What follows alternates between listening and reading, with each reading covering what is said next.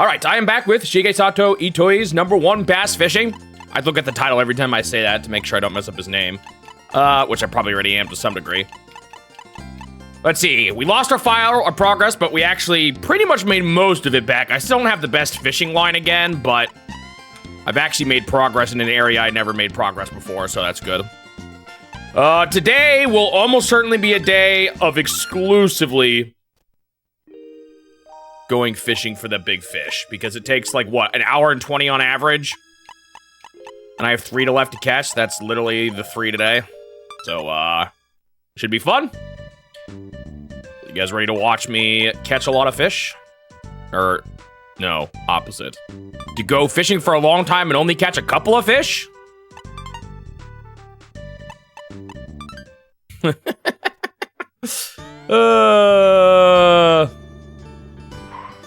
Also, we now finally have new sub badges.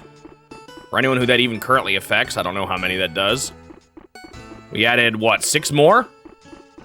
I decided to add one for Shinonigashima, even though it's maybe not quite as iconic. I still think they are... The adventure games are noteworthy for Nintendo during that time, and I guess personally they mean a lot with Suji translating them and all that, so... We decided to add one. Whoa, Shining Magneton has the Punch-Out one. That means you skipped the Shinonigashima one. Oh well.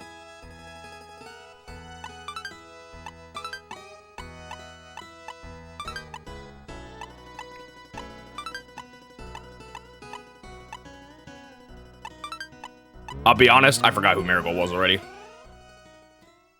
gonna have to remind me. It's just 3 complete runs of Penguin Wars.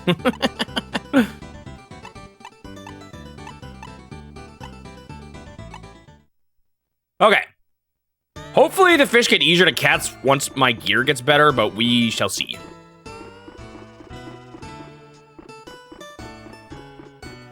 For now, we will catch more fish because I can. Or the long way. Catch fish the long way. Here we go. How many games are shorter than catching that fish? Too many. Yeah, the goal is to catch 3 fish.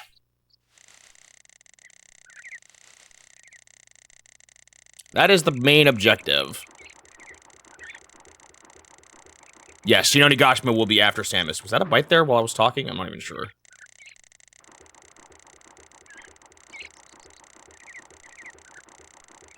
I'm thinking that the fish are actually not harder to catch because of the tournament. Because there was like an hour difference between just slightly different sizes. So I think it's more about the size of the fish that's determining how long it takes for them to get tired. Here we are again. You guys ready for a good time? So first I do this to get past like the initial stages where they're more likely to break free. I don't know if it's actually making a difference, but both the past 2 times I've started off like this, they eventually get hooked enough that they never want to leave. I had to get through like a couple of splashes though. They were made to help make games for the 64, but they instead made, oh, okay.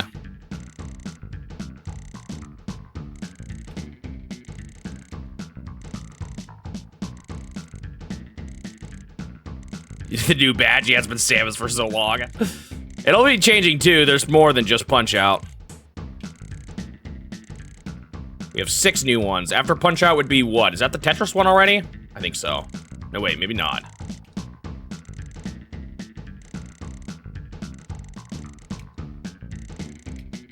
It's true, honestly, at this point, I do want a smaller fish. I want, like, the bigger they are, the longer it takes, and there's no extra benefit to it. So as long as it's big enough to win the tournament, I want like the minimum possible winner, basically. We've seen it, the earliest we've seen me catch a fish is 8:30 in game. The latest I've caught a fish is noon.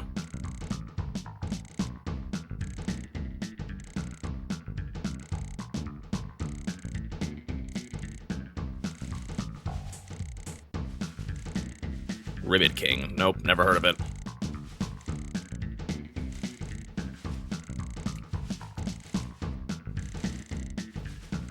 Dude, Suji and I were looking at the weirdest adventure slash, like, quiz game ever that's on the Game Boy Color. It's a Japanese exclusive, and it was based off of, like, a game show or something. And it looks so strange. I don't remember what it's called, but that's gonna be a weird one.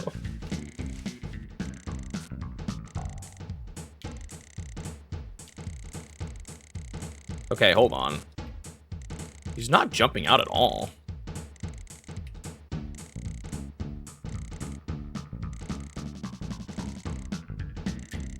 If only you, Turtle, and Suji didn't have to have that #1 by your name, we'd be able to see the badges. At least the latest ones. What's the latest one? Is it just Yoshi? I think the latest one, right? The furthest you can be is Yoshi. Is there any way you can see someone's sub badges? I can't remember.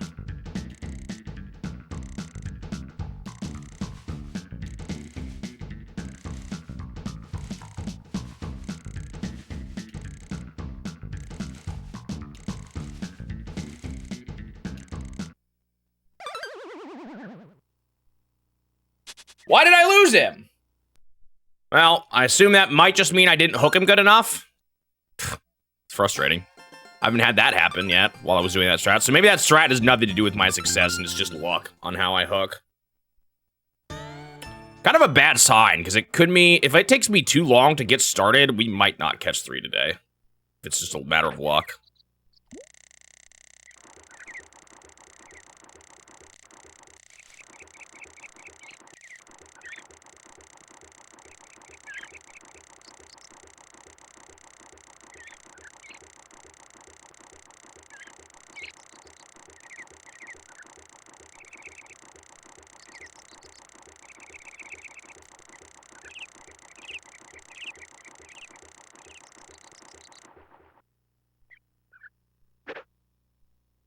I wonder if, like, how fast you hook matters, like, if I'm better at reacting.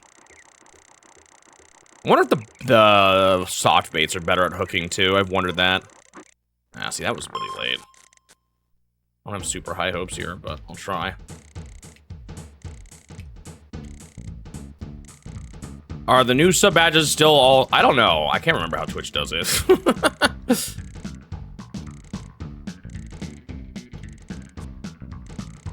I think they start spreading out more and more, but I don't remember for sure.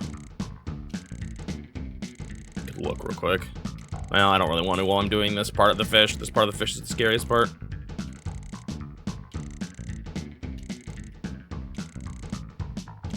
Twitch sets the intervals. It's not something I can control.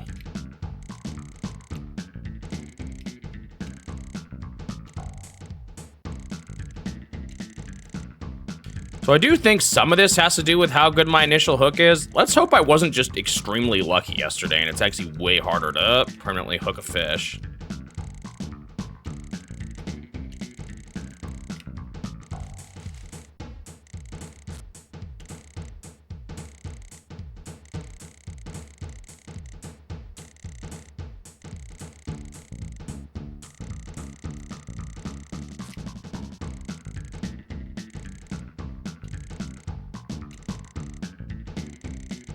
Of Nintendo's retirement plan? How did you... that's just a random thing. Like, what sort of benefits employees get when they retire? Or what?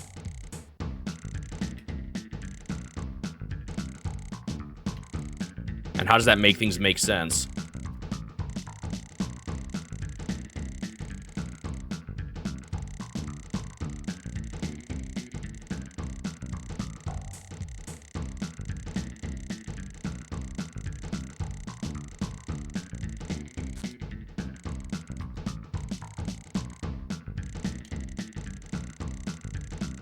Every 6 months after the first year? That would make sense.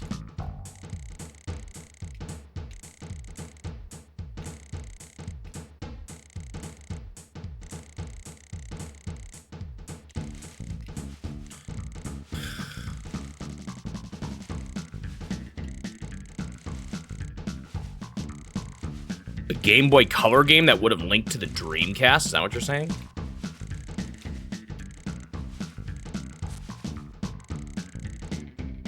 That would have been wild.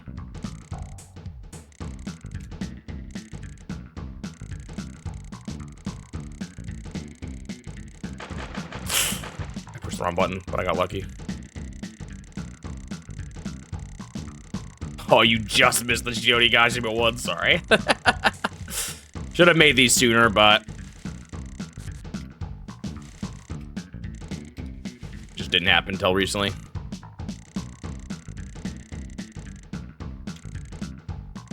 We still have a couple more emote slots. An idea I had that I want Suji to make that he hasn't done yet is I want to do one of King K. Rool looking at the screen when you hit him in the first game. Going, oh. I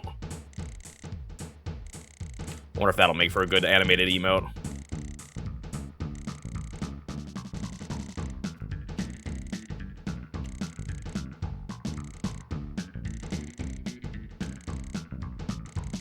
Okay, well, he's hooked a little longer here. More than last time, it seems like. So that's good. Yeah, I know. Could you do it with, if you could do it with the sound, that would be incredible. You can do, like, notifications, or, like, well, I think it's bit related. No, there's something else I've seen. I can make it a channel point. Redemption.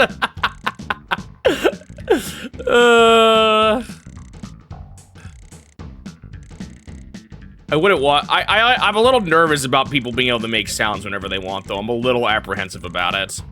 I mean, at the very least, I could make it not appear in the VOD, but I still wouldn't want to ruin also, like, an important moment with it, you know?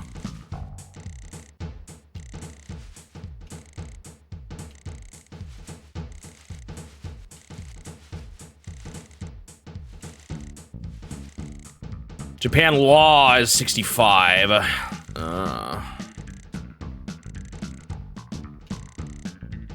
Nintendo's official return policy, what, on games? Or coming back to Nintendo after you leave it? Employee stuff still? Ah!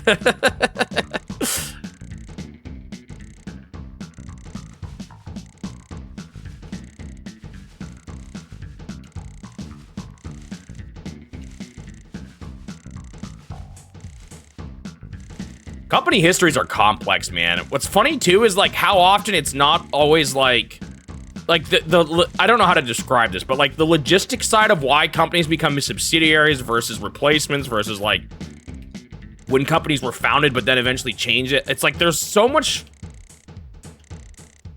legal / official mumbo jumbo that gets done that I just don't always understand behind the scenes.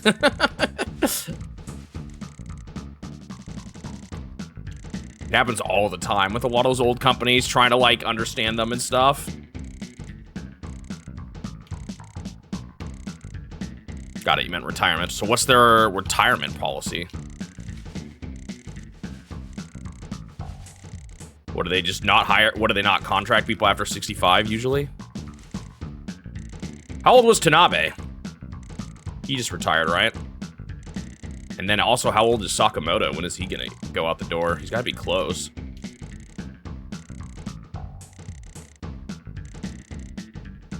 Well, who knows? That's when he'll actually quit, but...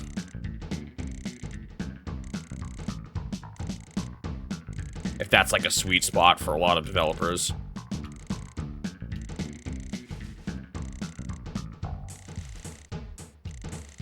Tanabe is 63, so not quite 65. Close, though. Maybe it still is related if you're close to it. Dang it! I didn't think I was holding B! Man! I can't get my luck from yesterday, no! Maybe I just need to get back in the swing of things.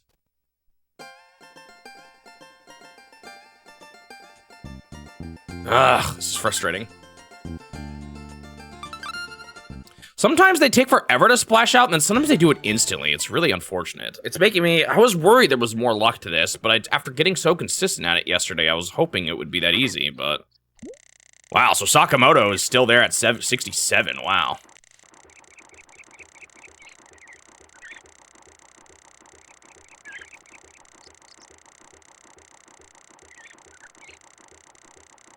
He definitely feels like a long-time Nintendo person that I could see retiring soon.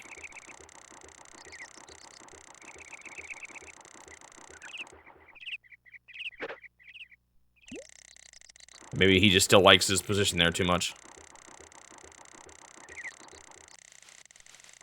Why do I recall people saying there seems to be someone he's, like, trained up? But I don't remember if that's true or not.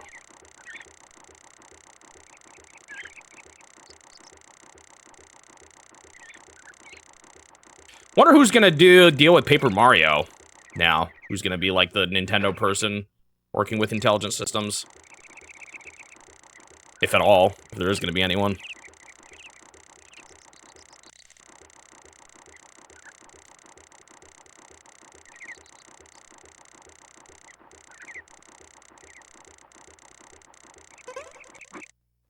That didn't feel very fast.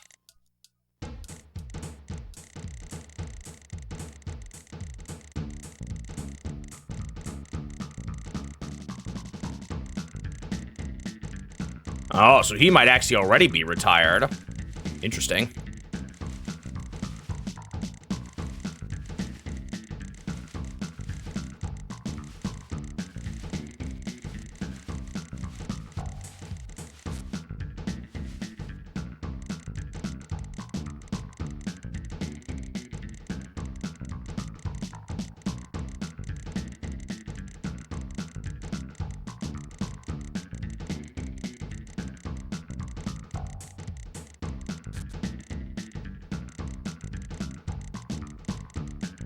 I want to try a different strat, where when I push B, I actually let it go all the way till they're maxed out. Then I just tap A so that it's less... a little less pulling at the end.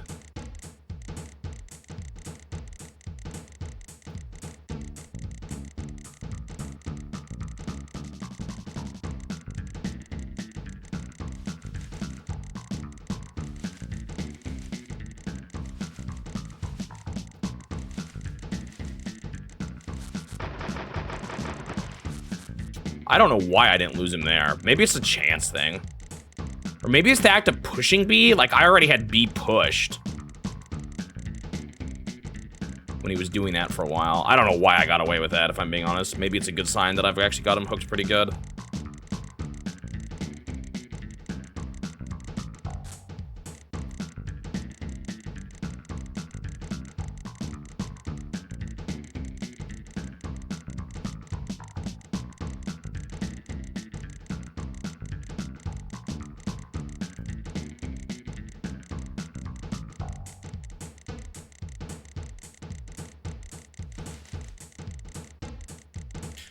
So basically, if you're old and working at Nintendo, it's actually kind of comfy.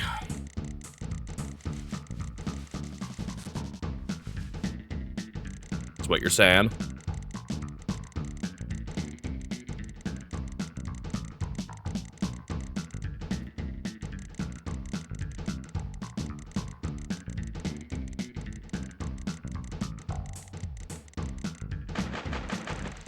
There was again. I'm kind of surprised he didn't leave there. That's a good sign. Their biggest success was, hey, you Pikachu.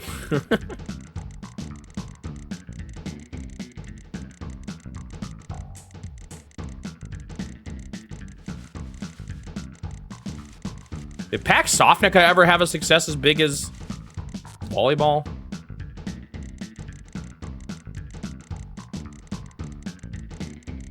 I can't remember all of what they worked on, though.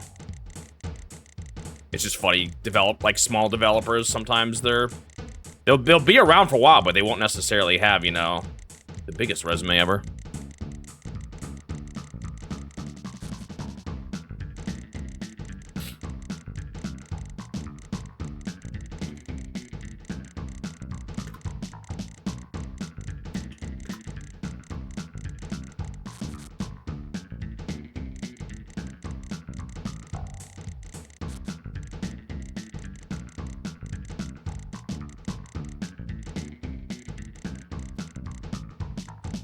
Yeah, I think the people I've seen people say are gonna... There's like someone who might take the replacement of Sakamoto with Metroid. Well, I don't know, actually. There was someone who I've seen, and I'm trying to see if I can find it.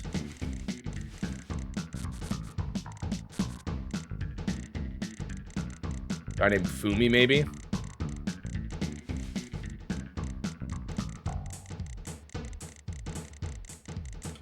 just trying to trying to see if I have any information.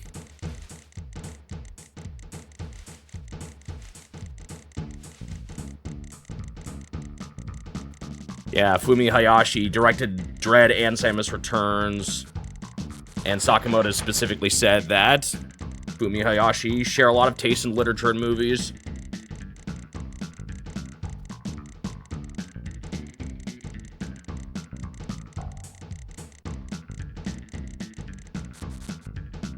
Apparently, Sakamoto also said that he actually has one more Metroid project he's still working on. Oh, no, wait. That may not be him saying that.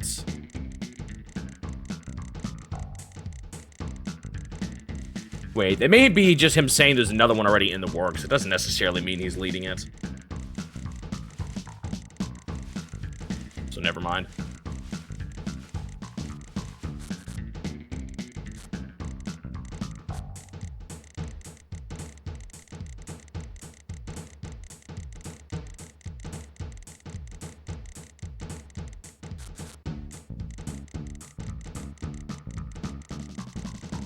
For a lot of those Shadow devs, GDRI is the best place to find their, work list.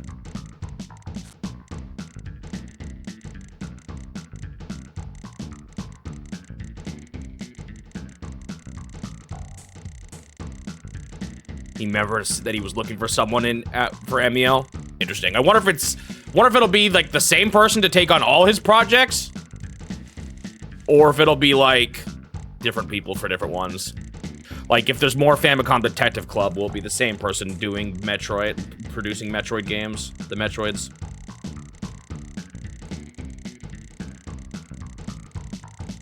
Does he have any other big series he leads at this time, besides just Metroid and Famicom Detective Club? That was actually kind of poorly timed. Okay, I have good hope in this run. I feel like I've gotten away with a lot of gnarly things.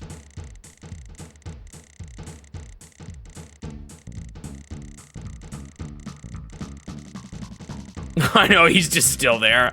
Although he hardly seems to be... I mean, maybe he's still producing games. He seems to care more lately about expanded media, like movies and parks and stuff.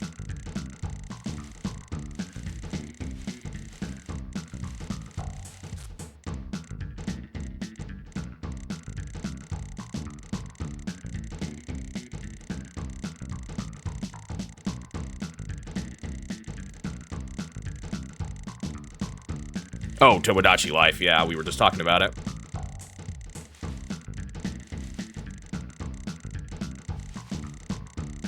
It's funny, speaking of Miyamoto and movies, there was one interview that a lot of people took out of context where, like, people were saying, oh, he claimed that video games are only temporary, but movies are forever. But he was actually, and I think, part of me wonders if it's a Japanese cultural thing.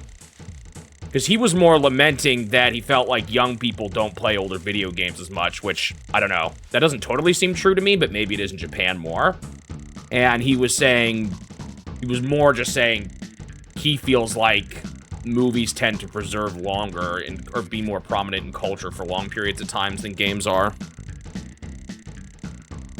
I don't totally feel like that's true here, at least, in the US, but maybe it is in Japan, I don't know.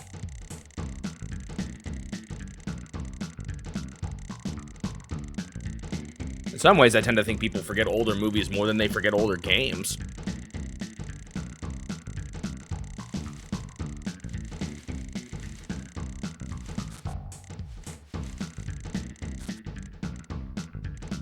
Oh, he just says he doesn't have any strong ideas recently. Interesting. There's like 5 that I'll play of theirs. Yeah, I'll definitely learn more about them then. A lot of this stuff I just don't know about until I actually research it, you know? I'll play the game. When I play the games, I don't have nearly as much knowledge as I do when I write my summaries. Pretty stark difference.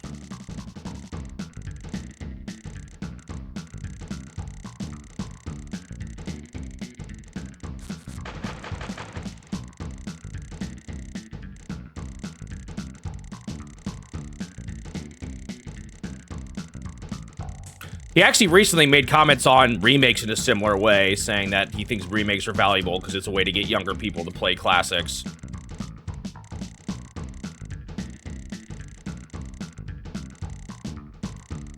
Oh yeah, you just literally said the same thing, Turtle. Yeah, I saw that interview too. I think a lot of people, I don't know, it feels like a lot of people love taking Miyamoto's words out of context though. Yeah, there are a lot more movies too.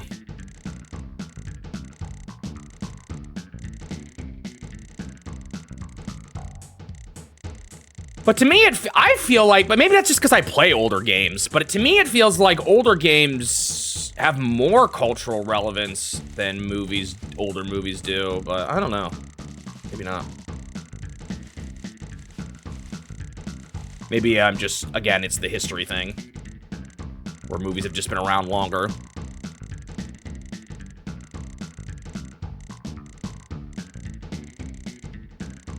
Hello, Leapster.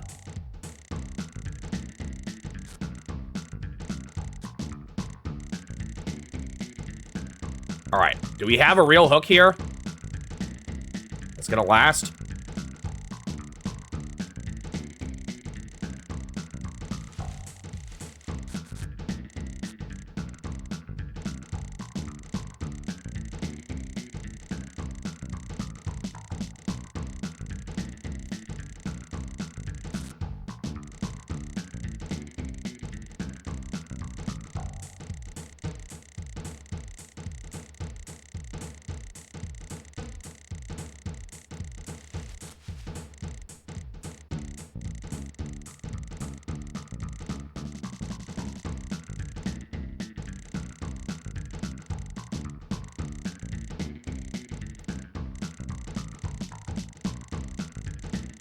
Maybe it depends on the region, yeah. It might. I would very strongly think so. It's also probably a bit of bias just by simply the fact that I'm around the gaming community more than I am around the movie community. The film community, so.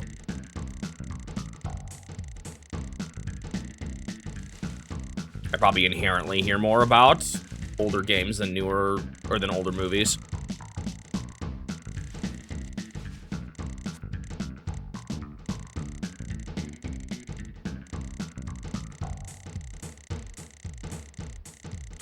Am I winning? Yes, but it takes like 10 years to win. Or not 10 years, but literally over an hour of trying to catch a single fish to win a tournament right now. Hopefully, eventually, I'll become not broke and be able to afford better gear, but right now, that's what it takes to win.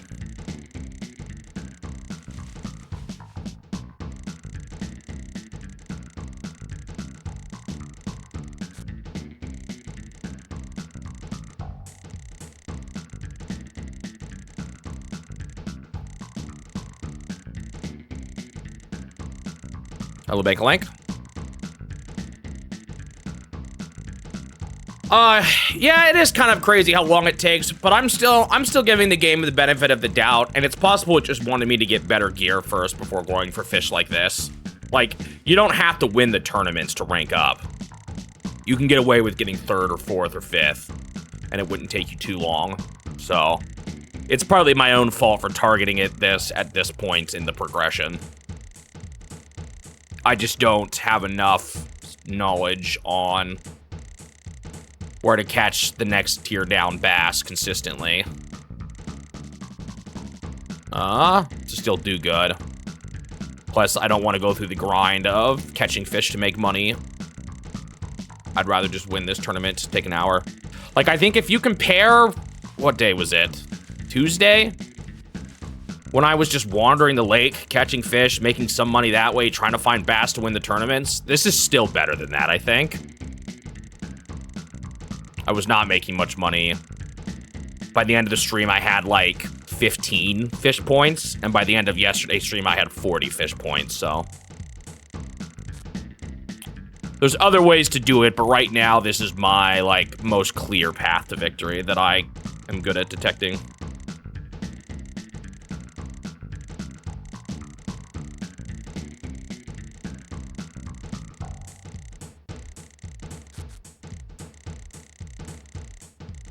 So yes, there are other types of grinding I could do. I could catch smaller fish for more money, for better gear.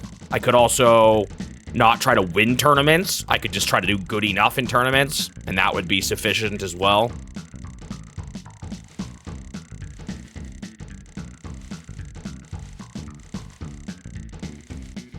Is it just me, or does this fish seem not quite as bad as some that I've caught? Maybe I'll be lucky. Maybe he's an 830 catcher. Before 1950, some of them are not even just forgotten, they're lost. Yeah, I guess that's true, too.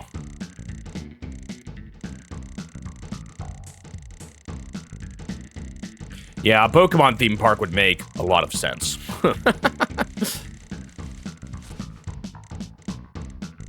I could definitely see that happening.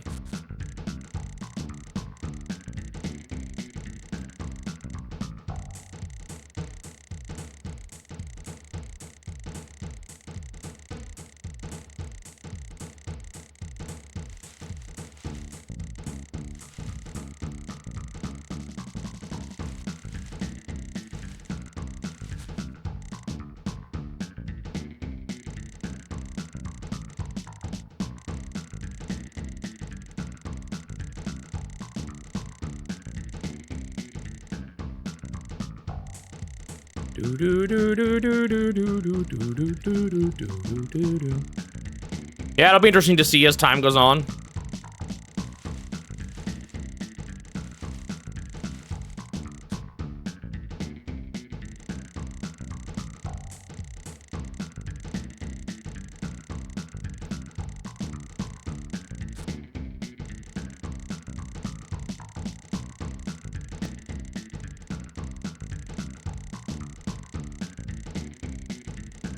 I think part of my bias maybe even comes just from recent years. The fact that I have a lot of fans, modern fans of, like, young fans of Nintendo, but by the very nature of the fact that they're interested in my challenge at this point, they're also interested in old Nintendo games. So a lot of you have played, you know, retro Nintendo games. So that probably skews my vision of gaming culture a little bit. Then my biggest exposure, you guys, are specifically the young people that do like old video games. And you're probably a small sample size. I mean, you are a small sample size, and who knows exactly what, like, how much this group represents the general gaming consensus.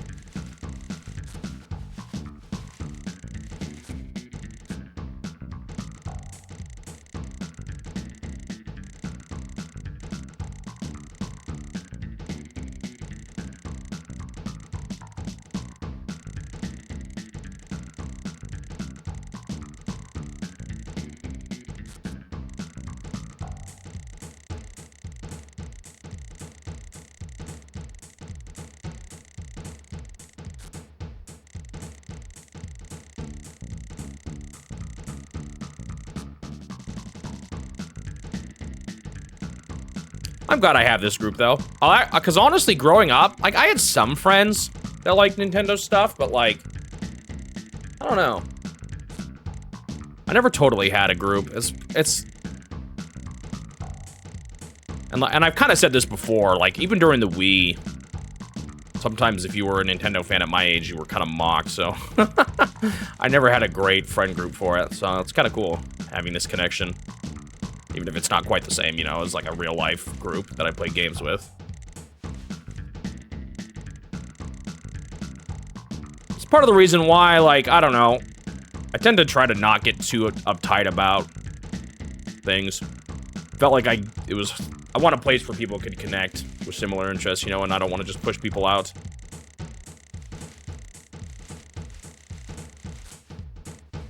Because I had a hard time finding a place like that growing up.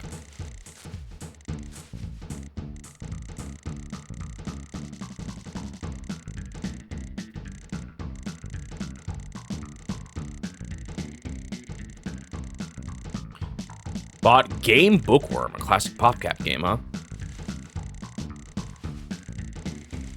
Being a Nintendo fan right now is tough. Maybe worse than it was for at the start of the Switch. I wouldn't say it was nearly as bad as when during the Wii for an adult or for a teenager. Online Discord is a little extreme. People love just to be extreme about everything, so that can be frustrating, but so I get it.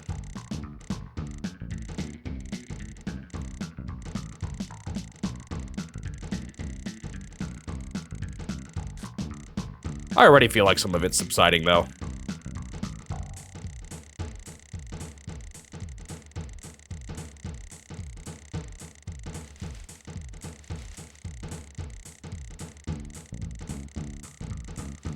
Do. I don't know. I felt like, Wii U. It was definitely a rough time just for, like, that's when Nintendo was struggling the most, and I think customers felt the pain of that somewhat. And yeah, I guess online discourse wasn't great. It felt a little less under the spotlight, though. So it didn't seem quite as extreme as some of the other times in history that I've experienced.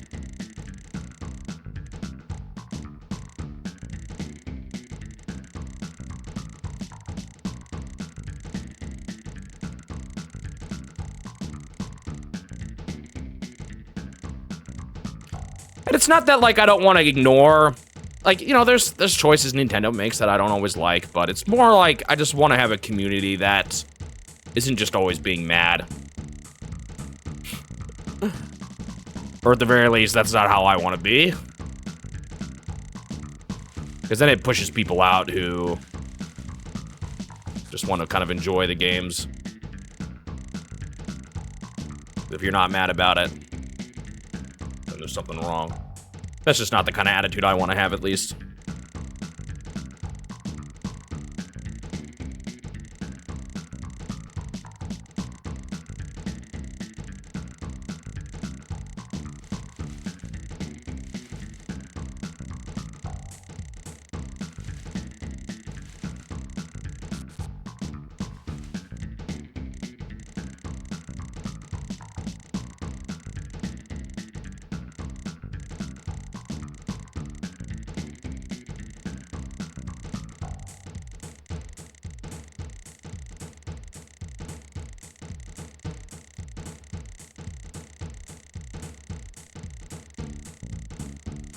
Yeah, I guess that's true. There was a bit more of like a why do you have a Wii U sort of mentality.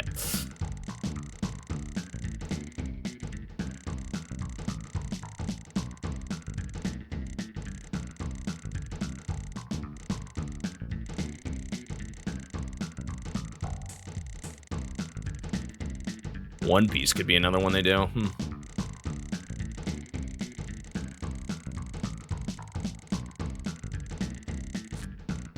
Well, I seem to have this fish hooked quite well.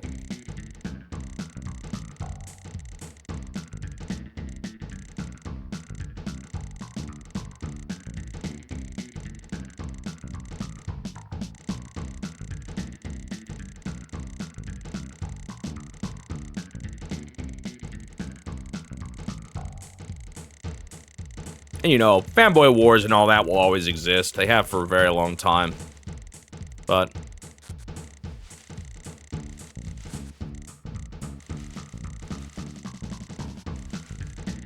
it's just not the kind of, I don't know, I've never liked it that much. I don't like the kind of gaming discourse it fuels.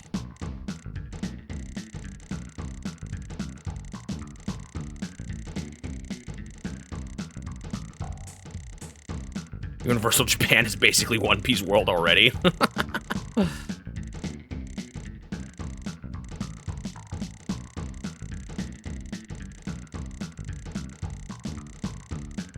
People who start unnecessary controversy.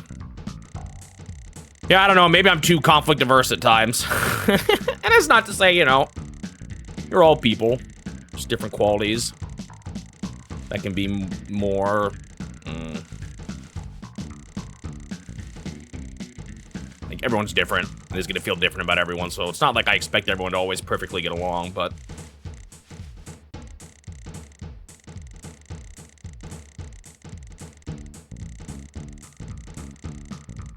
More just a general attitude kind of thing, you know?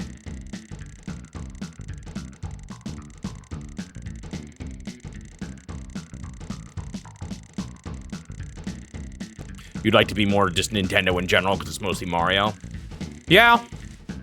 I've never been, but I see what you're saying from what I've seen. It's definitely more just Mario focused. Be cool to see it kind of spread out. I feel like at that point, though, you need like a whole amusement park. Like, if you're going to dedicate one area, it kind of makes sense to dedicate it on a single IP. Maybe one day we'll get dedicated Nintendo theme parks. You're starting to associate this funky fishing music with my voice so much. You'll soon consider it the Shmoby theme song.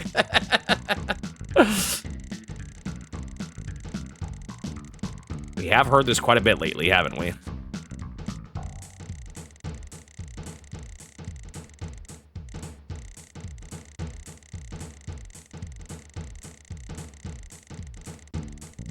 Better than the circus music. Now the question is, do I put this song on my music playlist that I haven't even used in a while?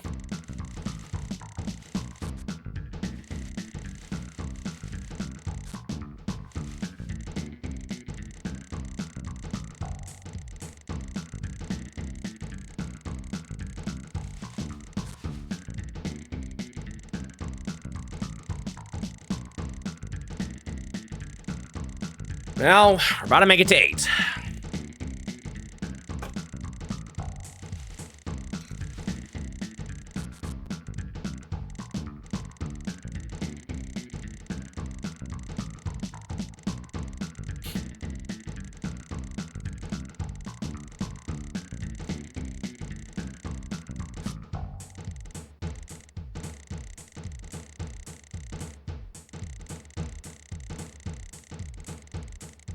I'd like to go to Nintendo World someday. It's not like at the top of my list of things to do, but up there.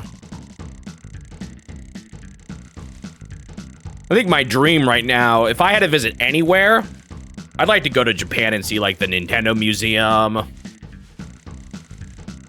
Maybe the big store there. Kirby Cafe.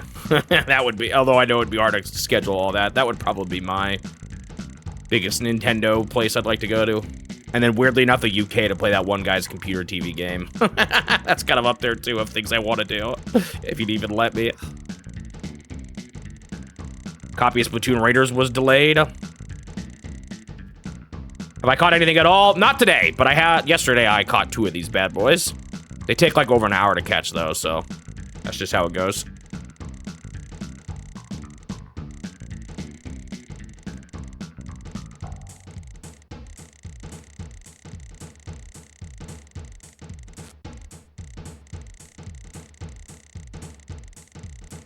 I think they've got some arcade stuff in Nintendo, or, oh, you mean Nintendo World, the amusement park. I thought you were talking about the museum.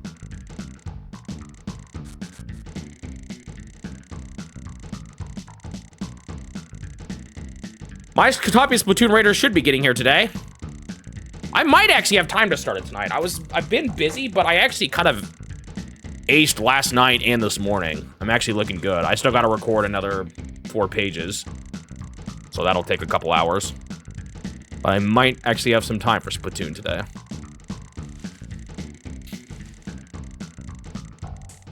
Hello, VG fan.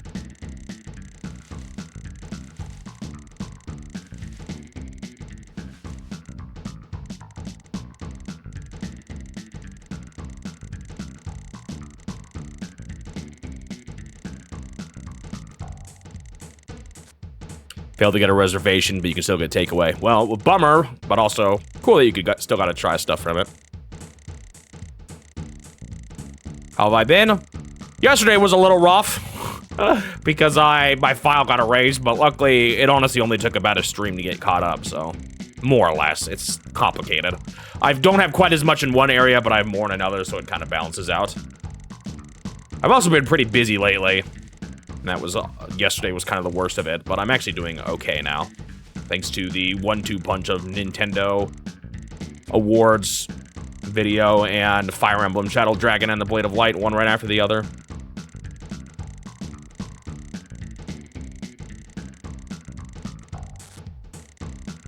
I'm so far happy with how the video's turning out, though.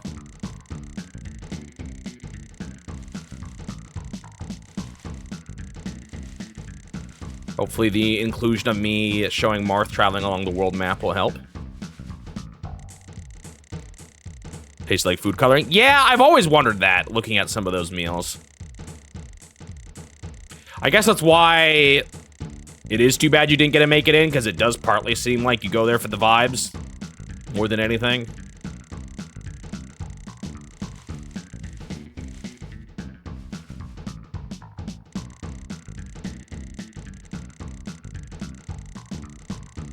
Is next week Nintendo Awards week? Yes. Tomorrow is Kicks, and then next week is Nintendo Awards. 1985. It should be a good video. I'm definitely looking forward to 86, though. That'll be a fun one to get started on. I actually feel like there's a lot of competitive games that year for just categories in general. Got stuck again. Nintendo fan. Oh, dude, the other thing that's brightened my mood up, we had a total thunderstorm last night. We went from 90-degree weather to a downpour. And today, it feels a lot cooler as a result. It's still kind of cloudy. Saved me from the heat. Still a little hot, but...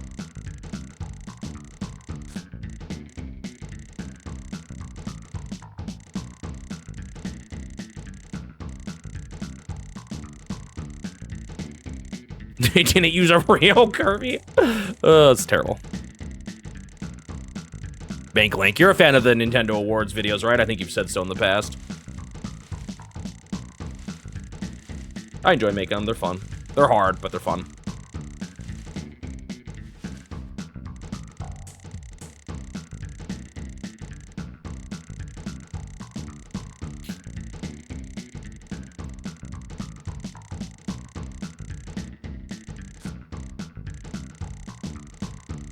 Oh, there was a power outage for you? We were fine here. Didn't happen for us. Yeah, I remember, though, that area, though, has a lot more trees and stuff, so storms can, it's a lot more susceptible to outages.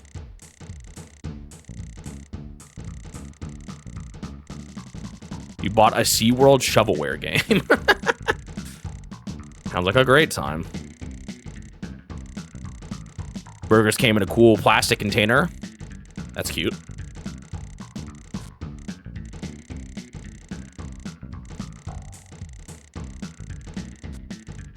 Bum, bum, bum, bum, bum, bum, bum.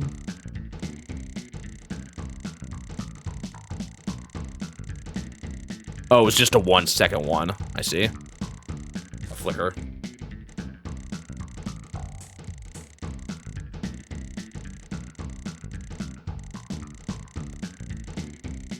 I'm sure there are other places in the world like that, but that's the Pacific Northwest, man. You can be... Summer, you are never safe from the rain completely here. It will come out and surprise you every now and then. It's kind of nice in a way. It's part of the reason why it's so green here. It's one of the greenest places, I think, in the US.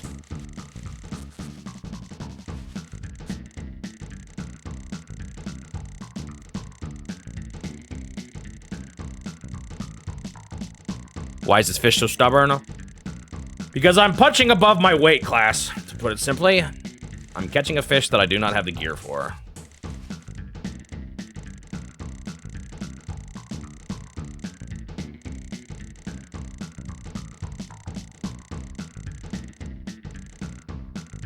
You just like that style of video in general?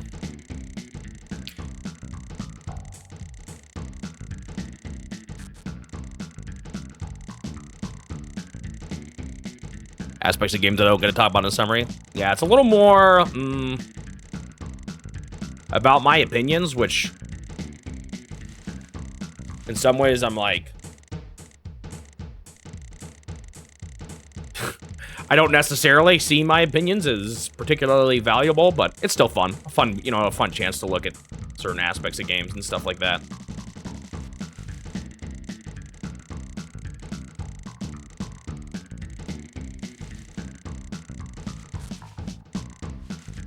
The only Toe Jam and Earl game I've played is the roguelike one, which maybe there's more than one, but the one that's on the NSO. That's like a roguelike.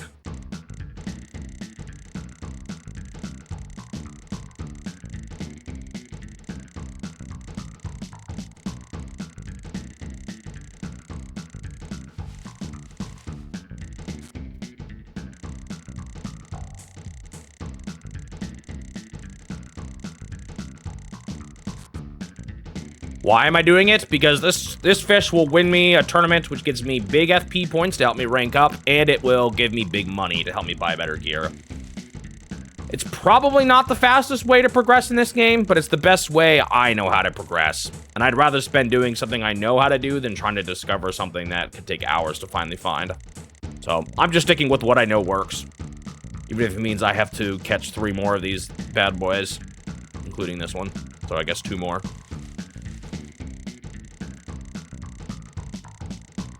Remember, it could take as long as till noon. This fish doesn't feel quite as aggressive, though, as yesterday's noon fish. We'll see, though. I mean noon in-game, not noon in real life. Yeah, it progresses 2 things at once, so that's why I like it. It gives me money and it gives me fish points to upgrade my rank.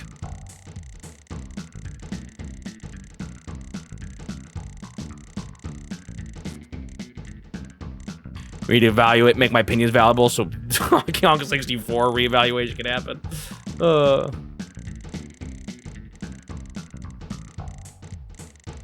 No, I'm fine. I'm happy being more of a recorder of history, but I still think videos like that are fun to make.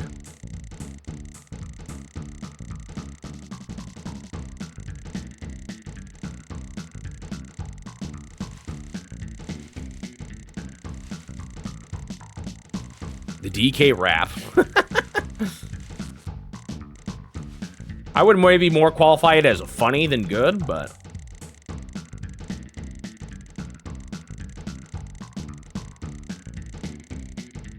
I did enjoy it a lot as a kid. Thought it was hilarious. Playing through Game Boy Road Rash 12 times was a slog. What did you do it 12 times for? Is it like how I played Cruis'n USA? 21 times over?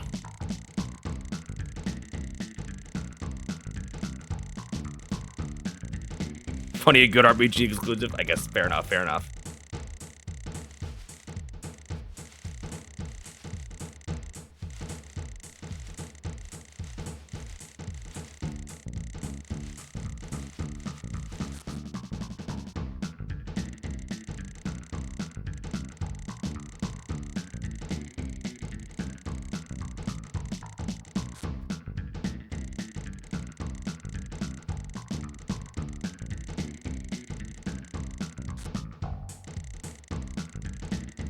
One for each Game Boy Color palette you can choose at startup.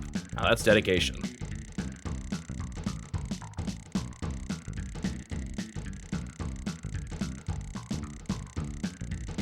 You guys want to hear a random funny fact about Suji that we make fun of him for? In the line in the DK rap where it says, "Put your hands together if you want to clap," Suji, when he was a little kid, was insistent that the line was, "Put your hands to Jamma," because Funky looked like he was wearing pajamas.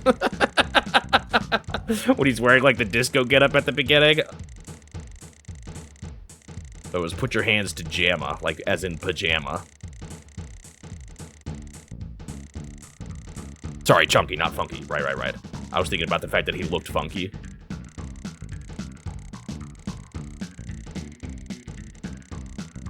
And it wasn't so much that that's what he thought it said, it was that he was insistent. When we told him otherwise, he did not believe us.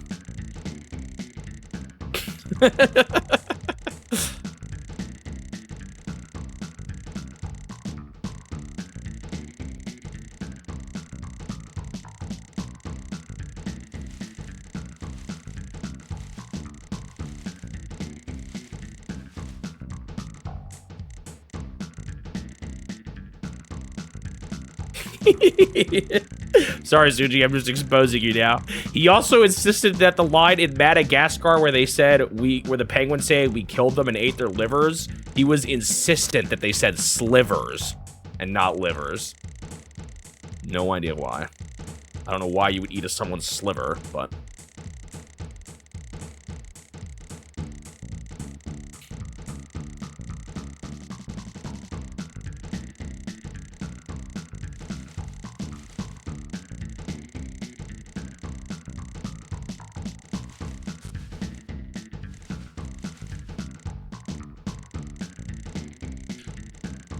Funky dresses funky, that is true, but he also is not in the DK rap, I don't think. I remember him being in the credits, though, and winding and shortening the camera, and I thought that was really funny as a kid. Actually, he's always got a different getup, huh? Surfer dude in 1. What does he look like in 2? I can't remember how he looks in 2. 3, he's like a mechanic. 64, he's an army dude. What does he look in 2?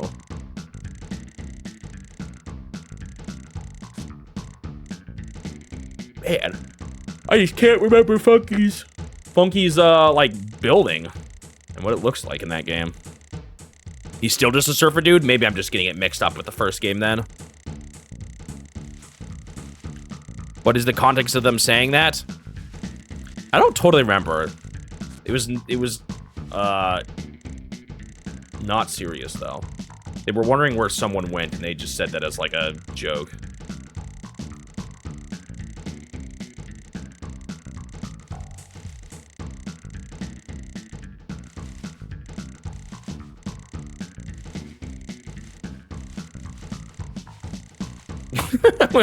with new funky mode.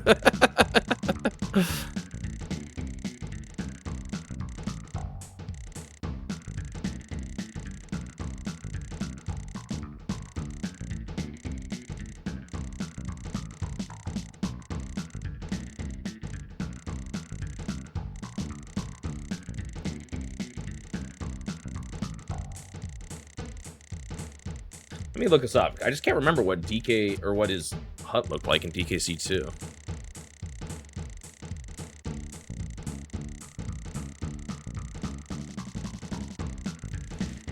What? I said KKC2. And I'm getting some weird kind of hut.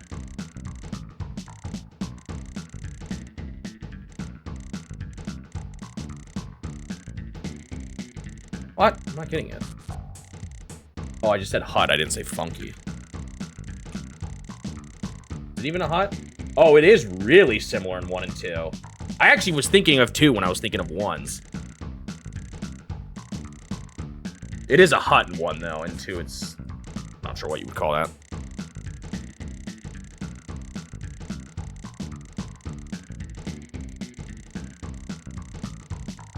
What is this artwork? I don't think I've ever seen this. Cranky, Yappin', and Diddy and Donkey Kong have their ears plugged.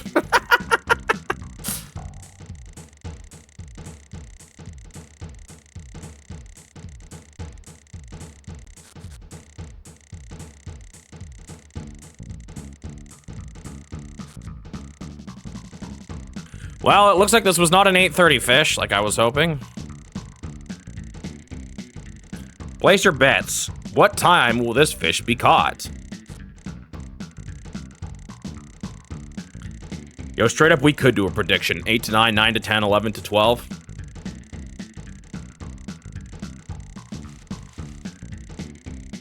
Past 12.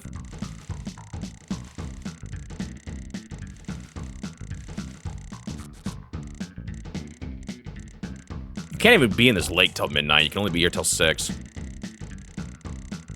I have not had a fish go to 12:30. The latest I saw was like, what was it, 12:05 or somewhere around there? I've caught a fish at 8:30, 10:05, no, 8:30, 11:05, and 12:05. I caught one immediately too, but that was like a slightly smaller one that I have not seen since then. And I had the better fishing line too, so that might have made a difference.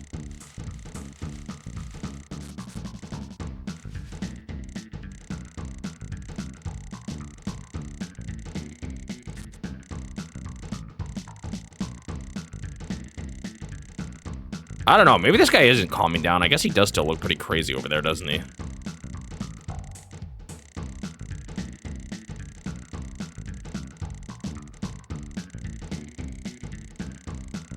I wonder if there's some way you can, like, always catch him really close and cheese him that way. It seems like the game is pretty...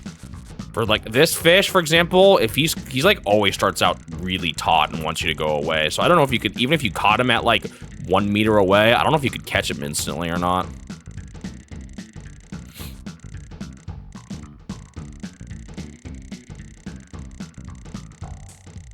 Bum bum bum bum bam bam bam bam bum bum bam bum bum bum bum bum. Oh, it's not doing that.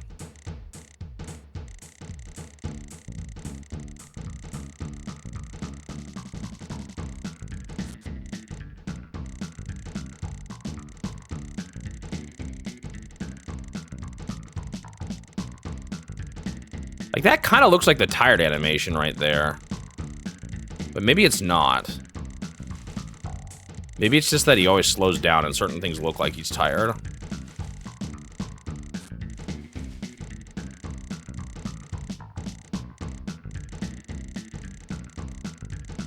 Yo, there are some names I absolutely said wrong on Fire Emblem now that I'm going back through it. Like Michaelis. Or Kadean.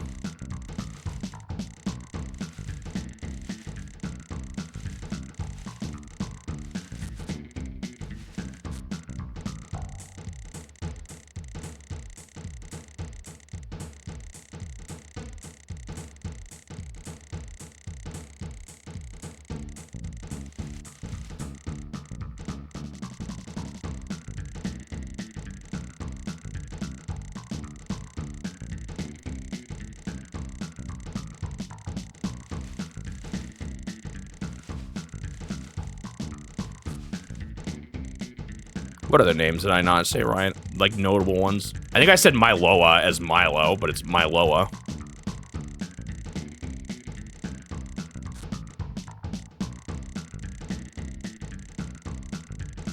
Dude, I was thinking about this recently.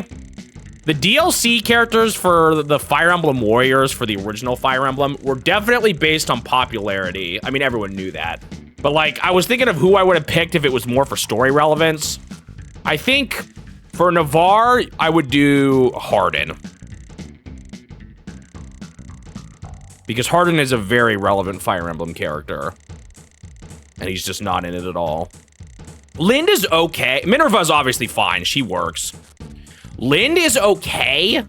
But honestly, I think Merrick or Elise would have been better. As just pure relevance, or as like story relevance.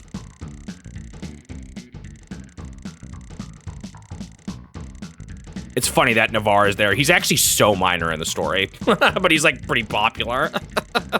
I'm literally gonna mention him because I'm like, well, he's actually not relevant, but he's popular, so I'm gonna mention him.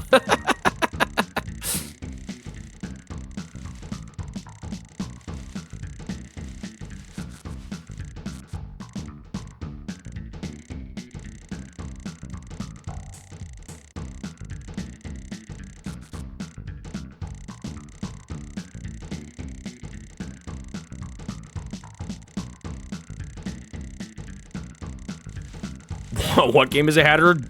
Donkey Kong Racing? I mean, did he... Oh, Donkey Kong Racing? Is that an actual thing? All these canceled games. I'm not as plugged into that side of things.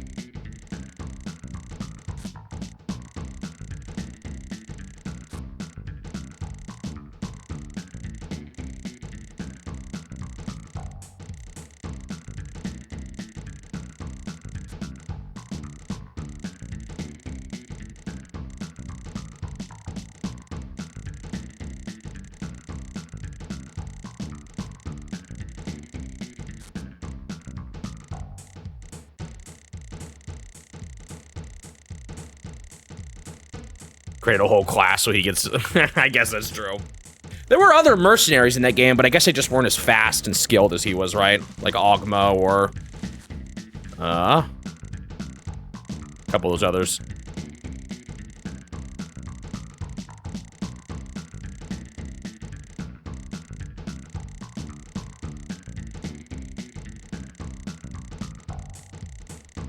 Was kind of relevant in universe. Not in the first game, honestly.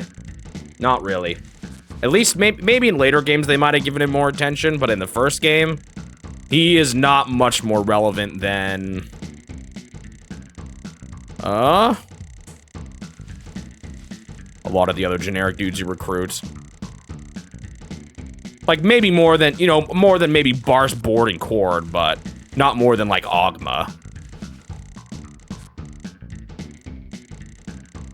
And at least in Merrick's case, he's pretty relevant in Part 2 of Mystery of the Emblem.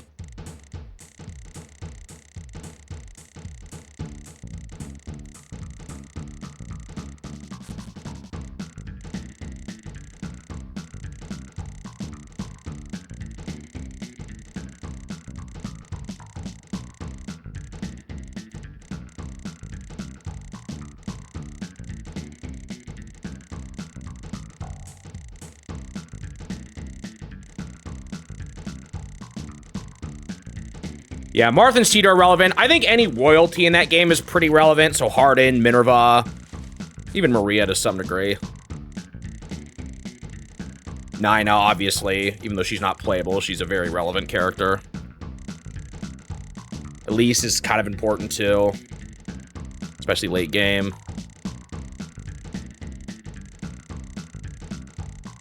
Archbishop, Goto, and obviously Garnet as a villain. They're both pretty important. Certain villains like Michaelis and Camus.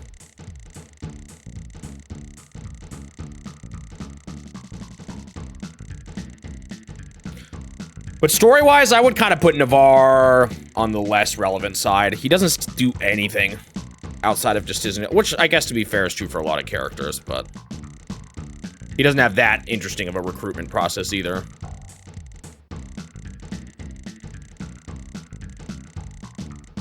Or like there's some characters who, like, if you recruit them, you can recruit someone else. Like, what's her name from the one Altian soldier in the capital? Medea? Is that her? No, I can't remember her name.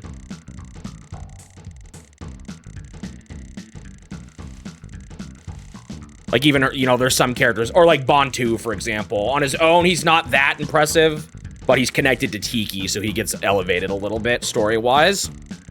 Tiki's another one, I would say, that is on the more important side. Considering she is the villain of it, or like the boss of a chapter that you recruit. And then, obviously, her presence in the rest of the series as well.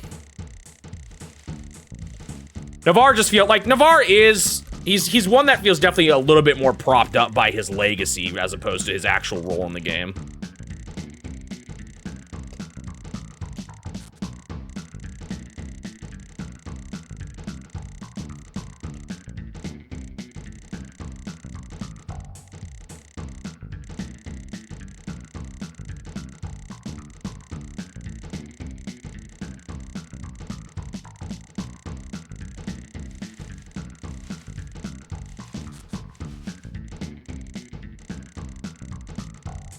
Same with Mars starting squad. That is kind of true. Like, Cain and Abel, they, like, hardly do anything outside of the beginning of the game. But they're, like, they started the whole trend of the duo Cavaliers. Same with Jay again. I guess Drog, the Slow Night guy, in many ways, too, is a pretty staple archetype.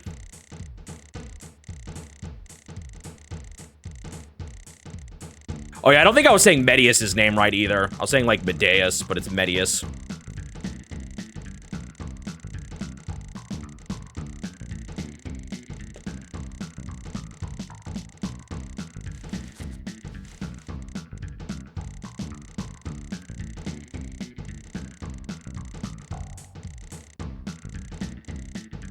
Yeah, Ken Lob is a name I've started to see show up a whole bunch randomly here and there. Because he was pretty involved with Nintendo. Bantu is implied to still be alive. Wow. If you're not mispronouncing a few names, are you really playing Fire Emblem? I feel like half the time their names are mispronunciations of historical names, like in universe.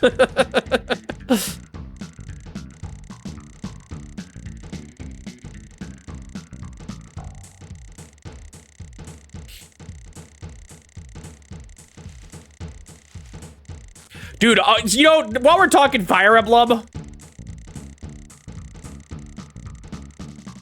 That series should have had Dragon in the name and not Fire Emblem. Because the Fire Emblem is always such a shoehorned MacGuffin. Okay, not always, but... Whereas I actually feel like the overarching theme of dragons is one of the biggest, like, connecting plot points. Or, like, reoccurring plot points of all Fire Emblem. Should have been called Dragon Quest.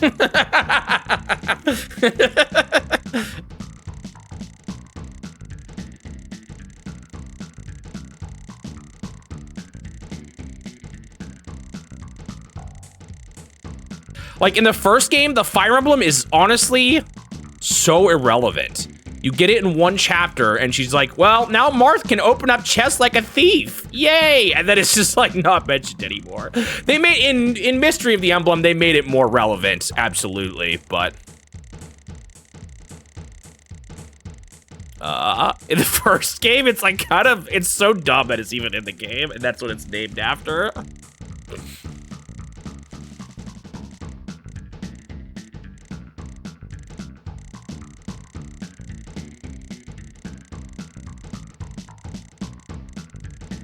He thought Nintendo was gonna own Banjo. And then humorously, he ended up going to the company that did buy Banjo.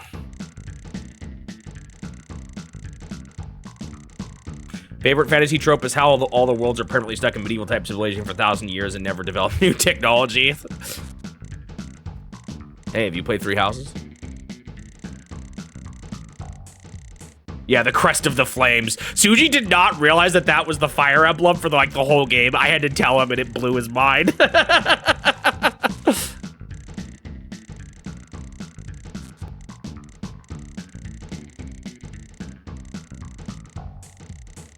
The first game has 3 titles: what, Fire Emblem, Shadow Dragon, and the Blade of Light. Even the Falchion is, well, in the first game, the Falchion is absolutely more relevant than the Fire Emblem itself. And then obviously Medius, the Shadow Dragon. Although I do find it funny they call him the Shadow Dragon when he's an Earth Dragon. Although didn't he become a Shadow Dragon in Mystery of the Emblem? I guess that's why. That was like his true form. Or like ultimate form. I can't quite remember. Why couldn't the pirate get in to watch a pirate movie? I have a feeling this is going to be a pun.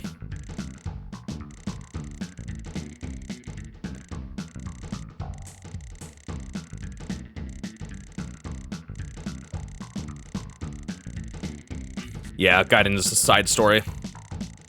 It's a common enough, it's actually really, I was reading about why they used Gaiden in Ninja Gaiden, because it's not a side story. They were like, yeah, we didn't know what to call it in the US because the Japanese name didn't sound good, so we just said it because we thought it sounded cool. There was literally no, like, Fire Emblem Gaiden makes sense, but Ninja Gaiden, it was literally, like, they admitted that it did not, like, it was just because it sounded cool, that's literally it. Well, we've hit 10 a.m. No fish caught yet.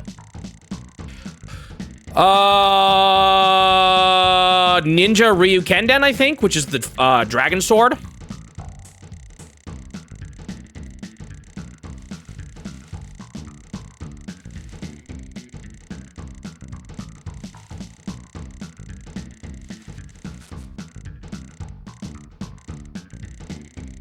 Dragon sword, sword of the dragon, something along those lines.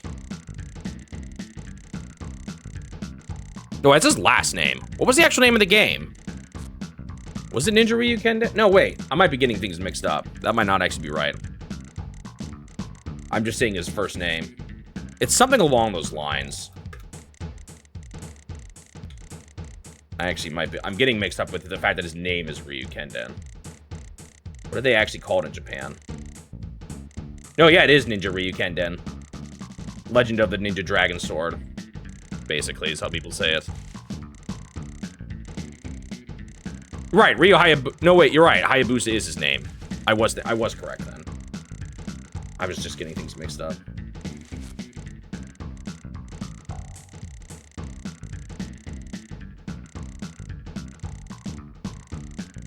No, you're right. The Byron had a award for his arrest. Bruh. Yeah, I think that is more why they call him Shadow Dragon. Although he does become a Shadow Dragon, I think, in the second game, or in the third game.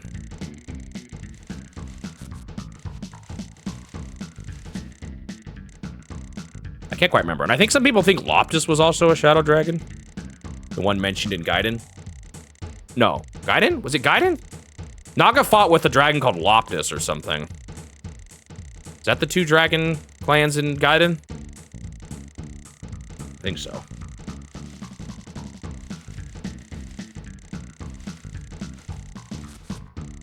Oh, Loptis' genealogy. It's Duma and Gaiden. That's right, that's right. Is it Naga in all cases? Does Naga exist in all these different places?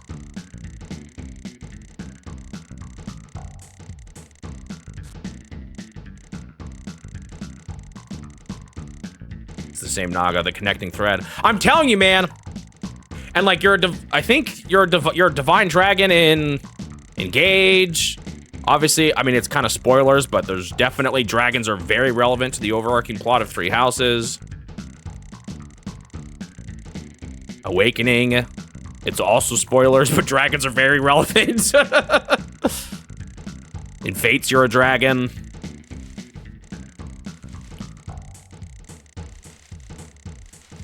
Dragons are very important to Fire Emblem. More important than the Fire Emblem is to Fire Emblem.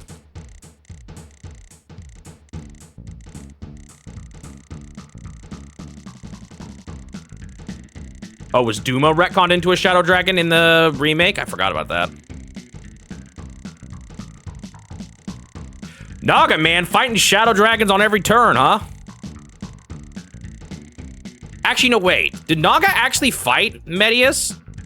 I don't think so. It just said that Medius destroyed the divine dragons of the world. I don't know if Medius actually fought Naga, now that I think about it. I think he just wrecked the divine dragons and destroyed the order or the peace that was being maintained by them. Sorry, y'all, we're talking Fire Emblem more just because I'm making a video on it. It's fresh on my mind right now.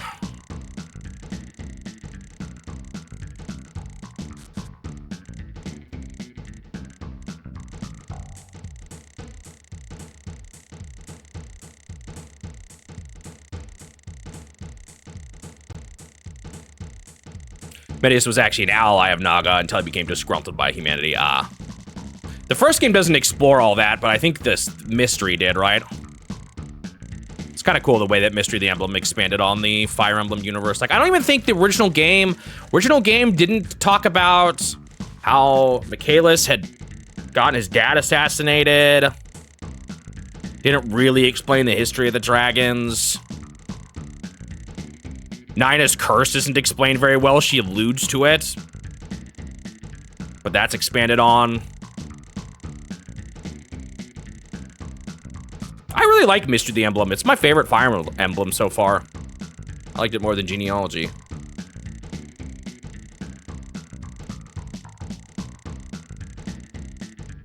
Marth and Alm had dragon blood. Does Marth? I didn't actually know that. Is that why? Where is that explained? I don't remember that.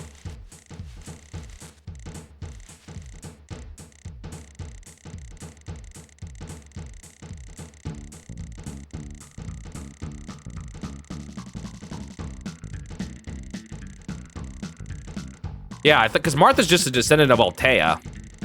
Not Altea, that's the nation. Henri. As far as I know, Henri wasn't dragon related. You played all except Thracia? I've now played all except what? Thracia? New Mystery of the Emblem. I'm getting that out of the way. And now is it just also the GBA game? The Roy's game? Binding Blade? I think that's all I haven't played now, so just those three. And one of those is a remake.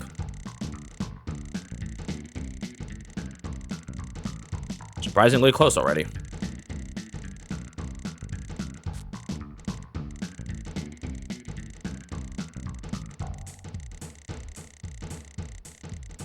Oh. The original game totally says he's a descendant. I forgot about that. Wonder if I should be more vague.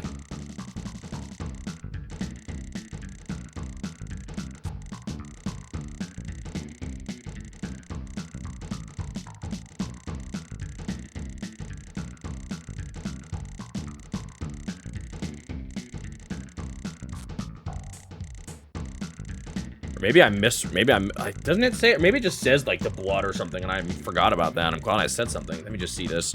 Because Shadow Dragon, they actually made a, I didn't know about this in the first place, but for Shadow Dragon and the Blade of Light, they actually released the story blurb. I should have read it. Nintendo did when they released the, Switch version. They had like a whole little manual and everything. It unfortunately didn't include the map. I wish it did. What's the way they word it? They say...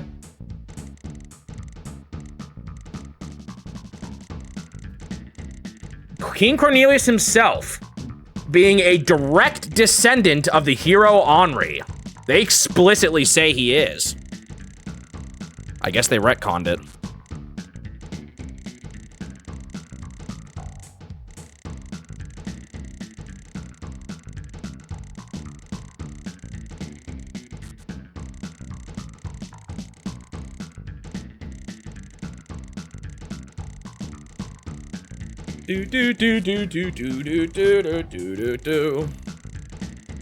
I'll just stick with what the game says for now then, and I can mention things that were different.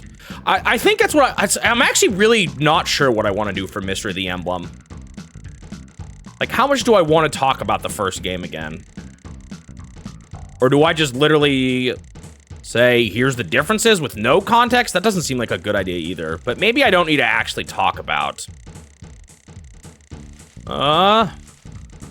every mission this time. And just do like a highlight reel of all the most important stuff and what's changed.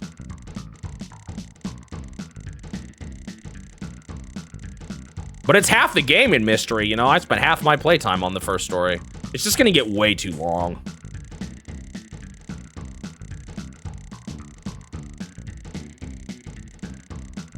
The mother of all fish? Well, I've taken longer than this to catch a fish.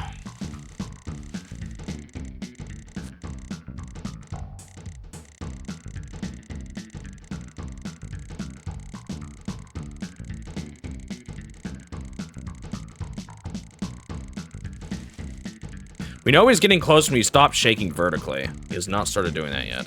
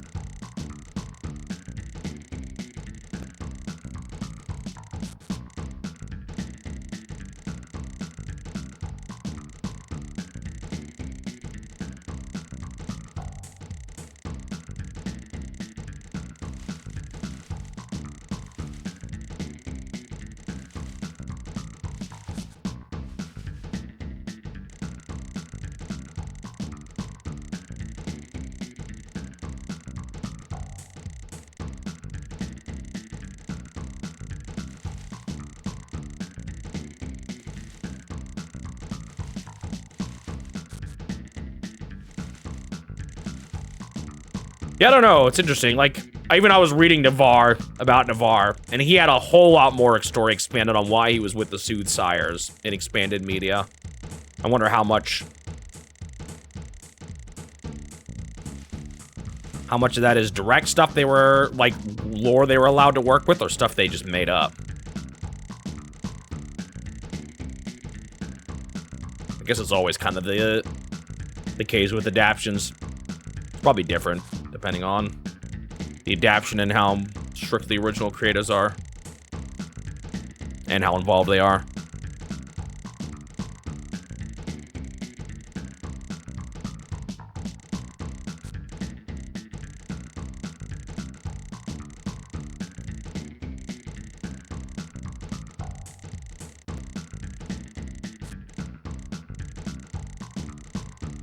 It is kind of funny how in, like Smash Brothers, you can have 3 different characters all with the falchion fighting at once. Of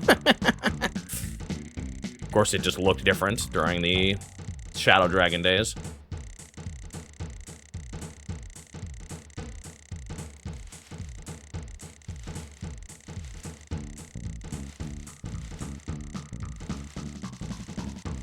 And to be fair, 2 of them were also parallel in universe and Awakening.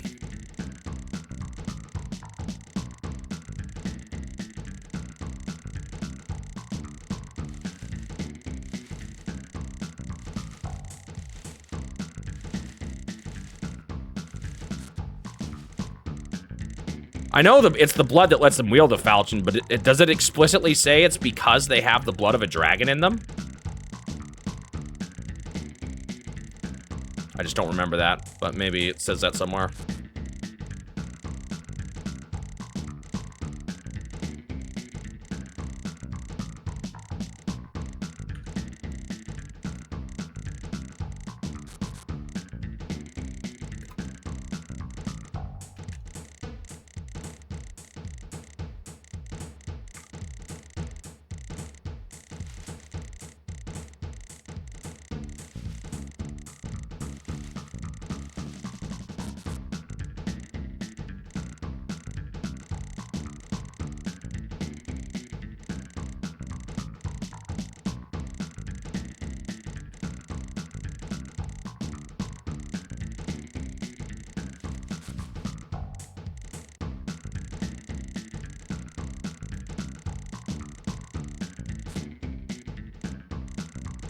I'm looking things up on the wiki. I don't see it explicitly saying that.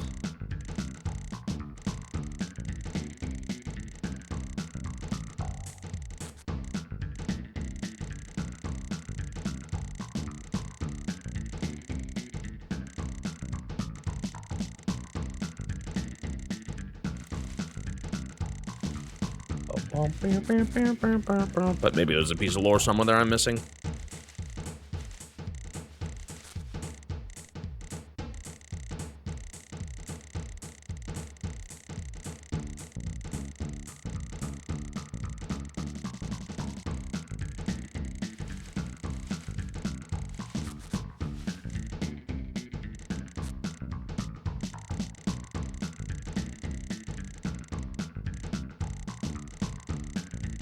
All right, I'm starting to get to the, I should catch this stupid fish soon. I swear if every time I catch this fish, it takes longer and longer, I'm gonna be so mad. Dude, we are only gonna be able to catch this dumb fish twice today at this rate. Ugh. It's ridiculous. I don't know, maybe I'm not fighting him hard enough.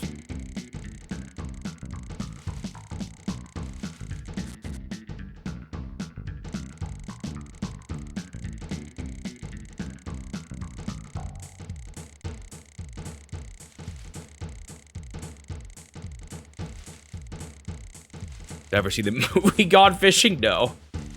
I can't say I have.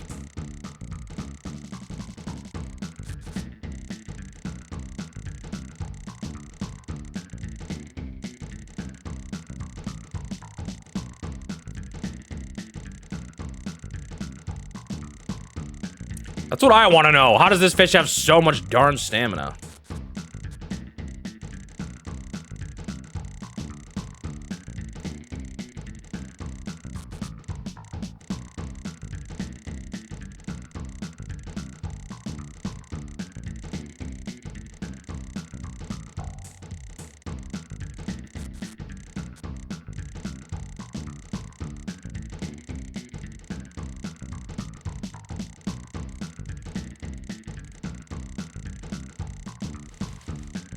And look at him, he's still shaking up there like crazy.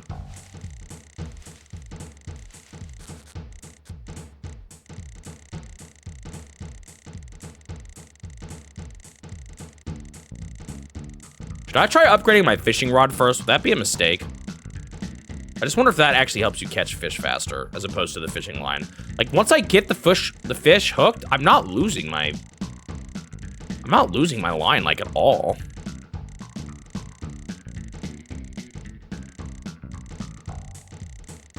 Did I read The Old Man in the Sea?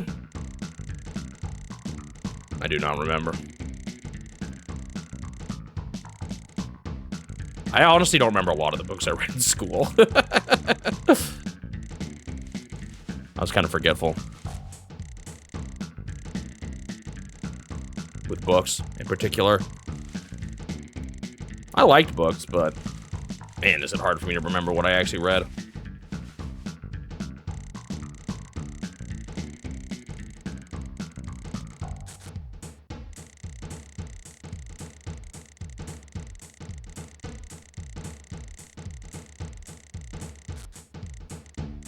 Honestly, I'm less concerned about the visible hook. The biggest egregious shortcut they've taken is that when you're catching any fish, even fish that aren't bass, they still look like bass in the top left corner. So if you're catching a rainbow trout, what are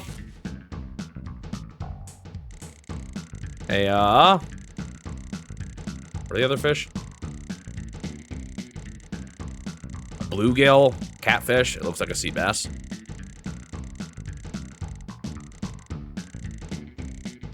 It's a comedy film. Wow.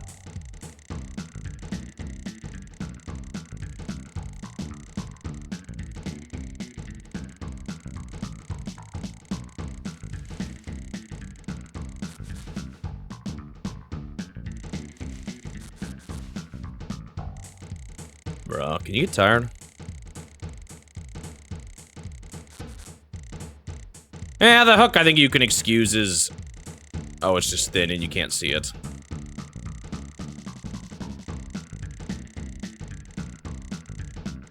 And hey, there's actually a frame when they're looking down where you see something gold in their mouth. That might be the hook. That 1 pixel of justice. That could be a hook.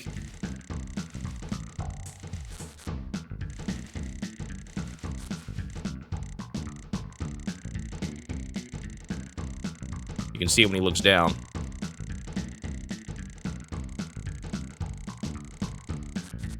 Gosh, is this another one that I'm not gonna catch till noon? What is this?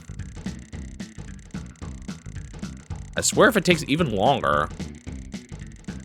Maybe it's not a coincidence. Maybe like every day it's a bigger and bigger fish leading up to a certain like time frame.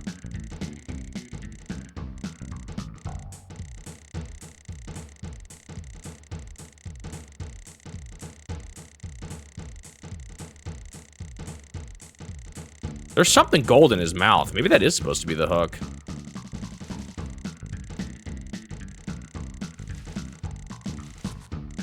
Maybe the more FP you have, the harder they are to catch. Well, I will say, the fish I caught yesterday that was at noon was over... Remember, that was my new biggest fish. So it did correlate to the size of the fish is the thing. The amount of time it took to catch it. We'll see. Maybe I'll catch this one and that'll go out the window. It has been almost, it's been like an hour and a half of just fish and that's it. It's insane.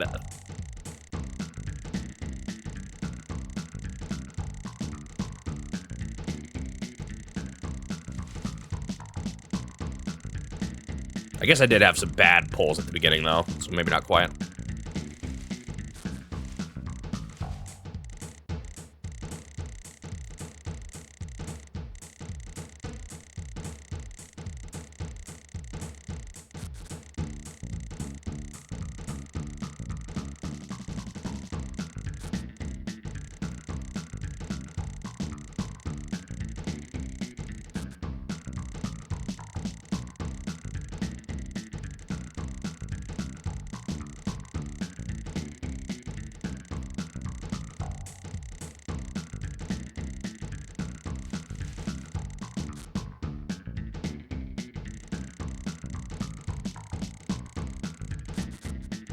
Forgot most of the story.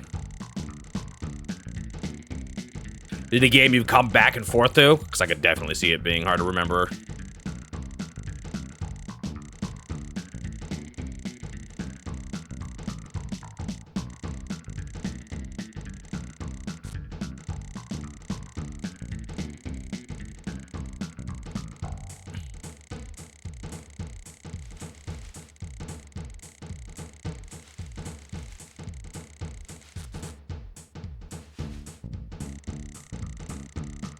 That's true for a lot of big games, though.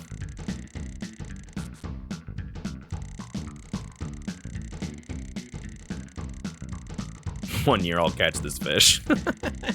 It's starting to look like the yesterday's late past 12 fish. Jeez.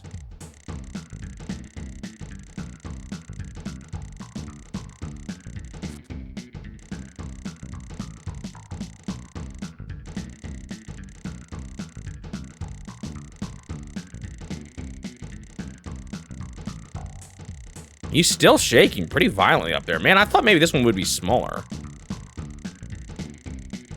When did I catch the other fish that one time? I thought it was around this point, so maybe it's not based on the time of day. It was like day 4 or 5 or somewhere around there. And this is day 6.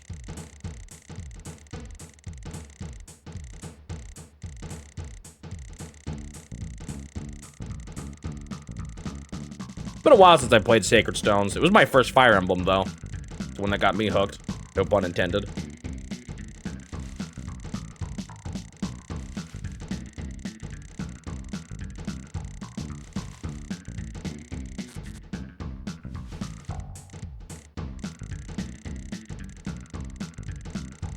And I did do both routes.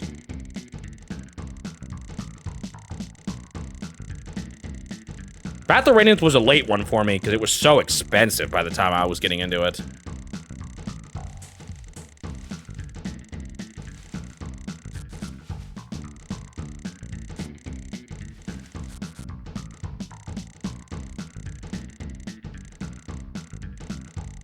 Pretty much went Sacred Stones, everything from 3DS onwards, and then every now and then I'd sprinkle in an older one.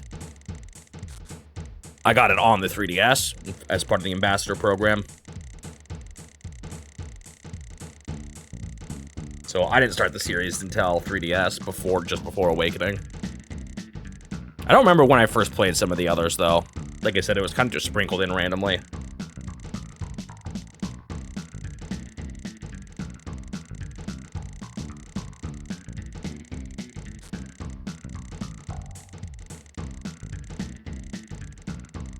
I'm pretty sure GBA, Fire Emblem, or Blazing Blade was the next old game I played.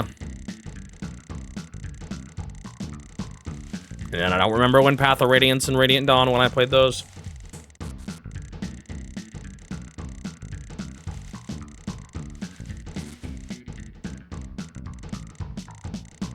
Path of Radiance, when I bought it, it was like $100. I don't know where it's at now.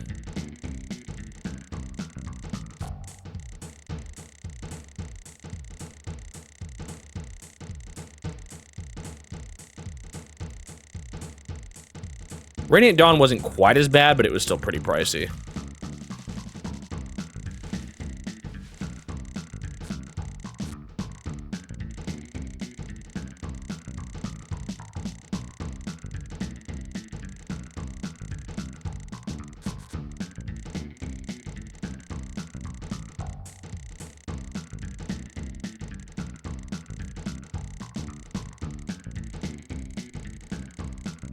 I don't know, maybe I haven't been pulling hard enough. I'll admit I haven't been holding R as much.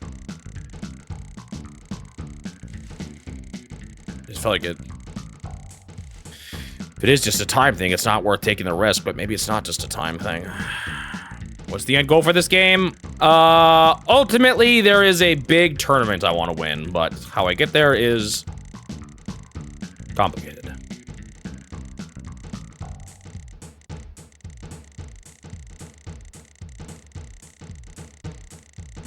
It's a series that demand has gone up for, and it's a copy back when there wasn't high demand, so they didn't print very many of them. That's why it's so expensive now.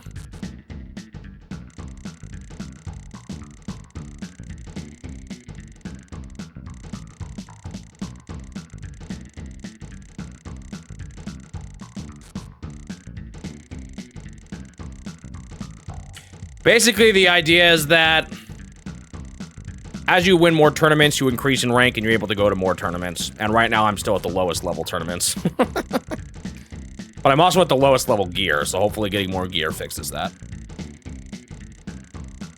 I also didn't know what I was doing for like 15 hours.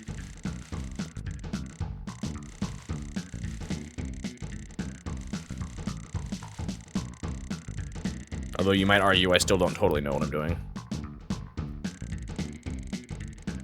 I also had my save file erased. so that didn't help. Speaking of, we don't have the lost progress thing on the title, do we? I don't think we need that anymore. We can keep the command, but I don't think we need it on the title. You still find GameCubes. Well, it's like I said, there's more GameCubes out. Wait, no. Are there more yeah, there's more GameCubes out there than there are Path of Radiance copies. It's because there's just not very many of them. There absolutely is. Duh. And there's less Fire Emblem Path of Radiance copies than a lot of other GameCube games. Anything else popular, for the most part, is going to have more copies out in the wild.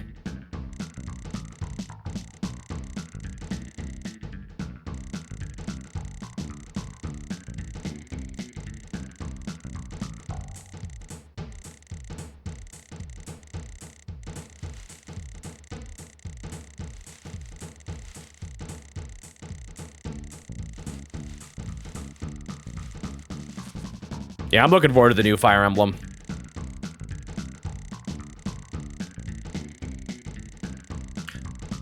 I would kind of agree that the Switch 2 doesn't have its Breath of the Wild or Mario Odyssey, but so far, I've still really enjoyed pretty much all the games I've gotten for it. Quite a bit. I think for some people, Pokopia could be a system seller. It is a very good game. But, you know, I enjoyed Mysterious Book. I enjoyed Bonanza. Pokopia.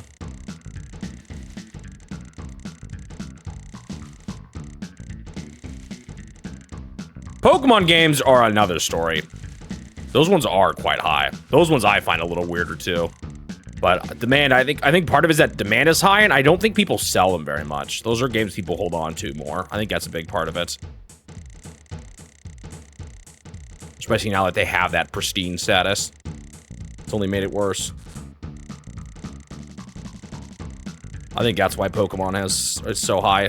It's more the fact that there's just not many people selling them used.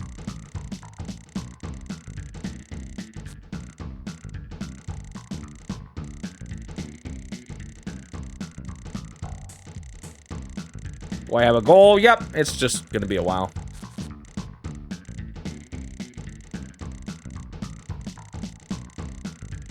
I have to keep winning tournaments and get better ranks to go in higher tournaments.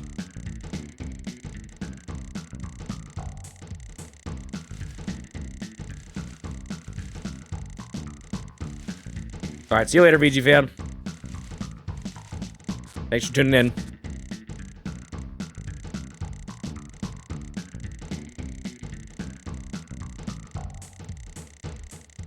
There's probably other spin-off Pokemon games you can get for cheaper, I would imagine. Maybe not some, but...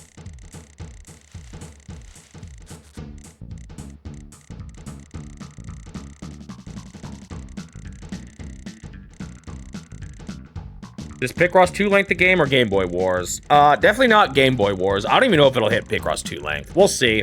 Depends on how much faster I start moving once I get better gear and entering bigger tournaments. We'll know, hopefully by the end of tomorrow, at least a little more.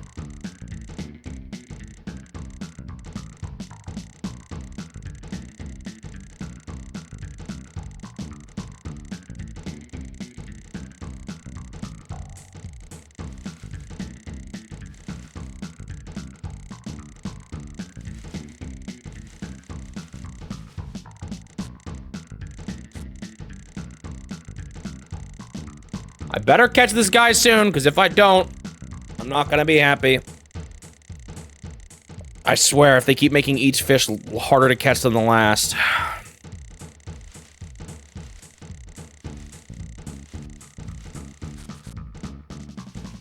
Is there a final tournament that leads to the credits? Yes.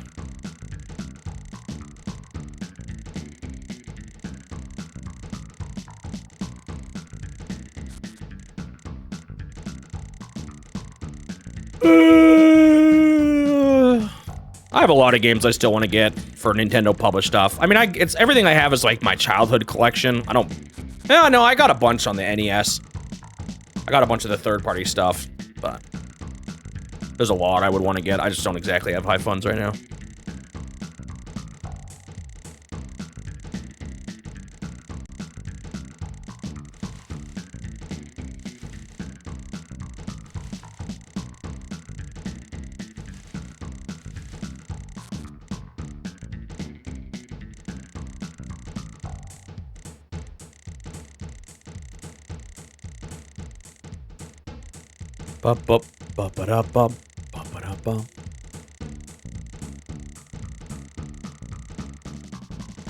I have Twilight Princess. I do not have Prime 2. I only have the Prime collection on the Wii.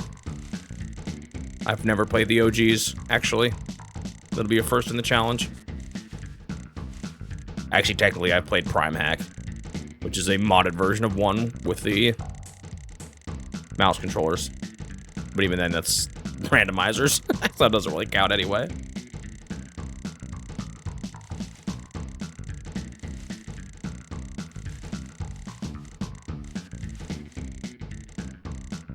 It is now 12. Is this fish going to let me catch him soon?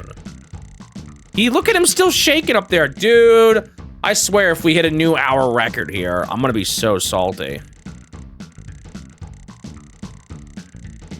Is there actually a mechanic where they get bigger and bigger here? This is ridiculous.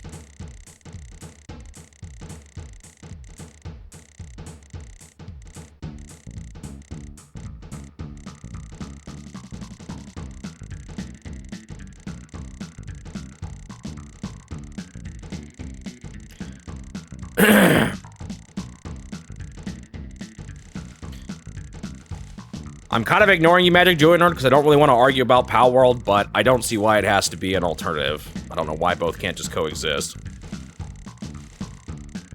I'm kind of sick and tired of how much people make it a competition. On both ends.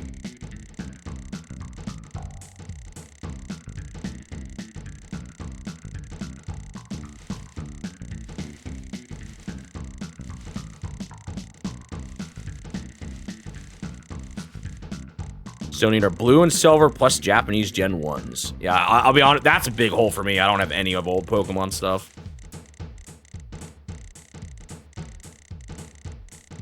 Is this still the same fish in the beginning of the stream? Yep.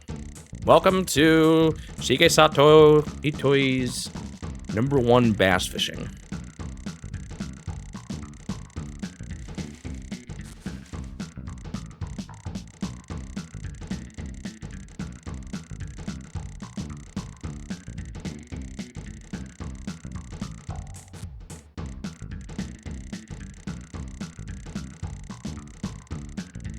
Majora's Mask is so much busy work. What makes you call it busy work and not just gameplay?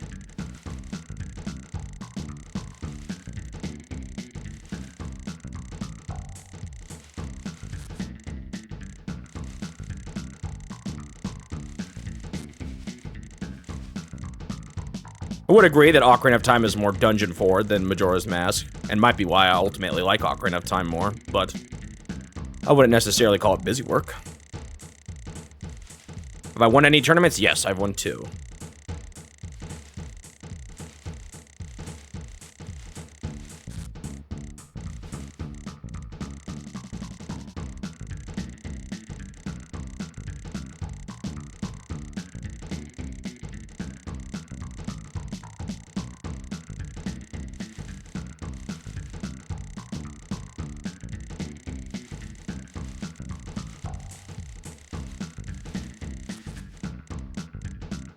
Yeah, sure, it makes it easier, but it's not like, is it really busy work?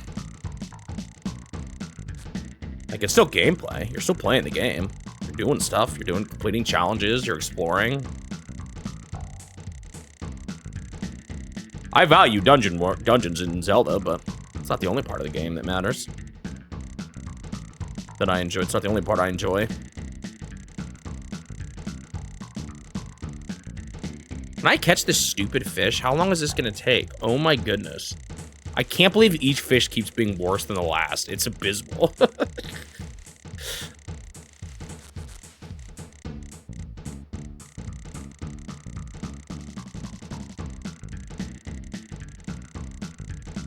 Twilight Princess and Phantom Hourglass. That's a kind of a random two, specifically Phantom Hourglass.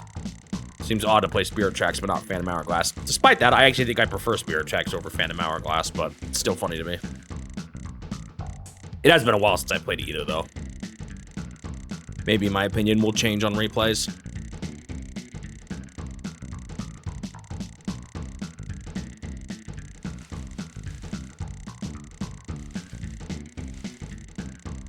Do we really need it? Do you need a Twilight Princess port?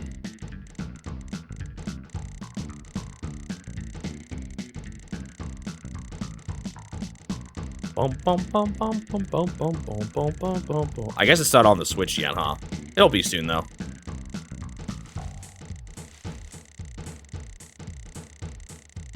We don't need a lot, that's true.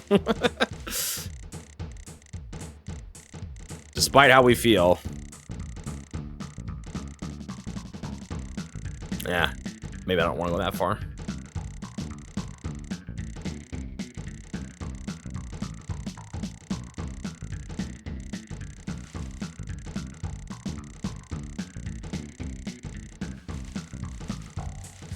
You doubt it? What do you doubt? That Twilight Princess will come to the Switch Online? Oh, it certainly will.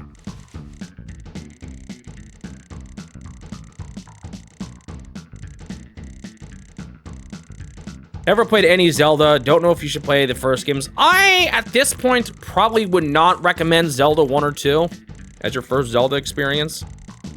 Unless you're really adamant about playing first games first and you really like retro games. But they aren't necessarily a reflection of what modern Zelda is like.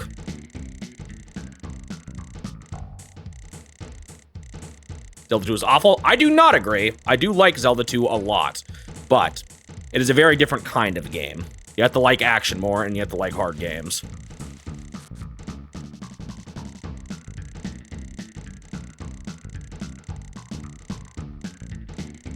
Yep, I am playing both GameCube and Wii. Generally speaking, I will play ports, or like games that release cross-gen. I'll play both versions. Very generally speaking, there's some exceptions to that, but...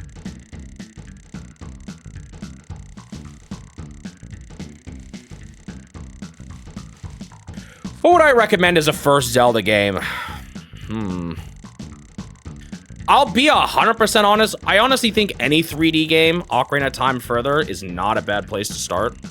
I think you can be happy with any of those. Maybe Majora's Mask is not the best recommendation because some people are really off-put by the timer. But I honestly don't think you can go wrong with anything. Well, maybe Skyward Sword, too. Depending on how much you can handle motion controls.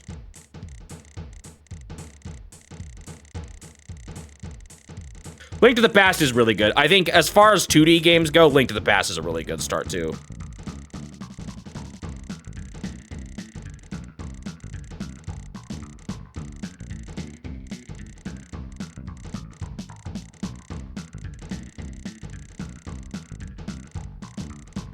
By including Phantom Hourglass as Spirit Tracks? Nah, that wasn't when I meant console games. Maybe not 3D games, console games.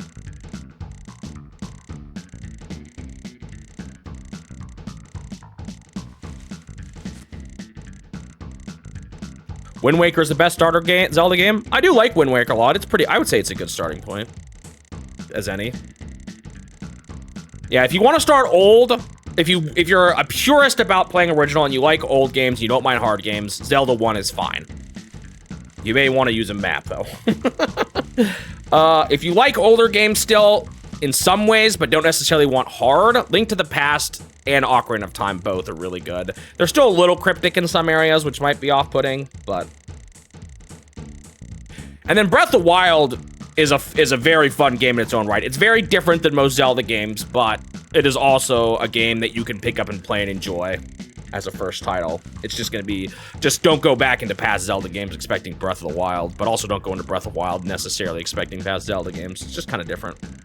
There's overlap, obviously. It's not completely different, but they're kind of in a different tier, or like a different category, I would say, a bit, in how I compartmentalize the Zelda series in my mind. So I know you're getting a lot of answers here and nothing clear, but that's partly just because there's a lot of really good Zelda games. But it has Tetra in it. Huh? That's a problem? Huh?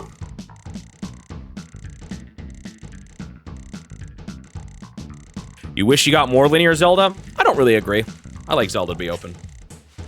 Doesn't necessarily have to be Breath of the Wild open, but to me, like Link to the Past, Ocarina of Time, that level of openness is kind of cool. I like both of the. I like actually how both of those are structurally.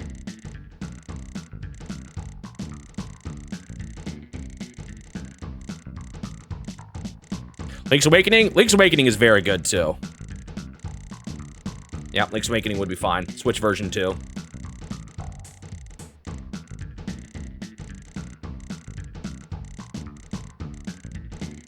My hot take is that I actually really like the Triforce Hunt.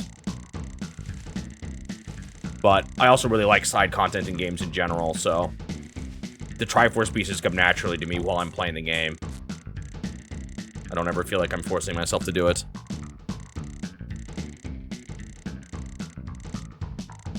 Flanderized and Phantom Hourglass. Maybe sidelined? I don't know if I would call that flanderized. Not the words I would use. Not the word I would use.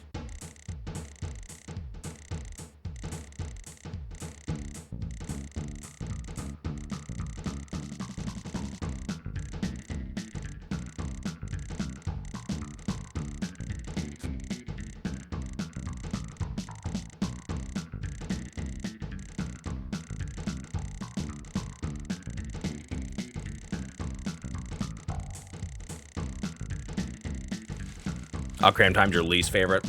For shame. My funny thing with, I've said this before, Ocarina of Time was not my favorite growing up. It has become my favorite growing up, which is really interesting how that happened to me.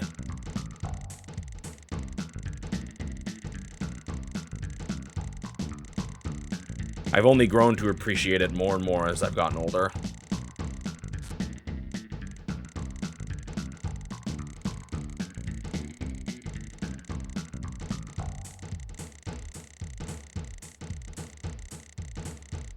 And actually, it's funny. Link to the Past is one that's grown on me more, too. Link to the Past was one of the first Zelda games I ever played. And yet, that's one I wouldn't have called... Like, I used to like Oracle of Ages and Seasons better than Link to the Past, but now I absolutely would not say that. Like, when I was a teenager, I liked them more.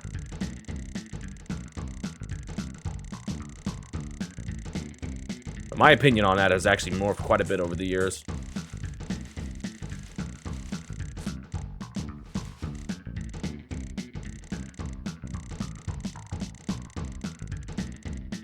That's funny, because I actually really like the dungeons in Link to the Past. I think they are...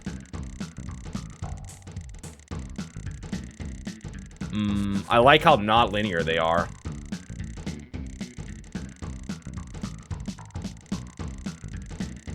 A lot of Zelda dungeons are kind of just...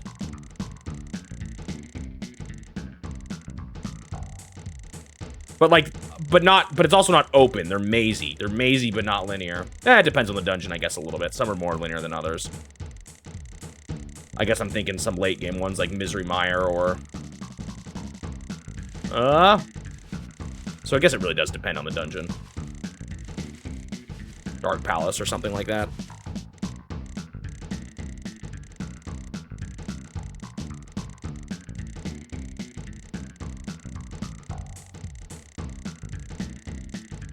But some are more linear, like Tower of Hera, for example. So it does really depend on the dungeon. Actually, I like the Game Boy Zelda dungeons a lot too. They're really good at that as well.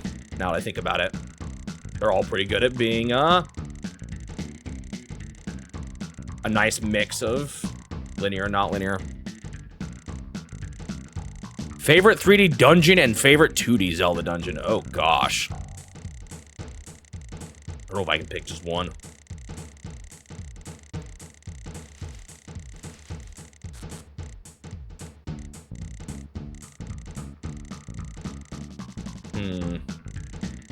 There's different games that are different for different reasons. Or dungeons, I meant. Like, Twilight Princess has really good thematic dungeons.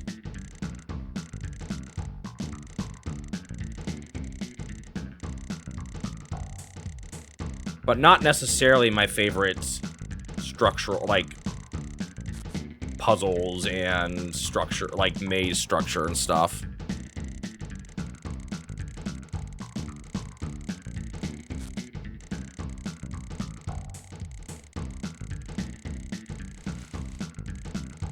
I don't know why this fish is taking so long to catch. This is getting absurd. And I said that yesterday, and I said that twice yesterday for different fish. And each one is worse than the last.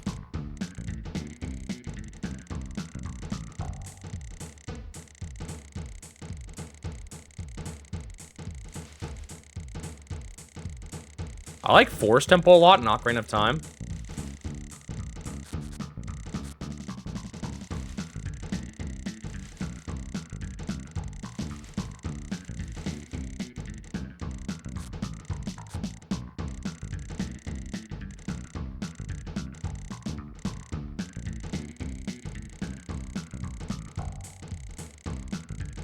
Humorously enough, I actually, well, I don't know. There's a lot I actually like about Water Temple and Ocarina of Time, but not everything. Like, underwater combat's kind of rough.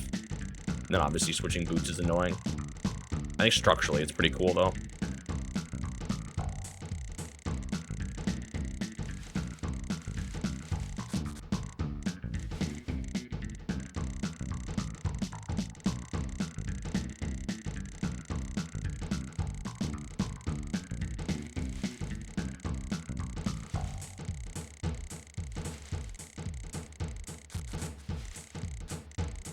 Maybe I'm not fighting him enough. Maybe I need to be more aggressive about tugging him along and holding R.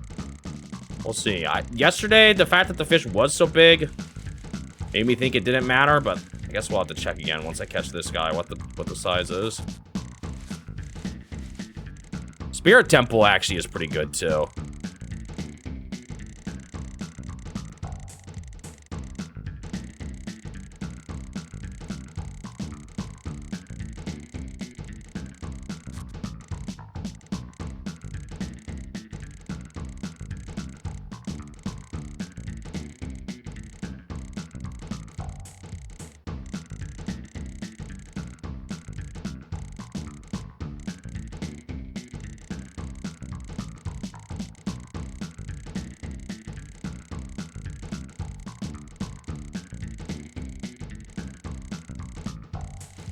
Stone Tower is really cool. Snow Peak is a very unique one, and it's a lot of fun for that reason. I don't know if I necessarily like some of the ice combat against the ice dudes in that dungeon, but it's a fun one.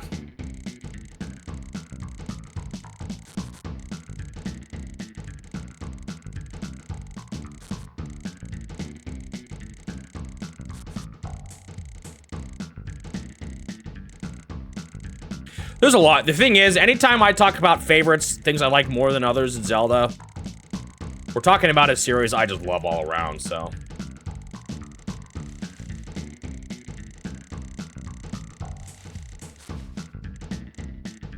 It's been a while since I played the Oracle games again, so I can't remember all the dungeons specifically. I know the Link's Awakening one's pretty well. Yeah, Eagle's Tower is pretty cool.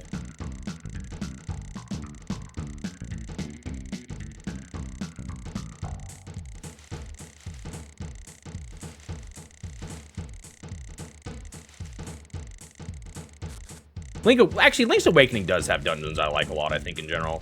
The only thing about Link's Awakening is the item switching can just make things take way longer than they need to, so that gets a little annoying. Is Zelda my favorite Nintendo franchise? Zelda is top 5, maybe top 3. Let me think. Top Zelda or Nintendo franchises to me are Zelda, Pikmin, Donkey Kong,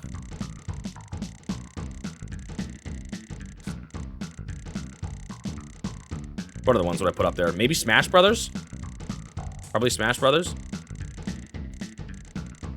Mario is weird. Depends on what we're allowed to count.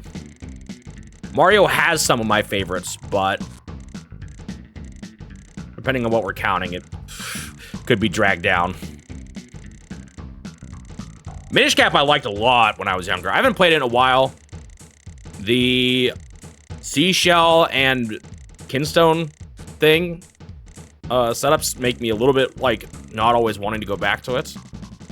Because there's just missable things and tedious things, but I do like Minish Cap a lot. I played it twice in a row when I first played it. I still remember that. I wanted to play it so bad again, I played it twice.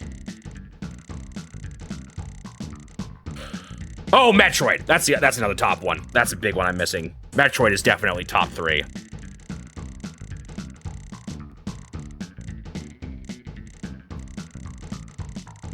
"2D Mario, unfortunately, anything post Mario World, I just don't like as much. I'm sorry. It peaks at 3D, or Mario 3 and Mario World and everything afterwards. It's good, very good even, but not quite top tier for me.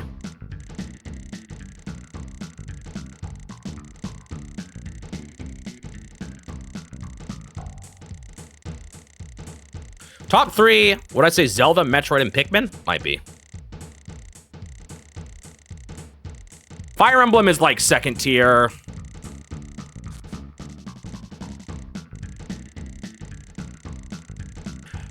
Maybe I need to give... A lot of people say that about New Super Mario Bros. DS. Maybe I need to play it again. Last time I played it, I just wasn't just quite as into it. Like, I still enjoyed it, but... I don't know.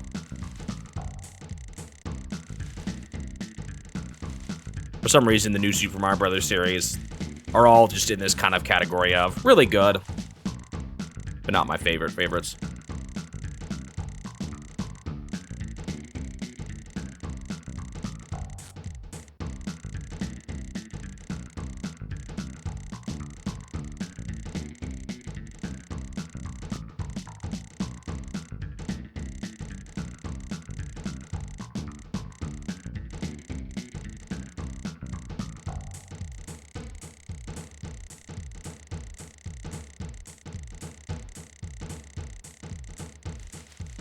It is now past... Oh, wait, no. It is past 1, but I think I knew that a while ago. Okay, this actually is getting crazy. Why is this taking... Maybe I do need to fight for more. Am I not fighting enough? Am I getting too distracted? Maybe I am. Maybe it does matter more than I realized. Maybe it's my fault.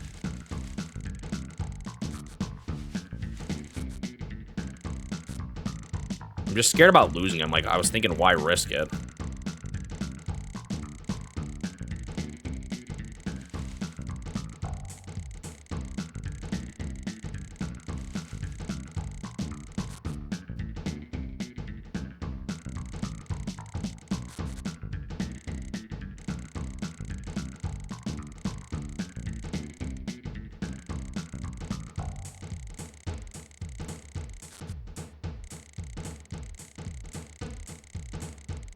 Yeah, it's pretty ridiculous. Something has gone wrong. I mean, we'll see how big this fish is, but maybe I need to fight more. I'm gonna try being a little more aggressive here.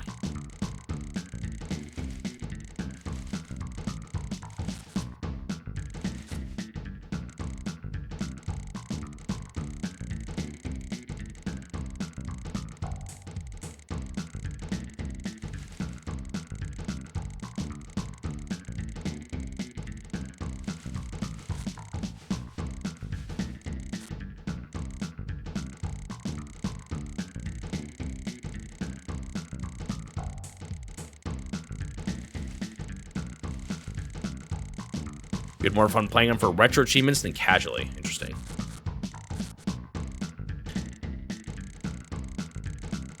It might be just a difficulty thing for me.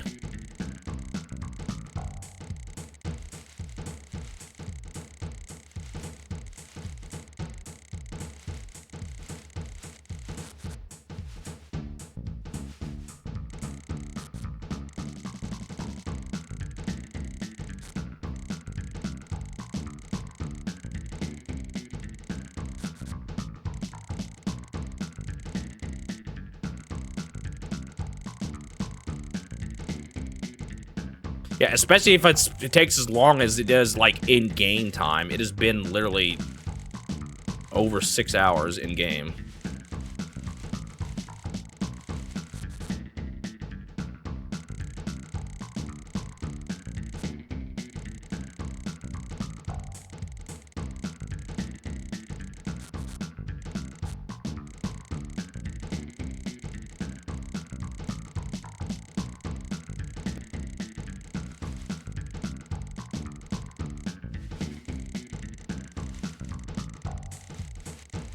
You get tired already? Jeez. This is like really bad. This is like almost 2 hours. Why does it keep getting longer and longer? What is going on? How big is this fish?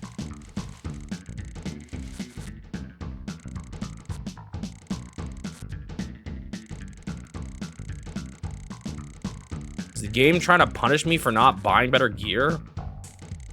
For just going for this one fish?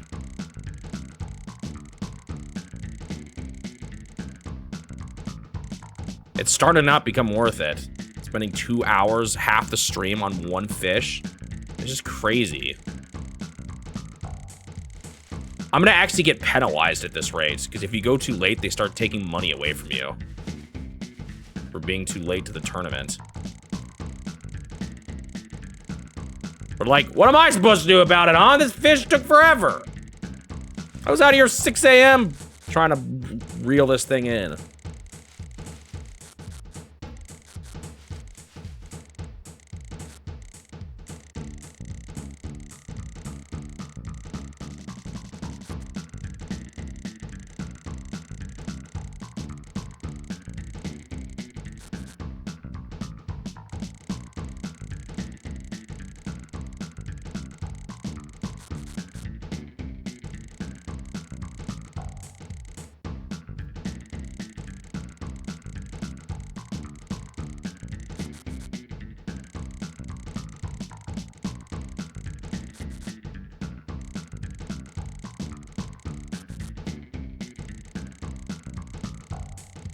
The only way I'll accept this fish taking this long is if it's a 50-centimeter fish.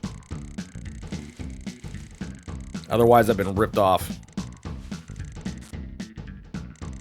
Running into the most energetic fish in the lake.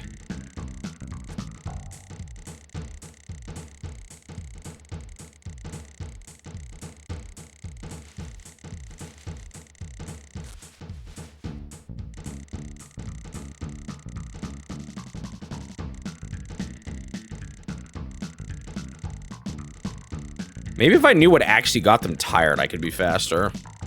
Hey, Stu, you want to go analyze the code?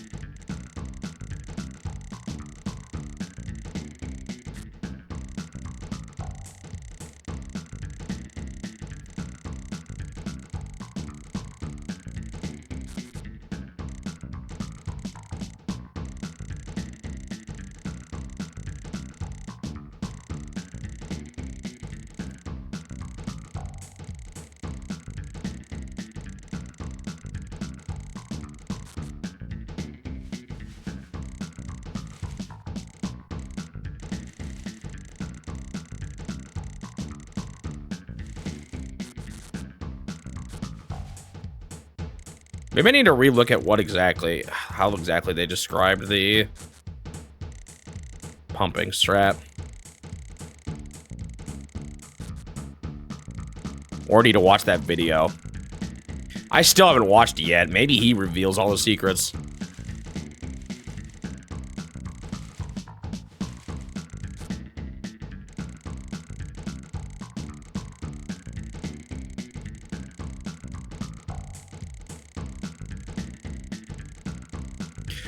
I could buy a halfway thing and just wait for the big tournaments to start spending on better gear, the best gear. Because maybe already a new fishing rod will make a huge difference. I don't know. I kind of wish I knew what the better fishing rods did.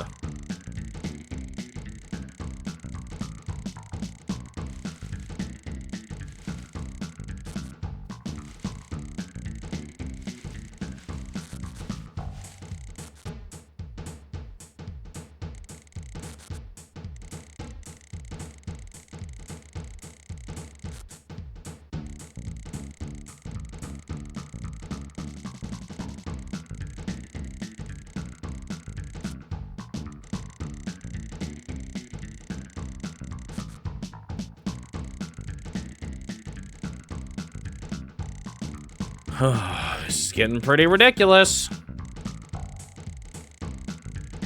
I mean, it's not getting. This is ridiculous. Who am I kidding?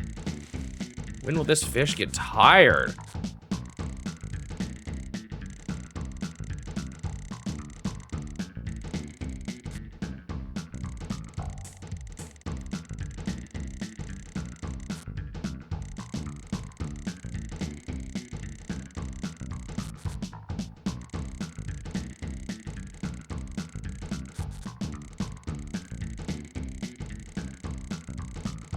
I'm not even gonna be able to catch 2 fish this day. What the heck? I thought I was gonna catch all 3.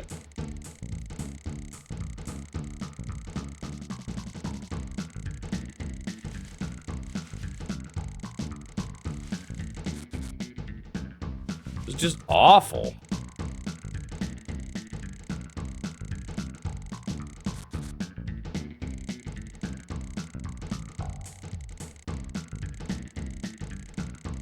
I am gonna make it to 2 p.m. at this rate. When will he calm down?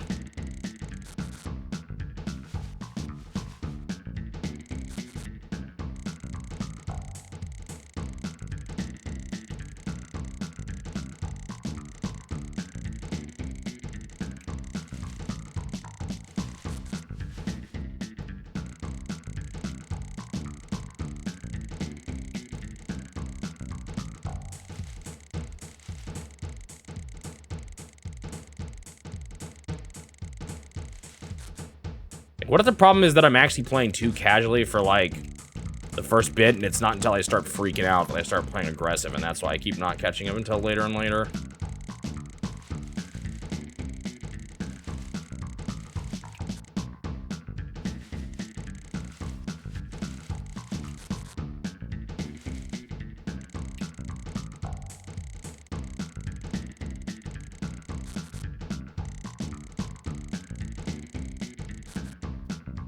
I've made it to 2 p.m. and the stupid fish is still fighting. He doesn't even look like he's slowing down yet. And I got excited thinking this one might be an early one. What was I thinking? I clearly don't know my fish.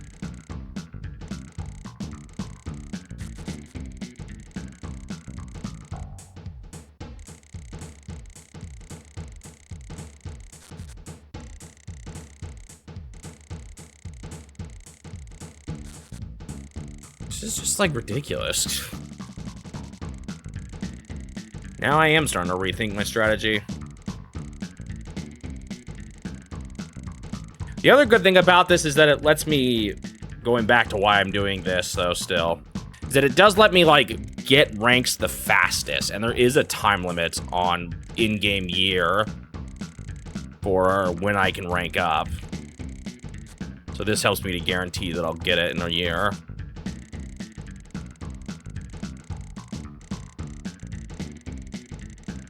Sunk cost fallacy kicked in yet. Maybe part of it, but also I just don't know what else to do.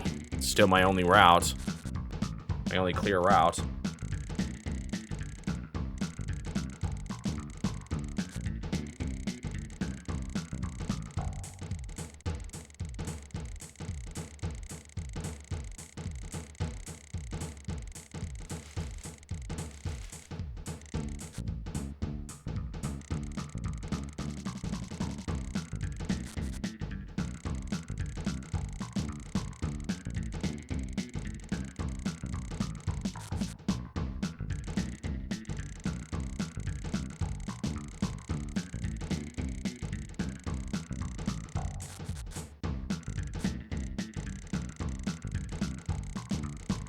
We're now past 2 p.m. and he's not showing any signs of slowing down. This is ridiculous. I'm actually starting to get mad at the game. Blaming the game for my problems.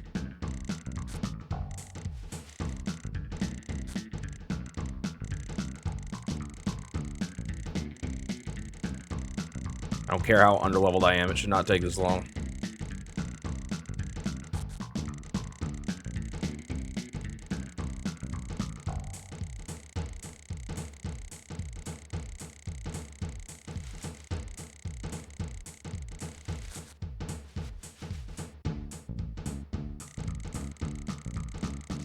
Wish I understood what actually got them tired.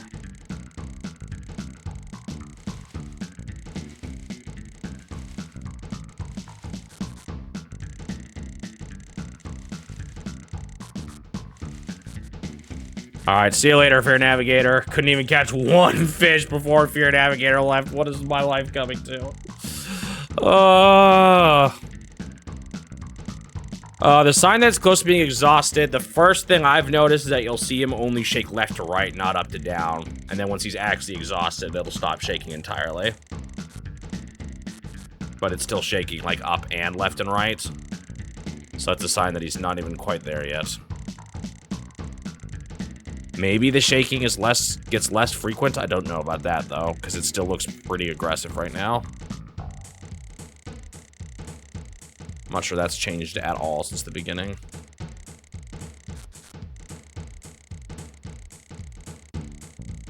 I mean, maybe there's also an RNG element to it, where, like, whether or not he gets tired on each interval is random or something, and I'm just getting really unlucky.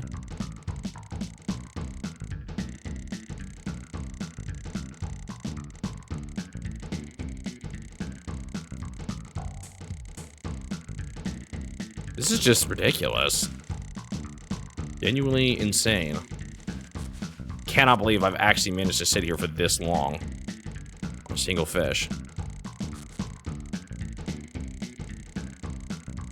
Like, this isn't just a little bit past now my new record. This is, like, significantly past.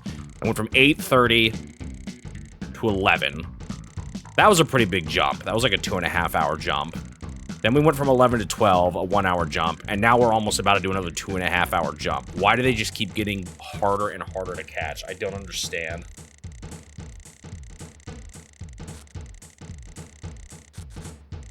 And the worst part is that first one that only took an hour and a half wasn't even this playthrough. That was my previous playthrough at a completely different time in the game. And the same gear even, too.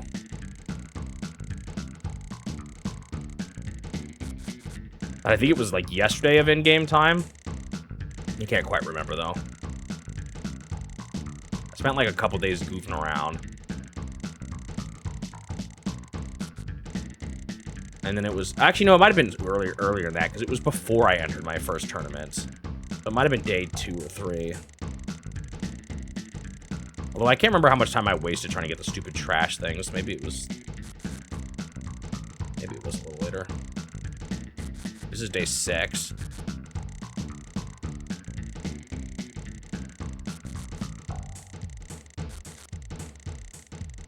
Also possible I need to stop targeting this one spot where the beefiest ones are. Maybe there's other ones that are good enough nearby.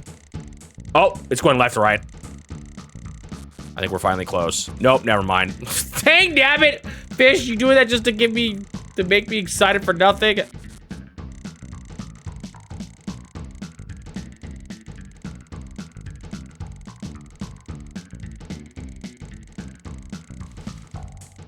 I think if it gets past 3, I start having to pay late fees for the tournament.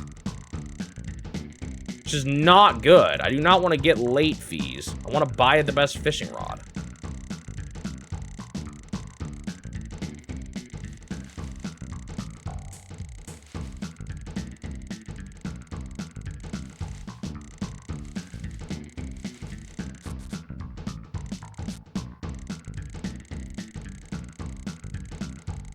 What can I do about it?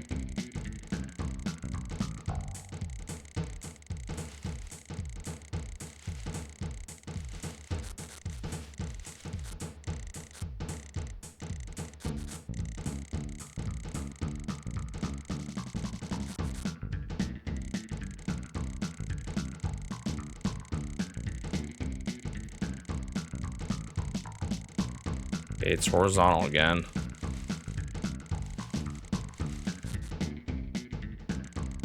Okay, it's maybe staying horizontal now.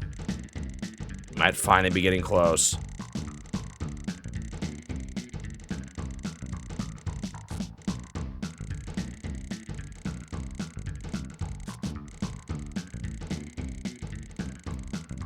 Okay, if this fish is not any bigger than the last one, then then I've done something wrong. If it is just bigger, then it's just because I'm catching bigger and bigger fish. He's absolutely starting to calm down now, though. I think we're finally getting close.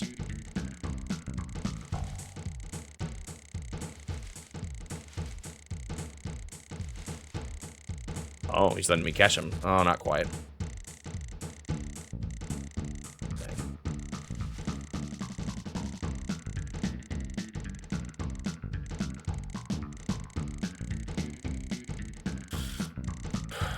I did have some failures at first. I didn't have this fish hooked until what? 15 minutes into the stream? 20 minutes into the stream?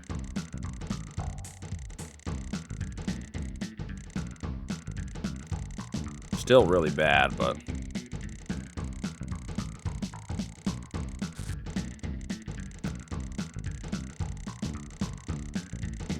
Okay, can you actually go to the next tier, please?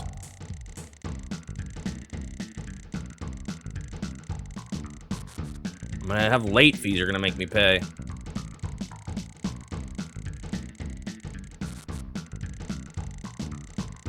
Why does it feel like he's spinning up?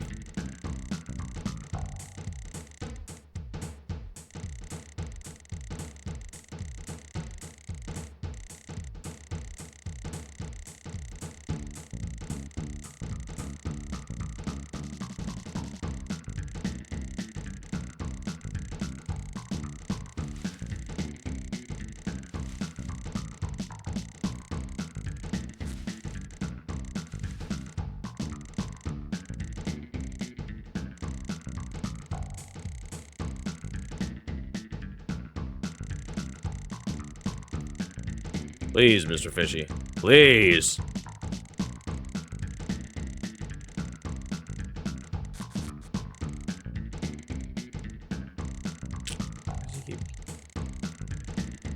It's gotta be getting close. Look how much slower it's getting.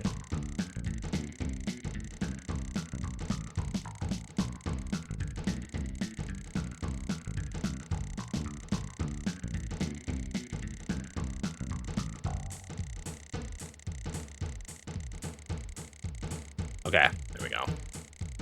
Man, this took way too long.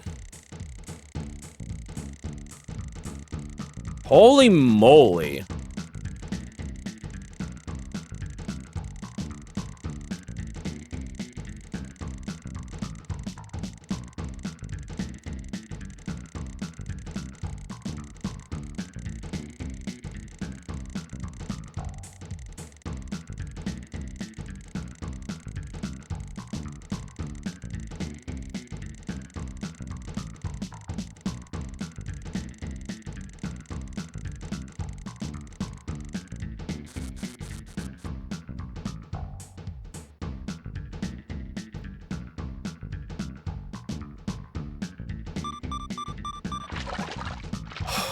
How big was he? Is this any bigger or have I goofed up? No, it's not a 50-incher. Yeah, okay. I must have done something worse that time. Maybe I was playing too casually.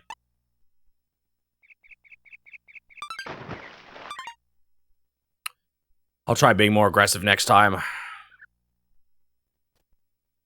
I mean, it's either that or it's random. But that was the first case I've seen of long fish that wasn't bigger. So, I think I think it does matter how I play.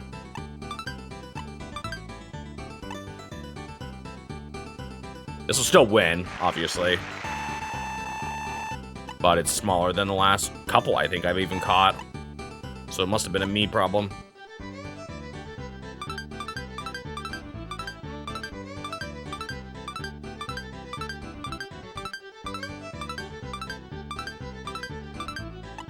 Wow, there were some not as good catches that time.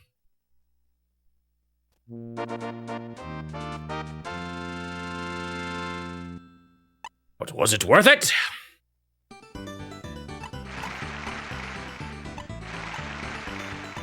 3 of these today? About that. I've now made it to 60 out of 100. Woohoo, a hat.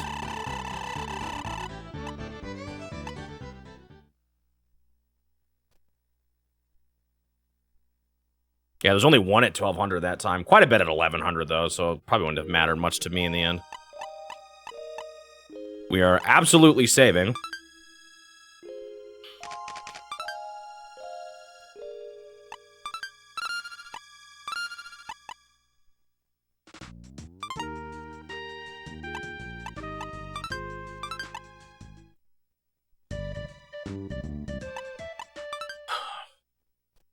Should I try a slightly different spot and just see what happens?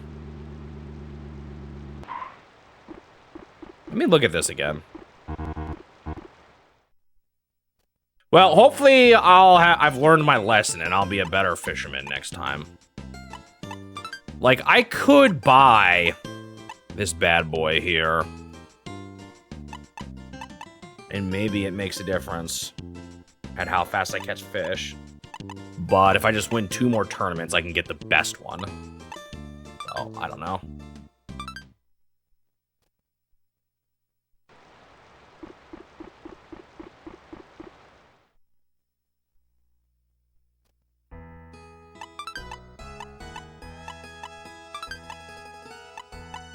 The temptation is to save for the best, but if I can catch... Here's the thing. If I can catch this fish in, like, 30 minutes instead of 2.5 hours, I catch 2 of these, then I'm ready to go in the tournaments. And for the tournaments, the local tournaments, from the sound of it, if I win 1 local tournament, I can afford the best rod. So the question is not necessarily... Like, if I can get to those tournaments faster, it might be a better use of my money. That's the temptation. I can, in theory, start getting money a lot faster. Wait, I should save when I'm actually looking at the water.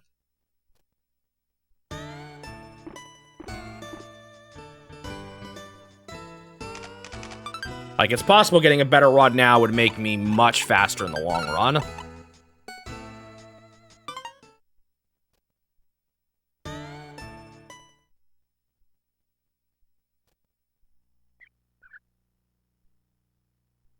Let's try a slightly different spot and just see what happens.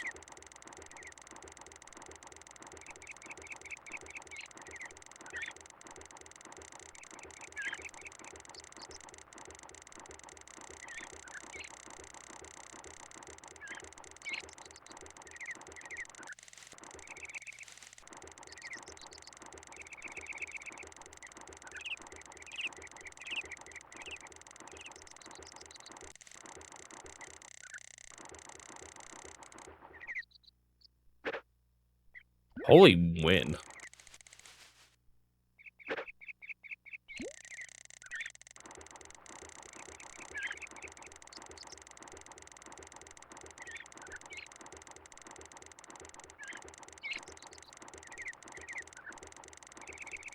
Well, if I can't even catch another fish here, is this even...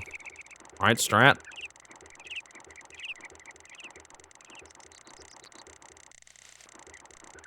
Does time go faster when I'm casting than when I'm fighting?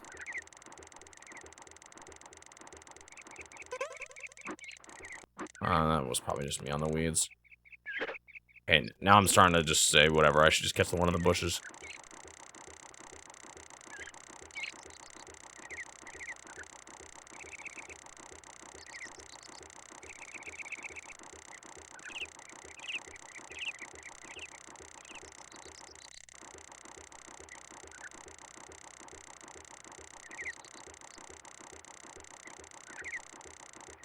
Okay, whatever. This isn't worth the time.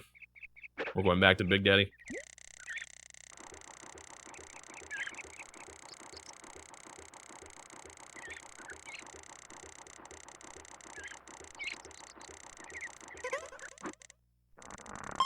Here we go again. Alright, let's play a little more aggressively. Maybe at first we don't until we've gotten through like his initial hoppy phase.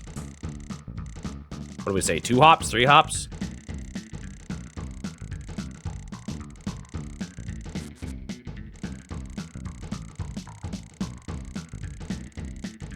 Guess I could try a slightly different strat. The problem is we want to reduce how often I'm having to hold B at this point of the fight, I guess. I don't know.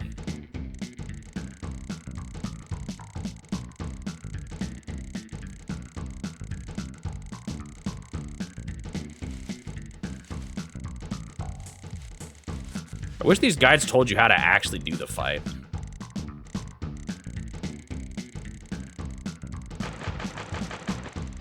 Okay, that's 2 of those successfully gone through. One of them might have said something about the pumping strat? Maybe I should look into what they said.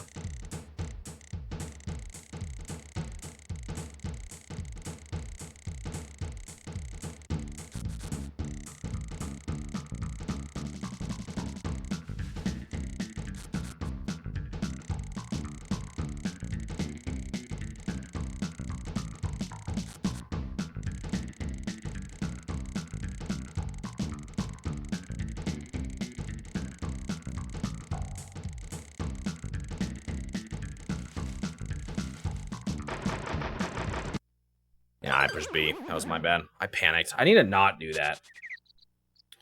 For some reason, I can't get out of my head, though. It's so annoying.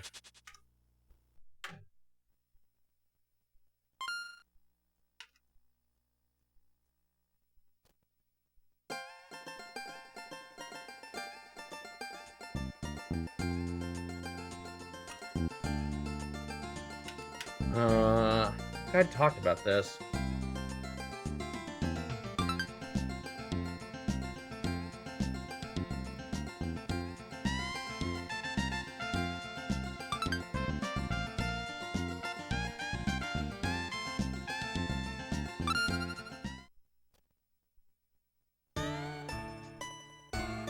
Soft baits apparently lose durability.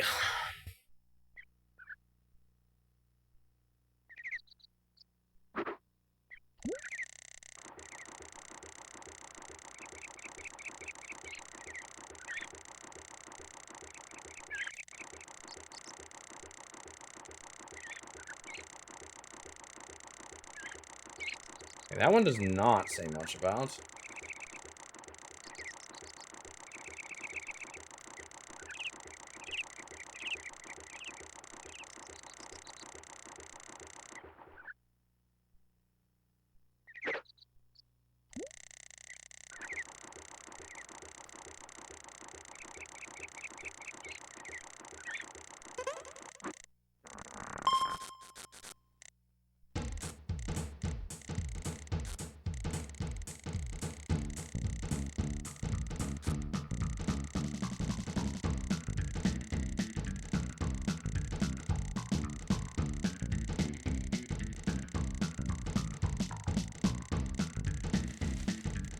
Oh, for tournaments, you get a bunch of the gear already automatically. The GPS, the depth finder, and the boat. So those aren't as nearly as important of purchases.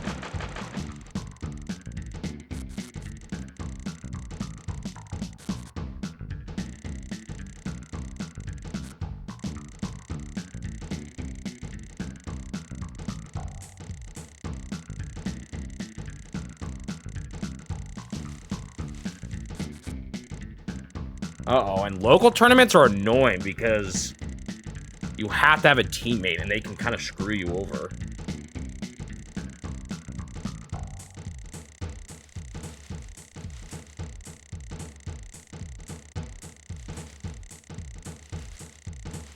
It looks like you maybe do get FP for, participating in the bigger tournaments, which is what I wanted. That's what I was hoping for.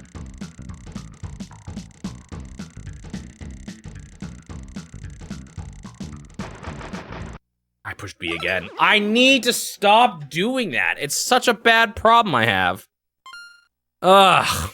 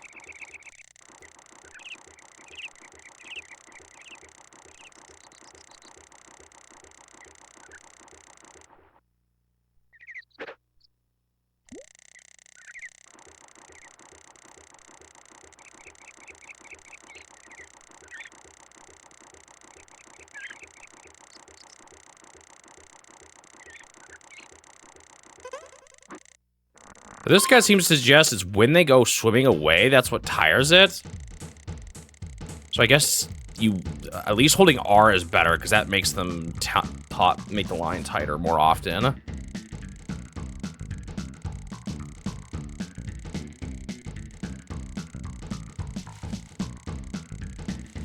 So it says, pumping, you need a sufficiently high performance reel.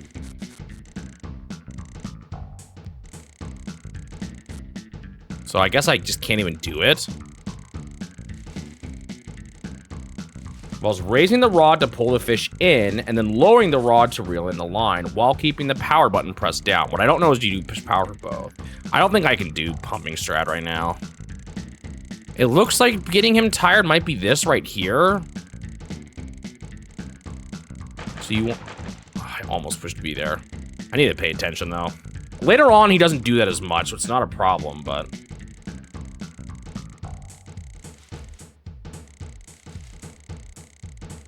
So maybe just the objective is to get him to go to that point as much as possible, because then he swims out like that, and maybe that's what gets him tired?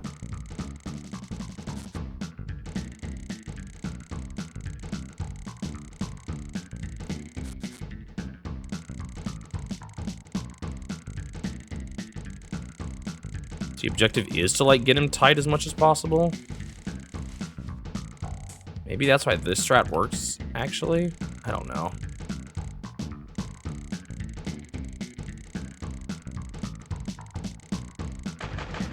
No, that was just unfortunate timing. Oh. There's, like, some luck, because if he jumps out right when he's pulling it tight, you're just cooked. It's so frustrating.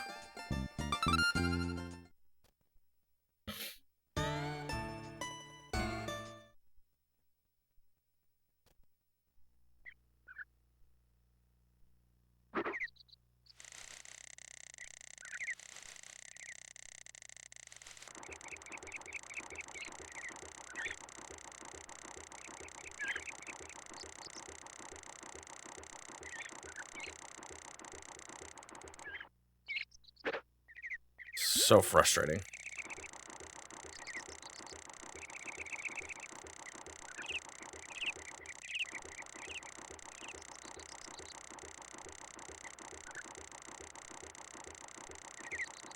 Wait.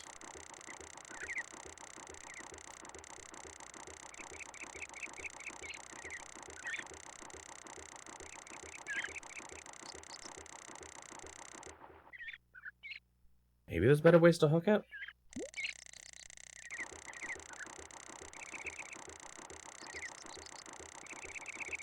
A special sound plays depending on the success of the hook set?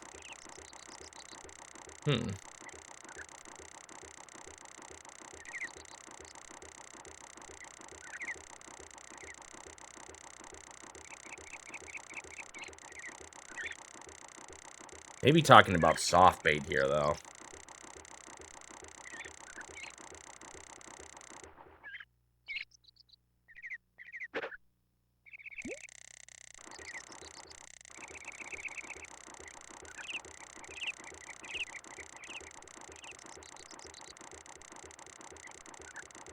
You hold down the power button and quickly move the direction pad down to perform the hook set. The rod will... I don't know.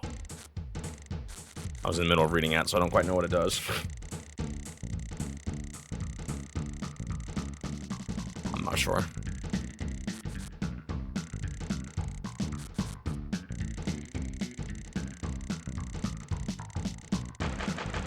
I almost switched to B there. Why do I want to do that so bad? Such a bad habit. All right, I gotta just focus.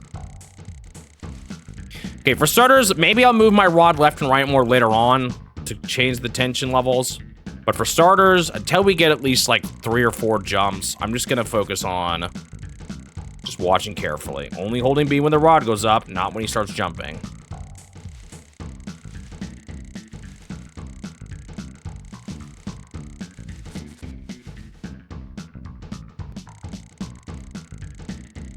Maybe I can even hold up while he swims out. So that might make him go further. Or hold down, I should say.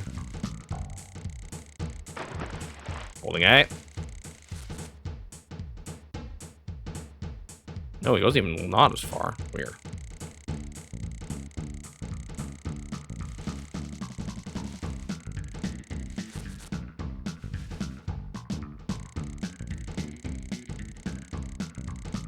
Those 2 jumps so far. I don't know if I should count jumps though, or if it should be more of a timer thing.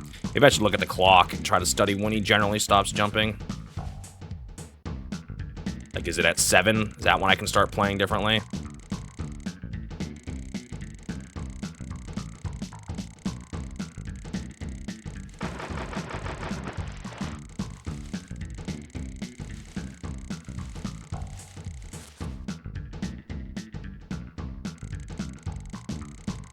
The 3rd jump already. Those jumps are the most dangerous thing. That's where I'm usually losing my hook. According to the guide, this right here is when he gets tired. See that animation of him swimming on the top left? It's possible that's what gets him actually the most tired. In which case, the objective really is to just get him down to the red as much as possible. See, then he's doing that animation there. Does he do that while you're holding B normally, though? I think he probably gets away if you do it for too long. Ooh, I almost swapped to B there. I caught myself. So he's swimming away. If you keep him out... No, he does turn around eventually. Okay.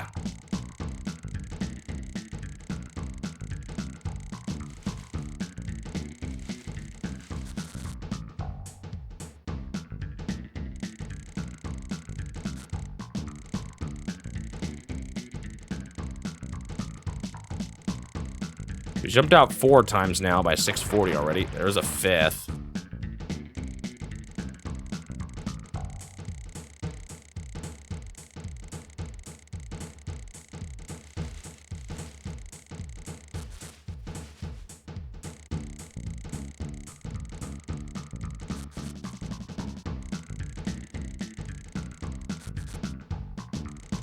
Sometimes when I release, he instantly jumps up. Like there, the moment I tapped B, it said he was at 67 meters.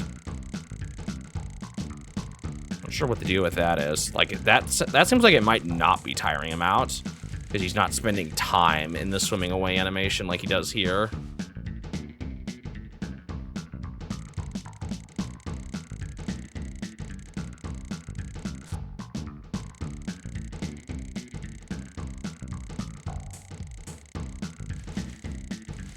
The problem with what I was doing before, I was never power reeling, which meant I wasn't getting to this point as often.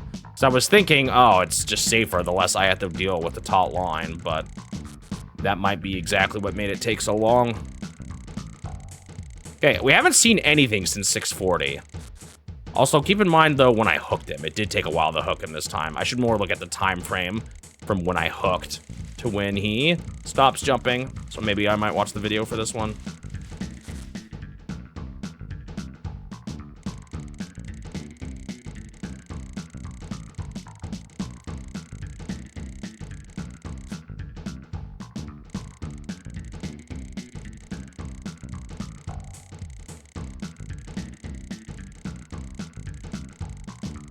I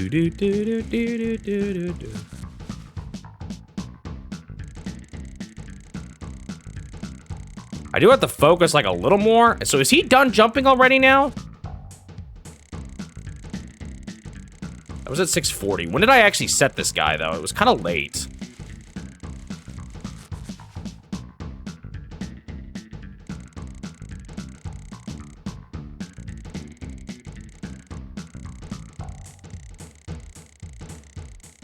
It took a good amount of cast to actually finally get up, to actually land him, I remember.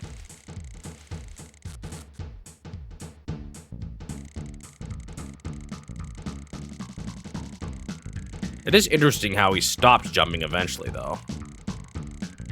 It does feel like he's stopped now. It's been 10 minutes since we've seen anything when he was doing it like once every couple.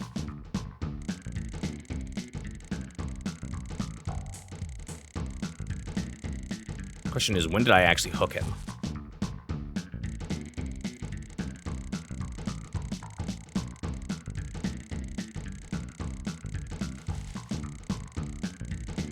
Now the question is, should I be fighting with the rod here now or not? Like, is it a good idea or a bad idea to be doing stuff like this? It does make it get taut there, but does that really actually help at all? Or is just quick reeling all that really matters? I'm not sure.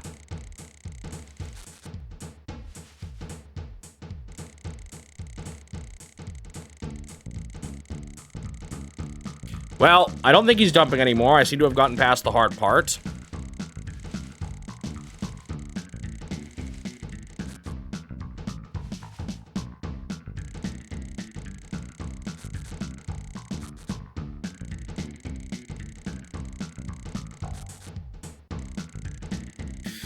So what does this guide say the strat is again?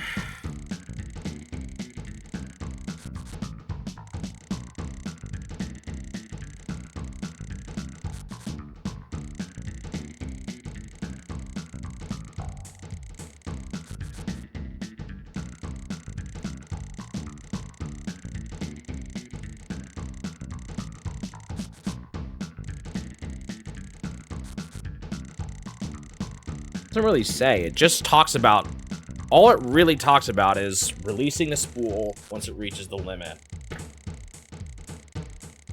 It's the only thing it mentions. So whatever gets me that point the fastest.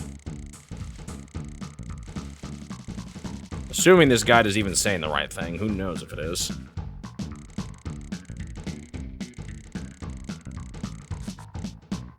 Allowing it to swim far away to tire it out. Does that mean that the swimming away is what tires it? I don't know.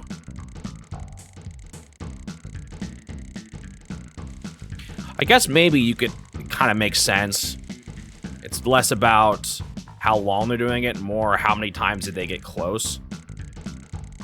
And you're rewarding how close, them getting close over and over again.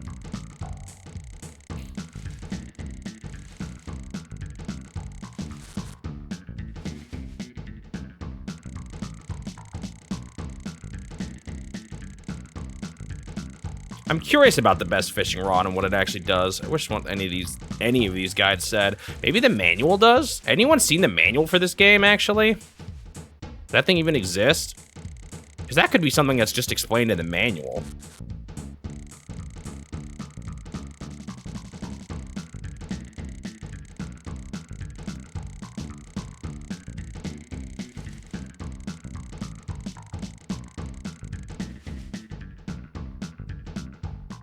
Did leak it once.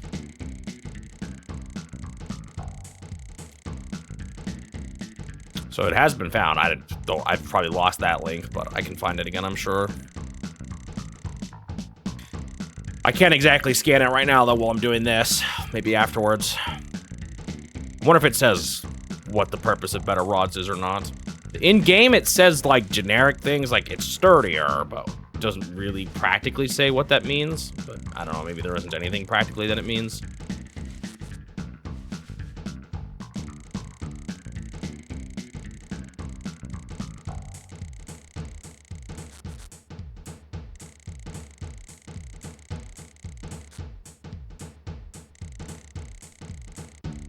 At least click on that here.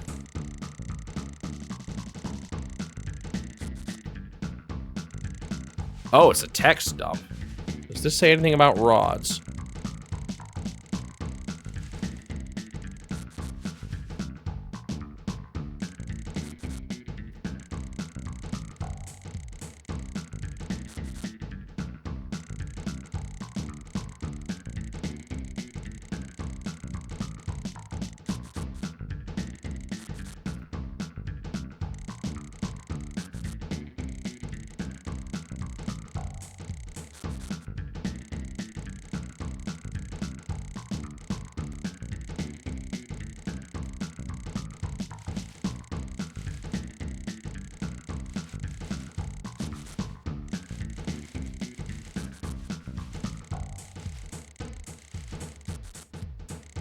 Okay, it does say that when you loosen the spool, the manual says the bass will swim. It does say the bass will swim away, but it will tire it out. So I do think What gets it tired is that whole animation. It's like whenever I get down to 10 and he's swimming away, that explains why it took so long last time, because I wasn't reeling in as fast as I could. This right here, this is what tires them out.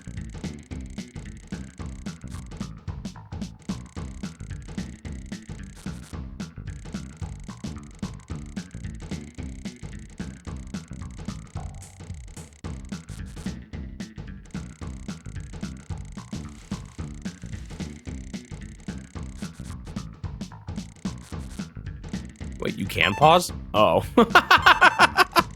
I for some reason thought you couldn't.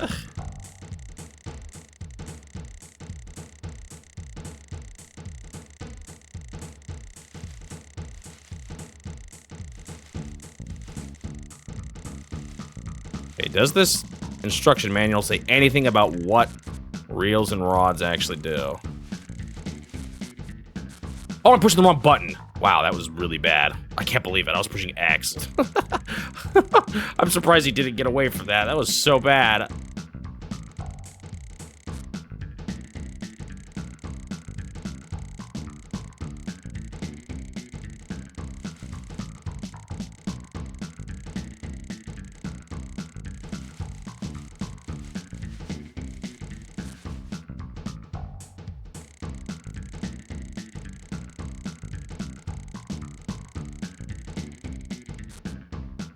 Some of these tournaments, you might have to catch multiple fish, which could be worse. I don't know. We'll see.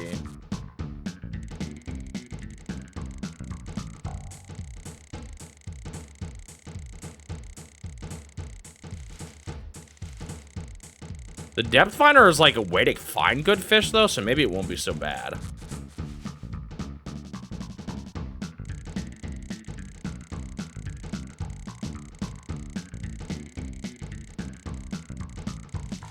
Wait, look, listen to their reasoning for this. Bass caught during tournaments do not give you FP. This is because the weight displayed when you catch a bass during a tournament is not accurate. It seems like maybe what's happening here is the weight that they tell me is actually just a guess, and you actually don't totally know how good your fish is until you get to the weighing station is the idea. So there's actually some variability. The weight I get when I first pull the fish out is actually not necessarily how much it's worth in the tournament. That's really funny.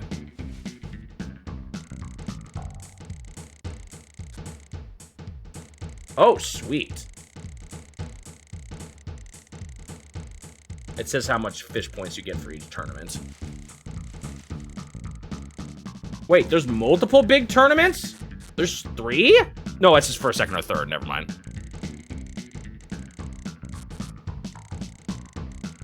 Holy 2 million FP for winning the biggest tournament.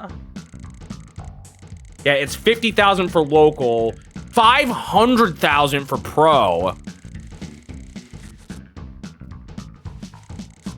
and 2 million for the big tournament, as this manual calls it. So Teleview, I want to know about fishing rods.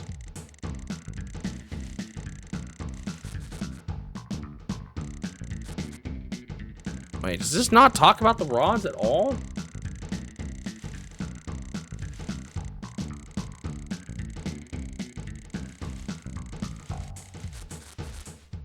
I learned other valuable things, but does this say anything about the rod?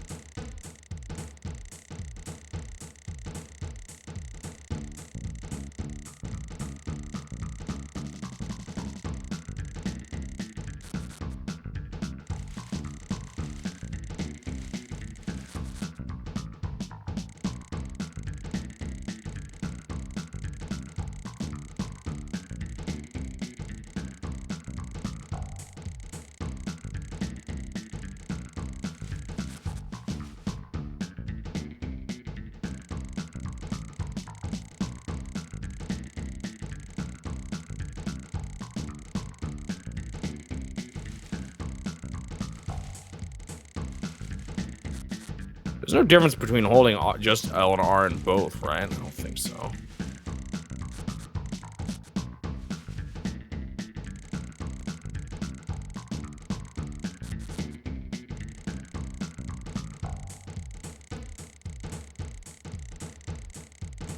think so.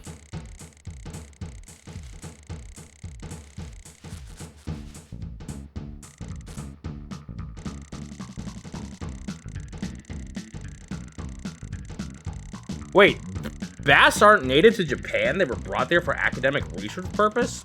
And then it was released in a lake.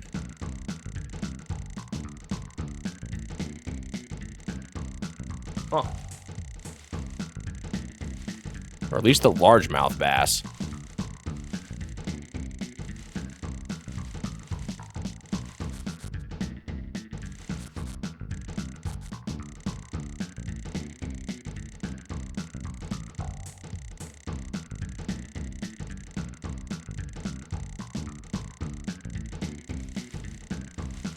The shop manager, Itoi, is a bass fishing enthusiast. He regularly participates in the tournaments. Huh, so he's actually going to be at those tournaments.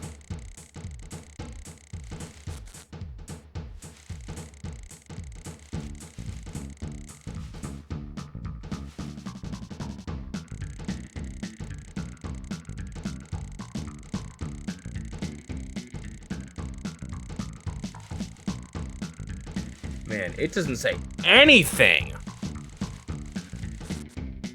about what fishing rods actually do in this game. Bummer.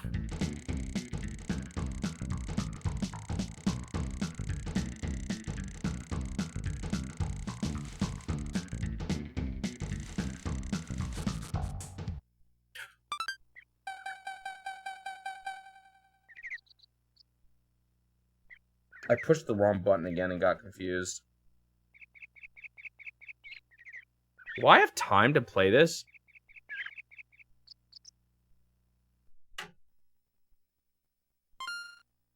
What do I do?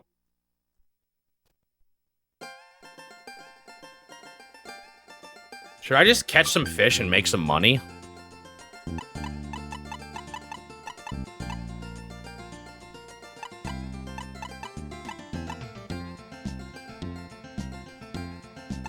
I guess this is about the time I went fishing yesterday and went a little extra. I'll go one more time. I'm so salty, though. I was too busy reading that manual. I need to just focus in harder. I don't see anything talking about fishing rods. I did learn good things from it.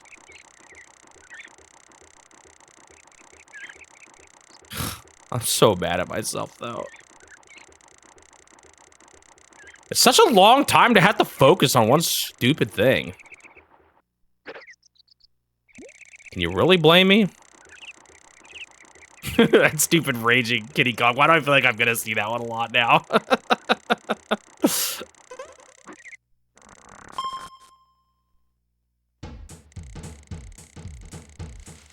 Okay, remember at the start, we had to think about...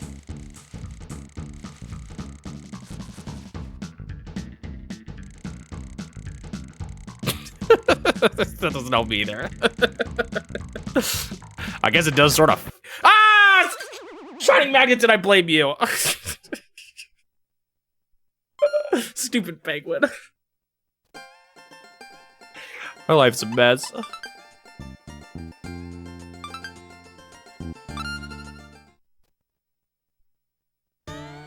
The power of the penguin, apparently.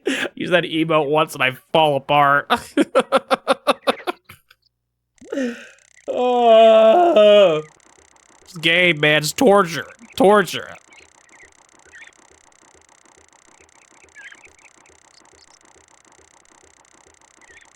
I just saw that penguin and I immediately messed up. Oh. It gets easier after the... Oh, I was gonna look at the time. When did I first hook that fish? And how long did it take for him to stop? I mean, I guess it doesn't matter now.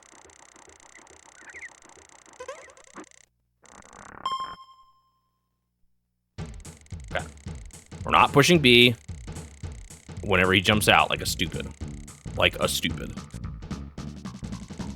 I know what I'm doing. I got my head in the game.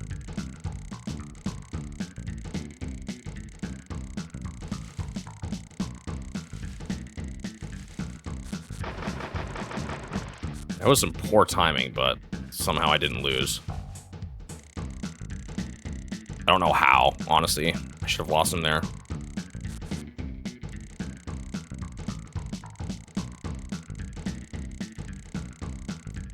What were you thinking? What did I say?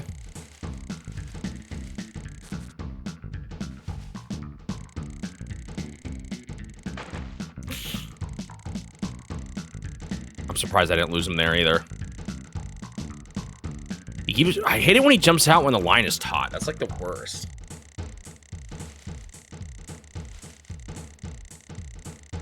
What if I can like always get away with?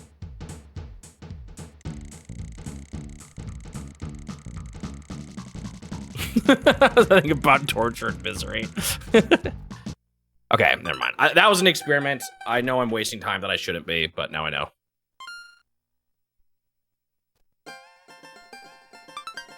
I don't exactly have the time to experiment right now.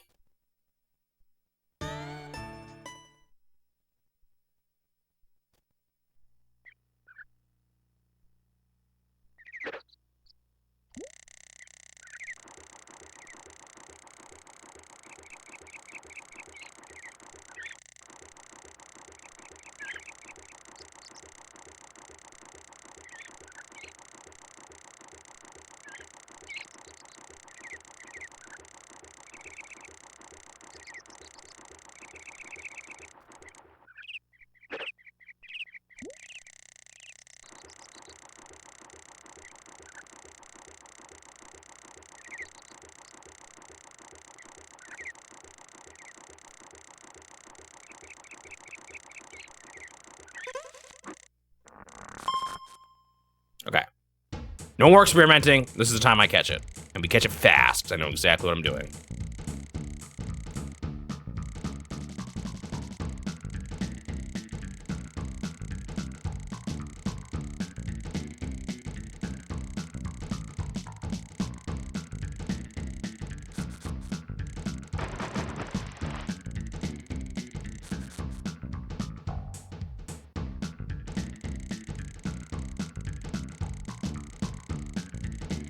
Well, I caught the one from earlier today. I've caught one fish. There's just one I just haven't been able to. I'm trying to catch my second fish of the day. But I'm just having trouble getting started. And I actually had one run that did get started, and then I lost it. And I was really salty. Interesting. You could see, I saw him that time approach the surface. There might be more of a buildup than I realize. I don't know about when he's behind the grass, though. It's a lot to watch, too.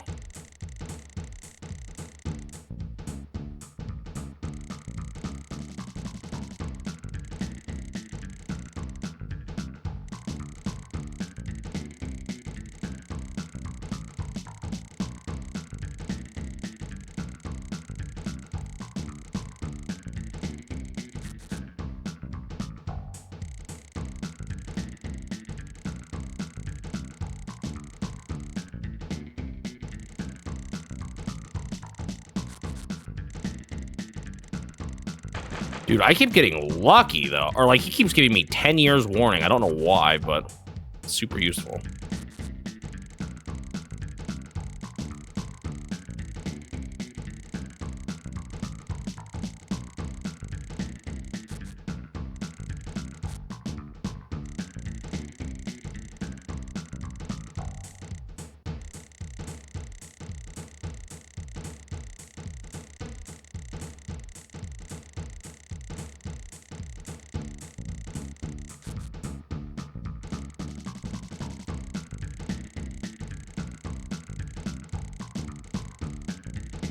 I don't have to focus hard for the whole thing, but I definitely need to focus hard for the start.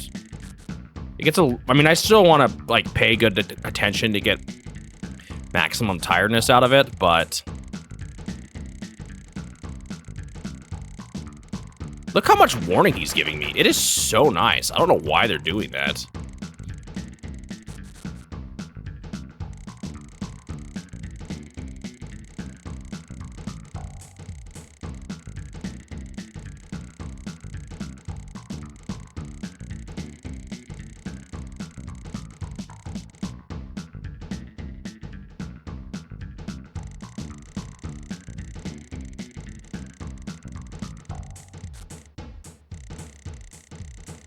Only thing is, I'm not sure. When can I rest a little easier? Last time it was at like 6:40, but I didn't hook him until... I don't remember when, that's the problem. Or do I never rest easy? I pay full attention for the full hour.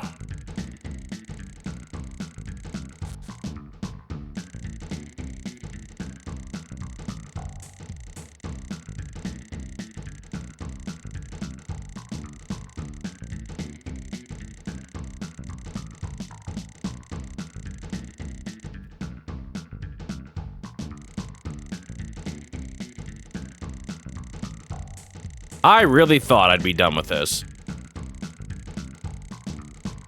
today. Huh. Joke's on me.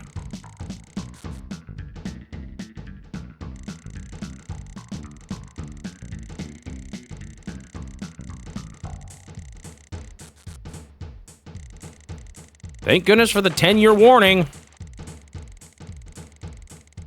He jumped again, though. That was pretty late. Funny how it's like he wants to jump up in the top left every time, so we get to watch his animation of his like little fish swim that way every time.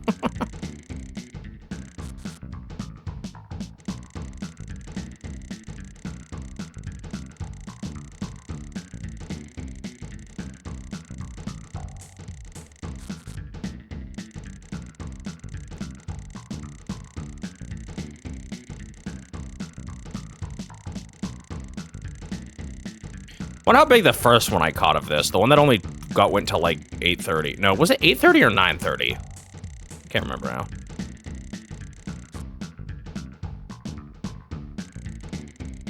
I think it was 8:30. I don't remember anything now. Yeah, it was 8:30 to 10 to 12 to 2. I keep getting worse. But I've maybe figured out what actually makes you catch fish faster. Maybe. Okay, I think he's done splashing, so now we can mostly just watch the distance meter. Or, the distance number. He doesn't always jump at the same spot, but it's usually when you're getting close to 10. Every now and then you just have to pull it sooner, but I can see that out of my corner. Like there, I had to pull it sooner for some reason, not sure why. I don't know if that gets you less tiredness if he does it early, too. If that's good or bad, I'm not sure. Okay, now we're getting down to lower 10, so at around, like, 12, it's going to try to jump. We pull out, we let him swim out. That's what gets him tired. We start pulling again. We always pull with A and R for the power pull, because the goal is to get him down to 12 as quick as possible. That was my problem earlier today. I was only holding A. I wasn't doing power reeling. I was kind of really putting to the test whether or not the amount of time it takes for him to get or if him getting tired is strictly a time thing or not. It is definitely not. And it sounds like from material I've read online, hard to say for sure, that it's all about the time when he's swimming away after the line gets red. Which is ultimately still time, because it takes time for you to reel in enough for him to get to that point. But you can accelerate how fast you get to 12 meters. What I don't know is if the way I move my fishing rod affects that in any way.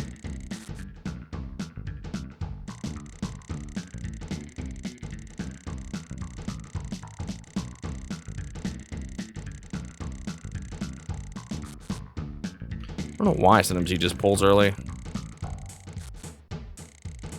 So I don't think I get as much tiredness out of it.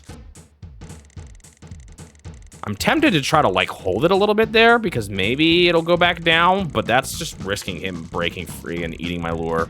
It's interesting. There's different kinds of ways he breaks free. If he breaks free out of a splash, you never lose your lure. But if he breaks free out of you pulling too hard while it's still taut, you do lose your lure. And then sometimes he just was breaking free anyway, and that usually didn't lose a lure, and I'm not sure what triggered that. I want to say it was auto hooking being set to a bad value, but I don't know for sure. Because you can auto hook, but it's usually less likely to stay hooked if it auto hooks.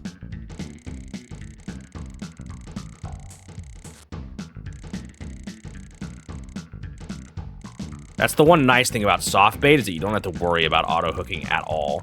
But apparently a problem with soft bait is that they deteriorate, so you're constantly needing to buy new soft bait.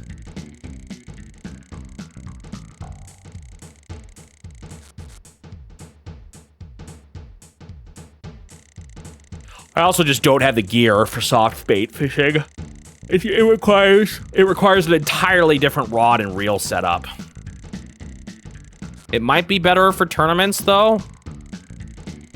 I'll probably try and, depending on what I want to save my money on. It sounds like I don't really need to buy the GPS, the fish finder, or the boat, though. That's only for casual fishing. They provide those for you in the tournaments. So the only thing that really matters for tournaments is having good gear.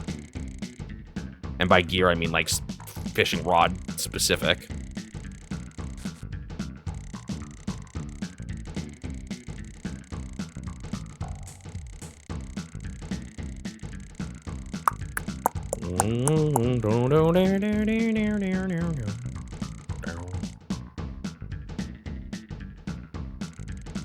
What I don't know, because what I used to do, and I'm not sure which is better, there's two ways you can kind of let the fish go loose. There's tap B once. Okay, wait, they're not there. Tap B once and let him just swim. Or what I used to do, that's what I've been doing now, because I think you want him to be in that place as long as possible. However, what I used to do, and maybe it's better because I used to have better times than this. What I used to do was, you know, I'm trying to get a low value here.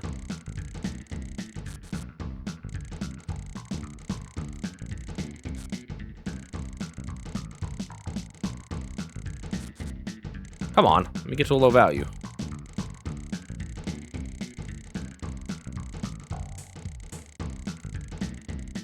Okay, what I used to do was I'd tap back and forth. I'd be like, tap B, A, oh, tap B, A, tap B, A, tap B, A, tap B. Which maybe that's good, because that means he's swimming away for, like, longer in the end. What's his, maybe, let me watch his animation while I do that.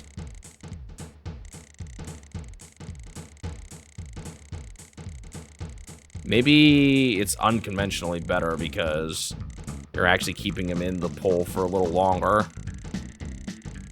Like he's in the swim away phase for a wider window.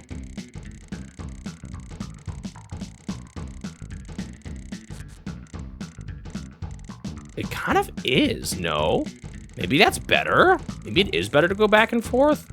Seems like kind of stupid, but might actually be just slightly better.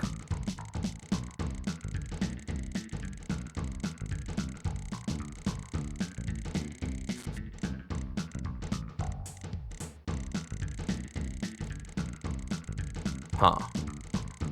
Is it actually faster, or is it longer in the out there, or not? Let me kind of look at the timer. Or like,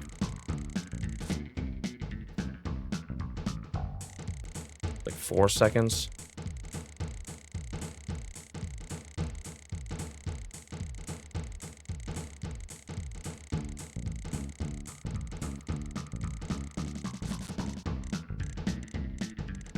Oh yeah, it was like 5 seconds.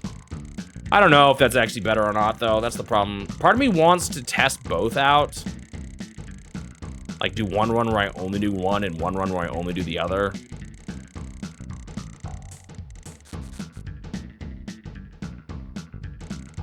Maybe I could alternate. The other problem is I only got 2 more runs of short tournaments like this.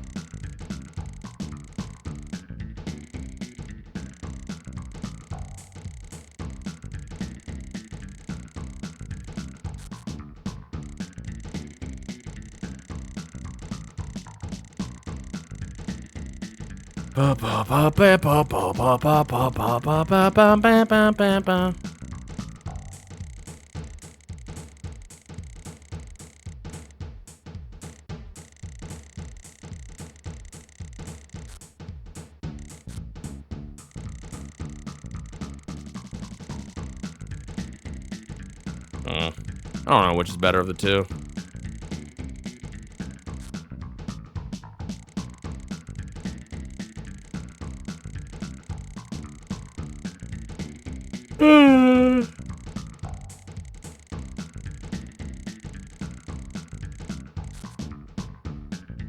Watch as this still takes till like new record length. Despite me actually trying harder to make him tired.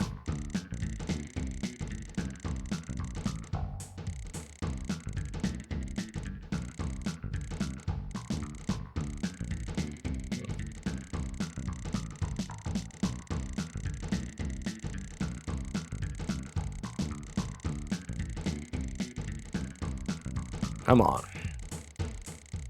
Let's not take 10 years this time, Mr. Fishy.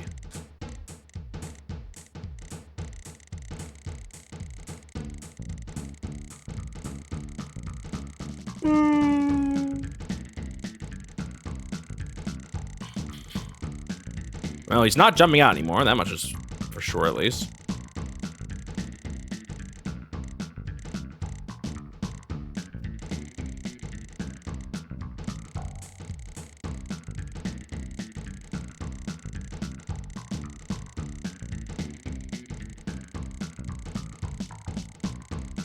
I can't believe how long that took earlier today.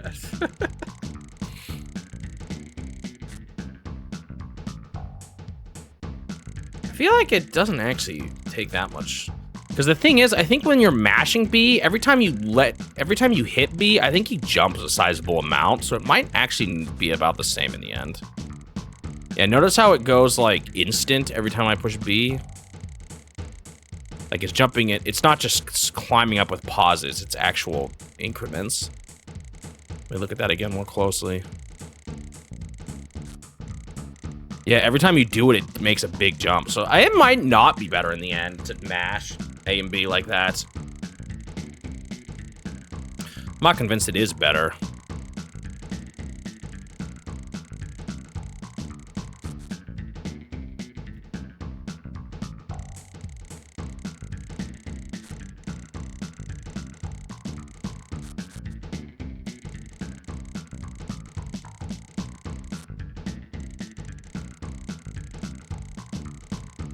Do do do do do do do do do do do.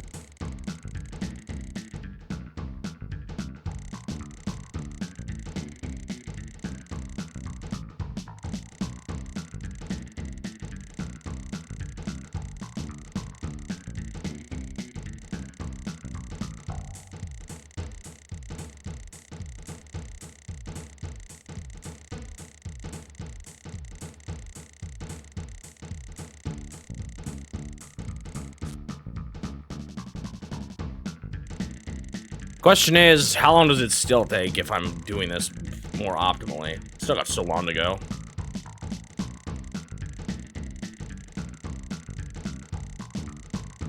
Holding R all the time kind of hurts my finger, though.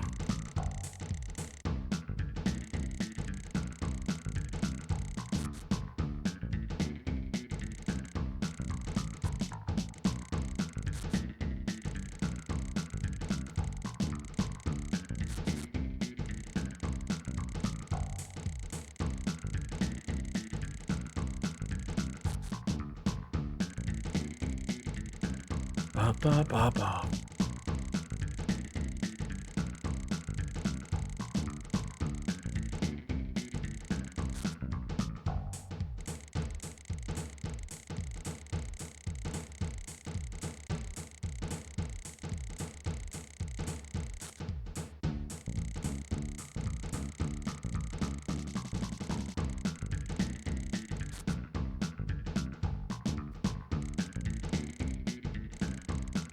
I don't quite know how long it's going to be yet, just because I haven't even finished the recording, but Fire Emblem is definitely going to be one of the longer videos, 30 to 40 minute range.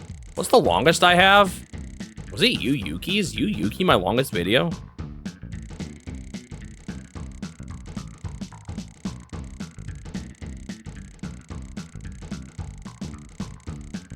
I don't know how you could actually search that. Because there's a lot of VODs in that channel way back earlier, for one. And 2, I don't even think there is a way to sort by video length.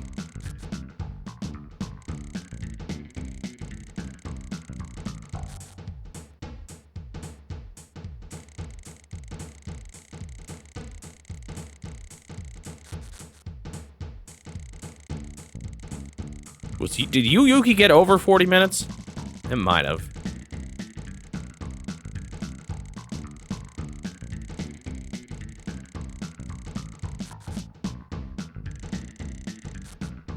Oh, so it didn't.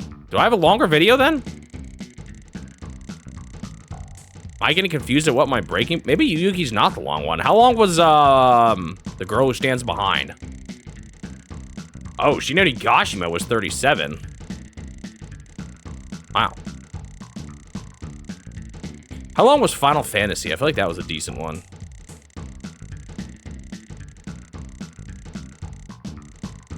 Those are the long ones, or the Famicom Detective Club games. Okay. Fire Emblem is probably going to be around 35 minutes, is my guess. Is that my longest then? Famicom Detective Club Part 2, The Girl Who Stands Behind?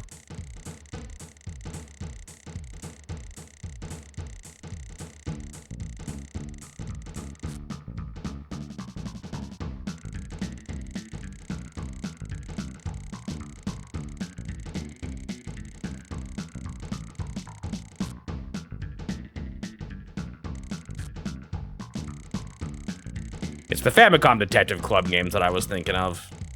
I was getting them mixed up. I guess it kind of makes sense that they'd be longer than the Famicom Fairy Tales games.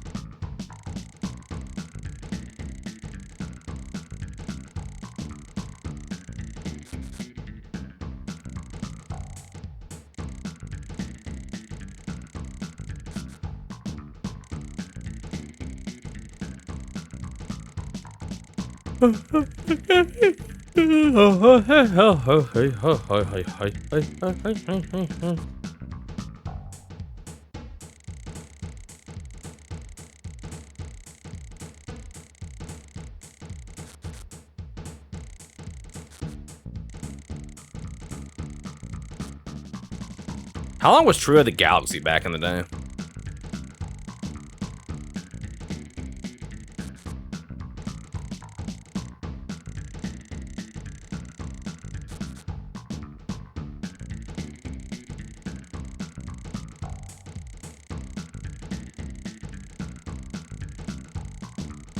Oh, wow. That long.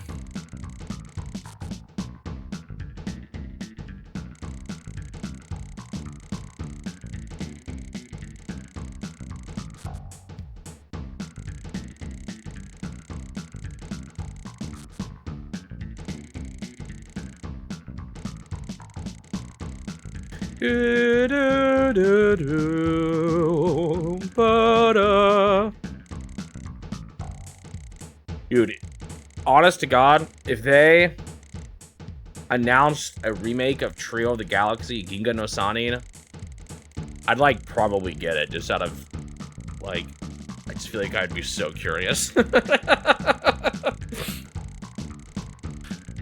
I guess unless it looked like really awful.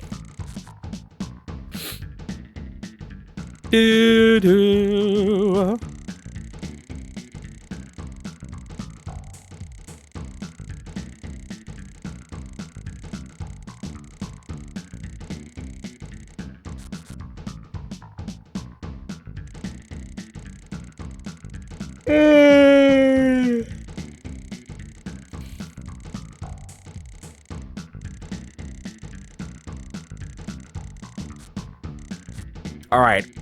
Out of every game I've played in the challenge, this is a bad question because obscure is relative, but of all the obscure games I've played, what remake would you want to see the most and would actually maybe convince you to get it?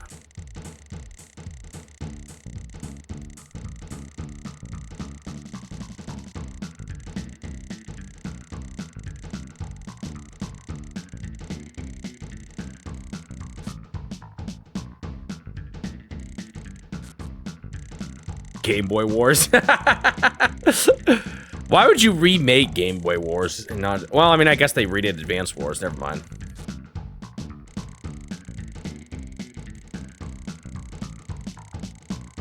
At least it would probably be snappier. Computer Othello. They already did. It was called Othello for the Game Boy.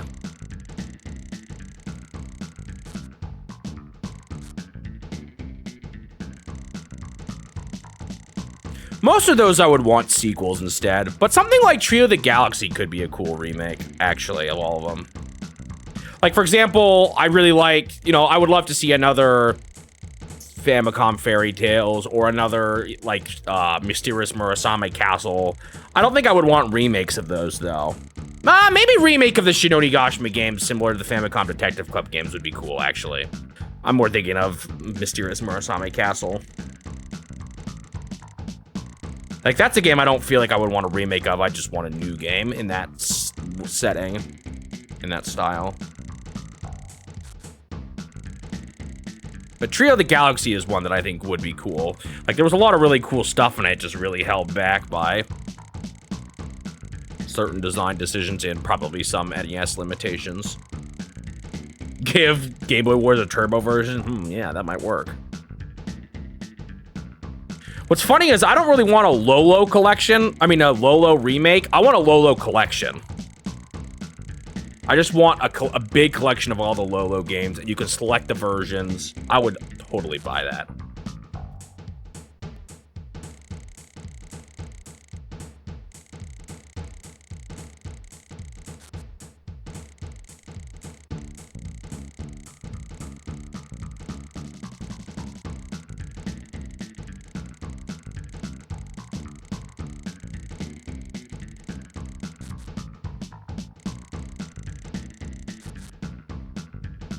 Wonder what a remake of some of my, like, sleeper hits, you know, like Guardian Legend and stuff. But again, those are ones, though, where it's like, do I really want a remake? Are my issues with those games things that I really would want a remake for, or just more a sequel that expands on the ideas and improves on it? That's kind of how I feel about games like that. Time Twist.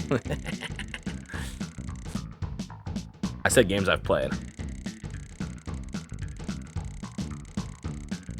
Pause Xanadu, that's the only thing I've... Pause Xanadu, Battle of Olympus, Guardian Legend.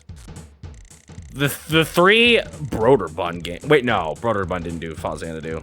Didn't I play another game by Broderbund? What was it? Or is it just those two? Guardian Legend and Battle of Olympus. Not by Broderbund. Ones that they published in the West. And copied Nintendo's cover style. It might have just been those two.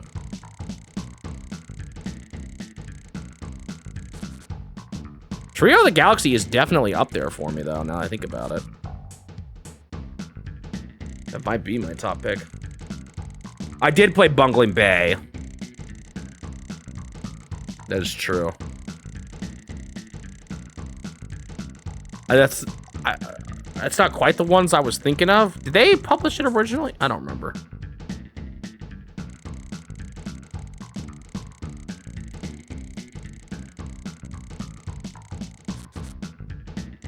Did they follow the Nintendo series style thing on the I don't know, actually, yeah, Bungling Bay did release on the NES, right? Not just the Famicom? I can't remember. Or did that one only release on the Famicom and the Versus system? Can't remember now. Did that one ever make it to the NES in the US? Or Europe, for that matter? I can't recall. I feel like there was a port that fell through, but I don't remember what it was. It might have been an NES release.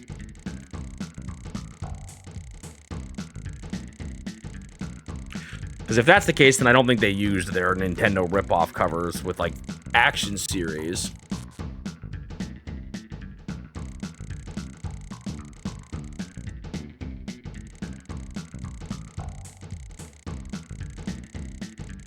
I actually think Dragon Quest, it's like the mobile ports I played of Dragon Quest 1, I liked the rebalancing fixes, not necessarily the graphic updates. Maybe the HD 2D version of it's cool though. I kind of wanted to give those a shot.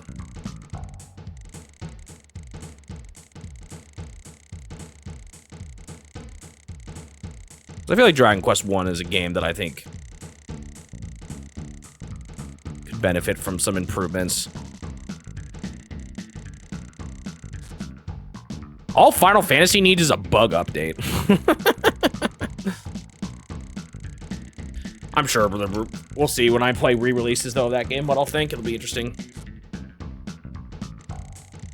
Yeah, the dungeons are annoying in Dragon Quest 1. That's definitely one of the things I don't like. The late game grind and the abysmal dungeons.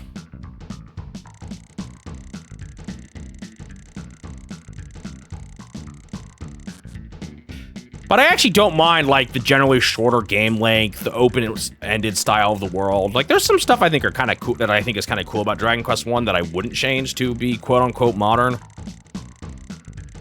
But there are a couple things I would. Yeah, you talked about monkey magic. Does anyone make Breakout clone games anymore?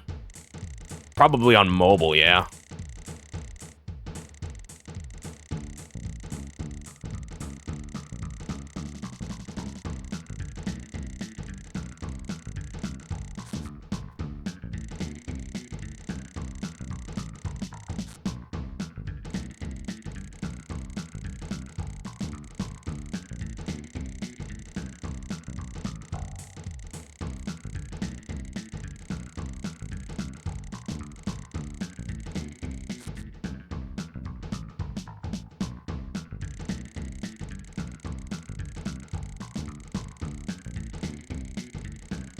So, when do you guys think I'll actually catch this fish, huh?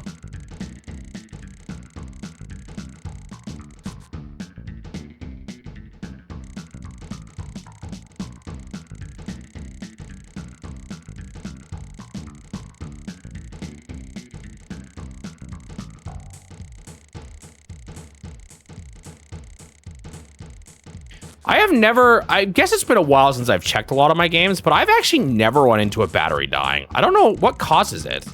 Like, it's just time, right? Like, there's no reason why I shouldn't have ever run into it. I did one time have my Link's Awakening get so bugged I spawned on top of the world with only Rock's Feathers every time I tried to play the game, and it was impossible to play. That was weird, and I had to get a new copy. Link's Awakening DX. That wasn't a battery thing, I don't think.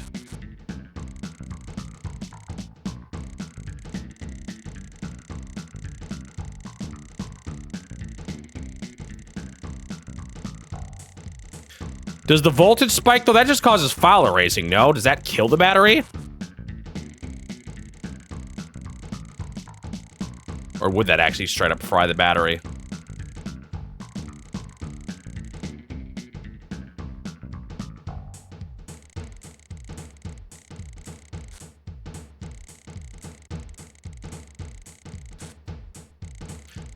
Is it incorrect to say this? Don't Pokemon games have more likely to die because of the way they keep track of time or something like that? Make them more prone to batteries falling? Or am I crazy?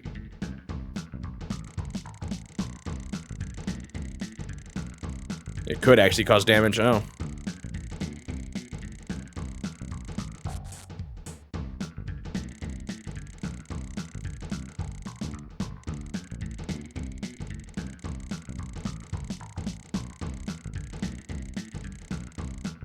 You can replace the batteries, right? I feel like that can't be too hard. It's probably like replacing a... Well, I don't know. Does it require soldering, or is it like replacing a wall, like a... one of those circle ones that just kind of slide in?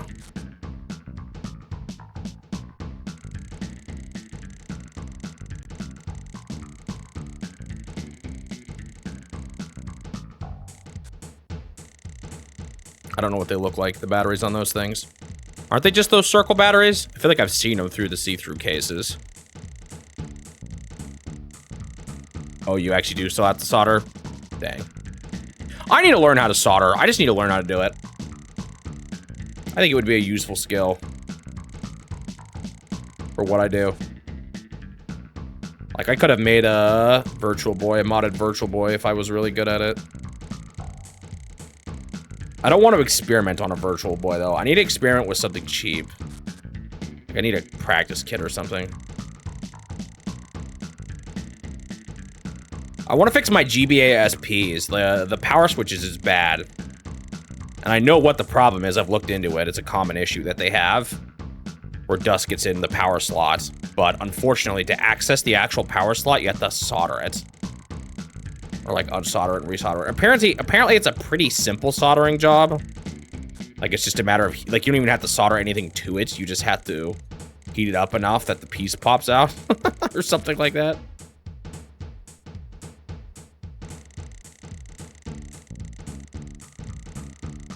It works fine, but it's like the switch is finicky. It doesn't actually work. It doesn't turn on at full power. You have to turn it like 3/4 and then it'll turn on. It's just really annoying.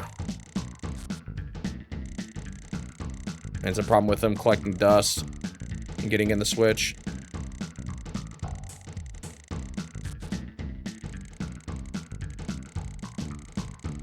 It's on both of my GBAs. Actually, wait, both? I have 3. I don't remember if it's on all 3 or not.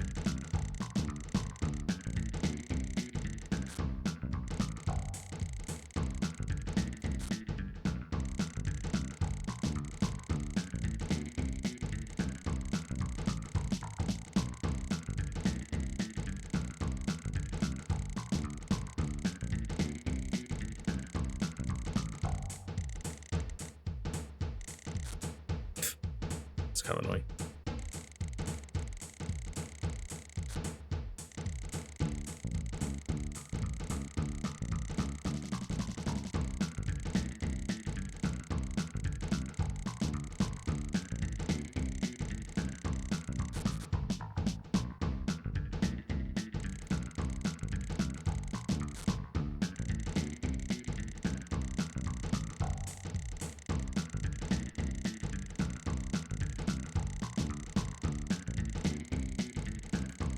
The one thing I need to be careful of is the Wii U problem, right? I need to, like, power it on every now and then. Also, 3DS cartridges? Gosh, I haven't done that in a while. I should really do that.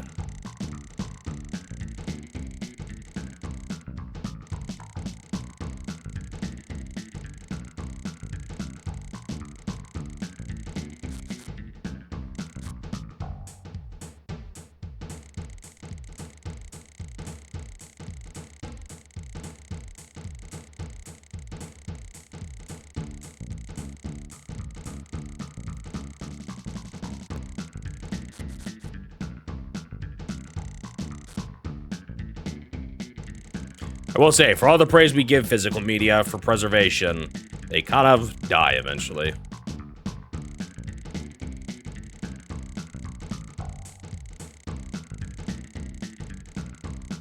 It's a scary thought.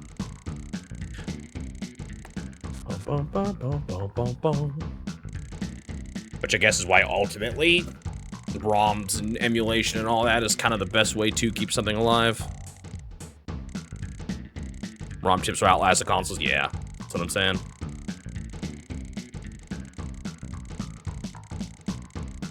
But, I don't know. There's still something to be said about playing something on original hardware. I guess they make pretty good, what, FPGA emulators now, though? Whatever they call those. Console emulators? Not console emulators. Hardware emulators? I don't know how. I've never played on those, but I've heard good things.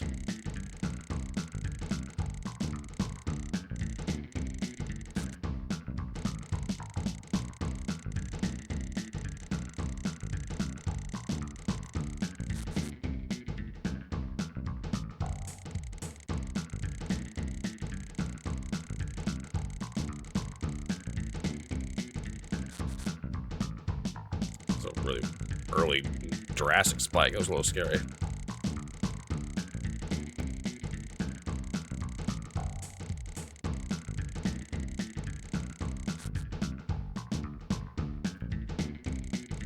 I wonder when I'll actually catch this fish. I hope not at 2 p.m. again.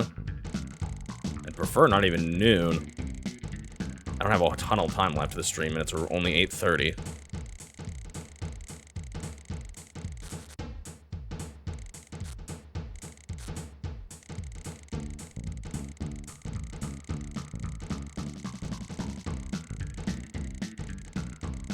Optimal drives are the worst. It's my GameCube always. Every GameCube I get, the optical drive fails me, or whatever you call it. The laser mechanism, yeah. I don't feel like I've had as bad of luck with the Wii, at least. And the Wii can play GameCube.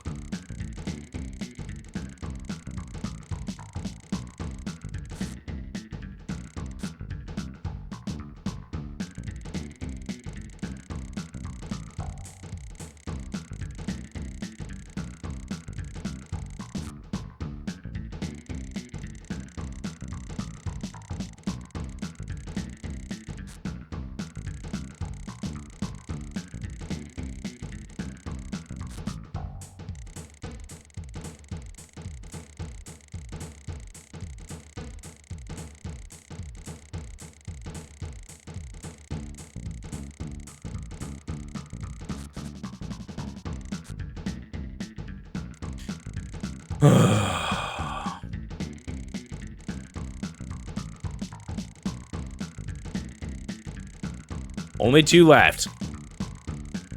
I still got the other tournaments though. So I don't know, it might take one more tournament before I have really good gear.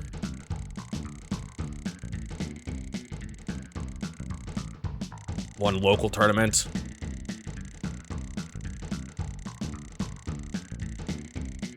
I could do some math now that I know how much local tournaments give you. Like, maybe I reset the year, do all the locals 1 year. Maybe that'll be enough to rank up to pro. Reset the year, then maybe all the pros will be enough to rank me up to platinum.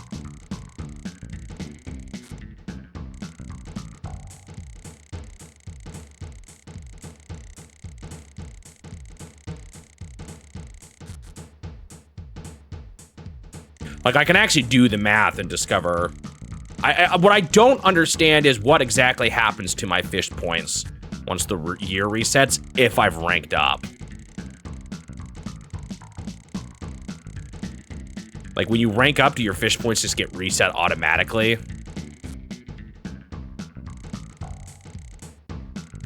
Alright, see you later, Nets and Dubois. Thanks for watching. Chiming in.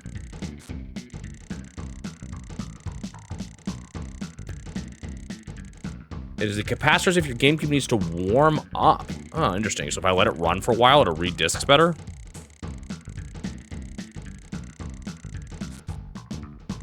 Actually, I know my GameCube's battery's shot, though. The date keeps getting erased. So there's that problem, too.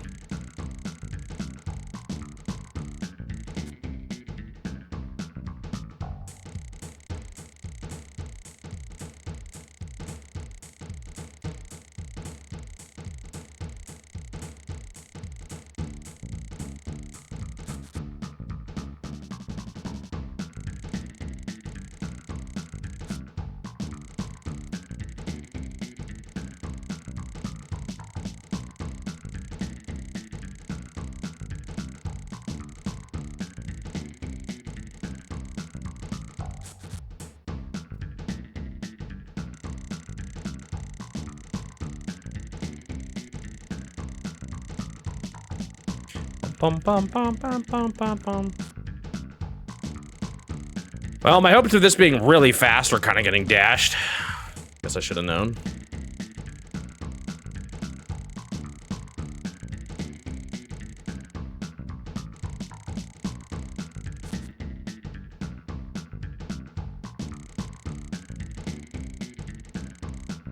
These spikes.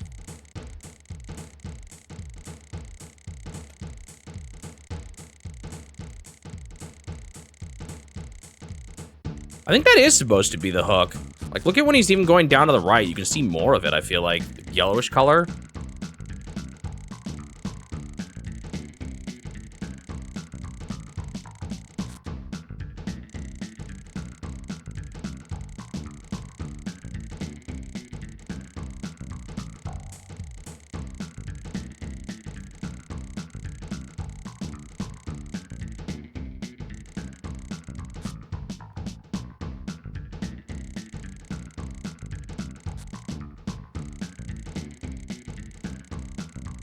When I've gone fishing, I actually haven't done much lure fishing. I've mostly used, like, worms as bait. Live worms, I think? I don't know. It's been a while. No, that's not true. I would use this, like, funky... I've used worms as bait, but I would use, like fish bait you could buy, too.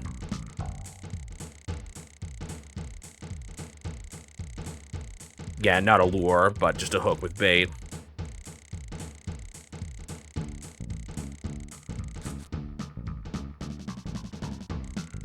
Usually seemed like they were more inclined to bite the worms, though.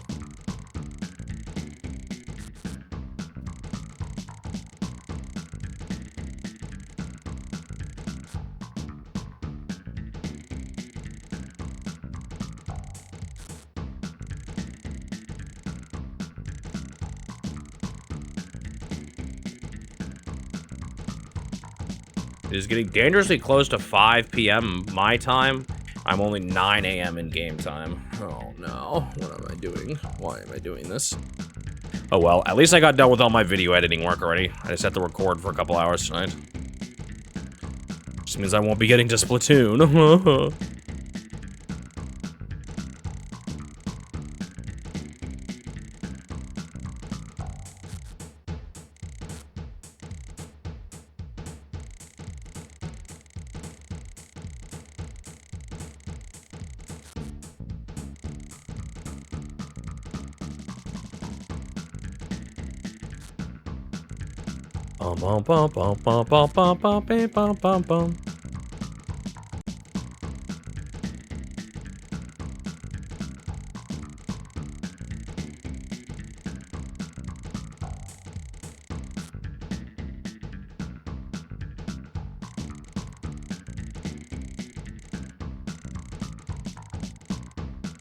Why do I do this to myself?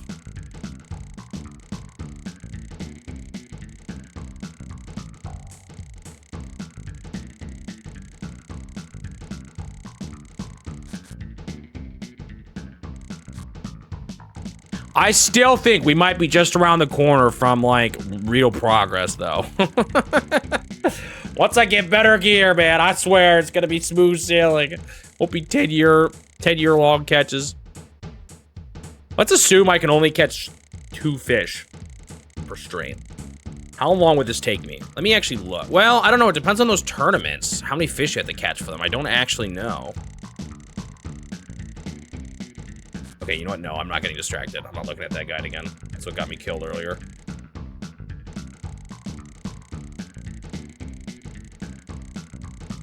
I mean, that's 12 tournaments, 13 big tournaments I have to do. But the question is, some of those might require multiple fish.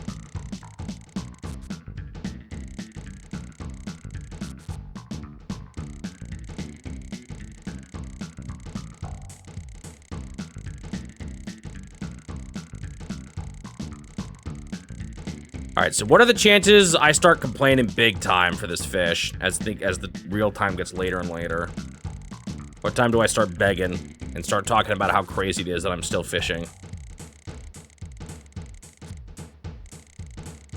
Rather than when do you guys predict the fish will break, when do you guys think I'll break?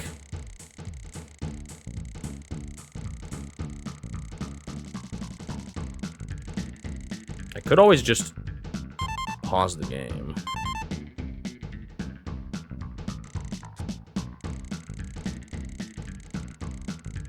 10 minutes. 9:15. Oh, I'll survive longer than that. I hope.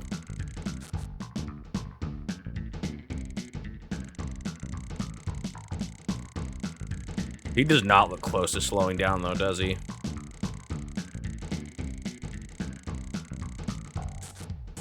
Still looking quite crazy.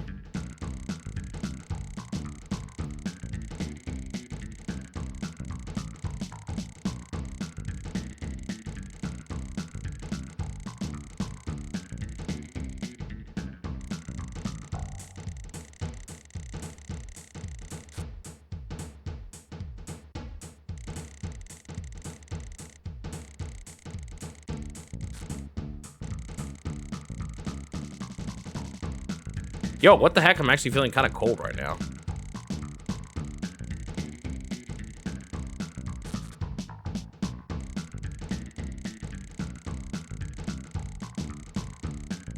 First time I feel like the air conditioners kept up with the weather.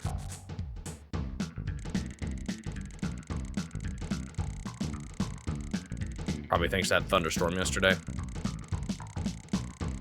It's pretty cloudy a lot today, too. That obviously helped. Why does it get... Anyone... Like, why does it get... Why are certain days hotter than others? Is it just a matter of how long the days are? I don't know if that's a stupid question.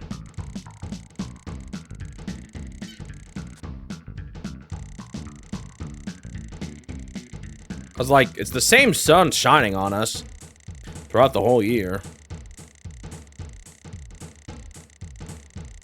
Is there, like, moisture levels different throughout the different times of the year? Something like that.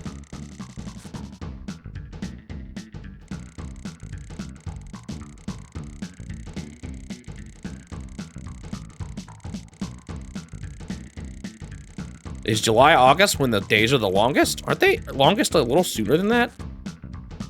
Or is it like delayed reaction? Like how, even though noon is when the sun's at the top, it's actually like late afternoon when things really get hot. It's like that with the year, the counter too. It's like heating up and then it's really hard to go back down.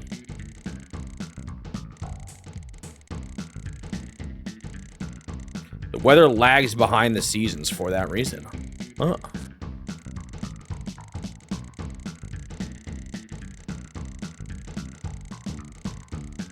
The Earth to Sun distance changes along the year.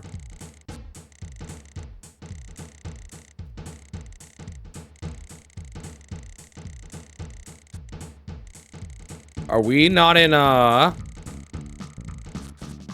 Now, this is a dumb question. I should know the answer to this. Are we not in a perfect rotation around the sun? Are we closer certain times in our rotation than others?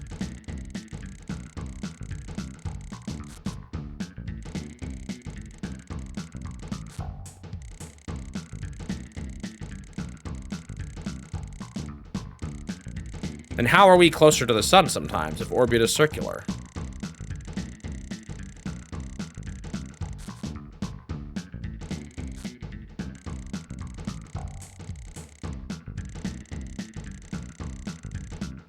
Oh, no orbit. I thought you were saying no.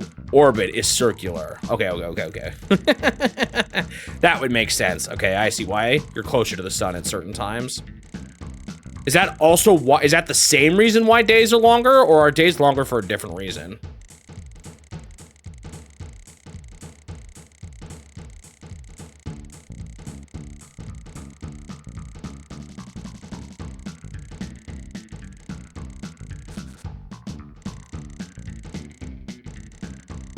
So, is the time where the Earth is close to the sun also the same exact time where the Earth is tilted in a way that makes the days longer?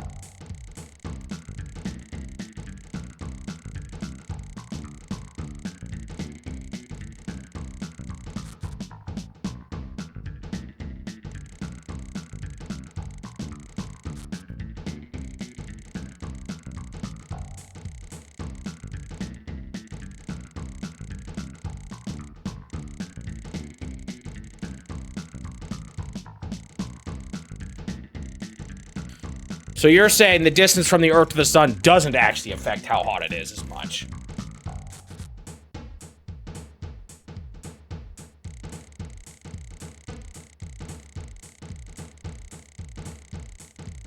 Is it always at the same time? Okay, now I can't even remember.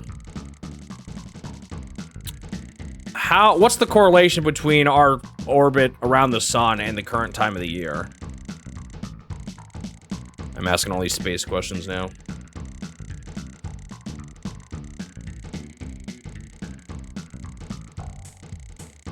So 1 year is 1 revolution around the sun. So the seasons are always perfectly lined up then with our rotation or where we are around the sun. When are we closest to the sun? Is it summer?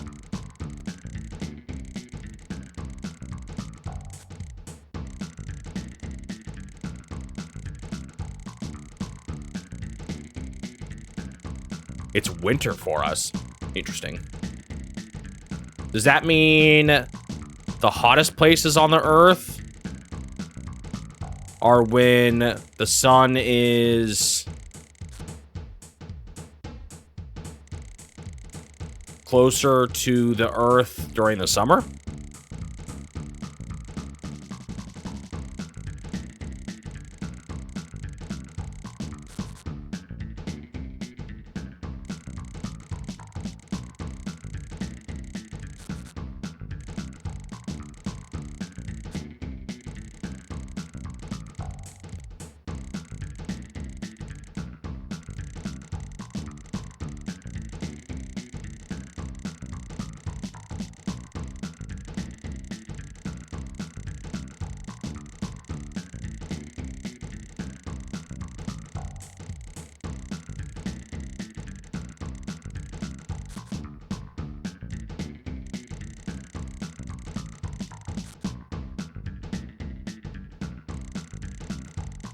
Also, what's the relationship of the Earth's rotation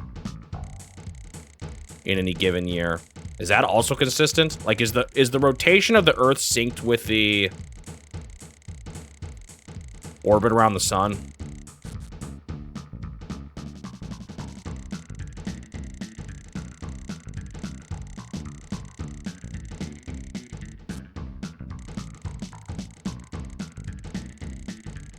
Because if a year is an orbit and seasons is tilt, that means it would be, right? They're not synced, but leap years make them synced. For the most part. You have to go. All right, see you later, Suji.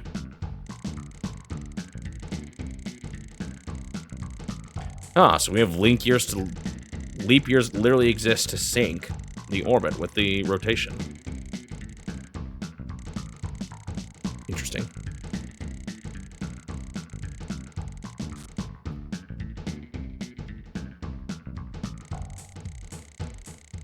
I thought it more had to do with time. And our measurement of time is like not quite right with the orbit of the sun.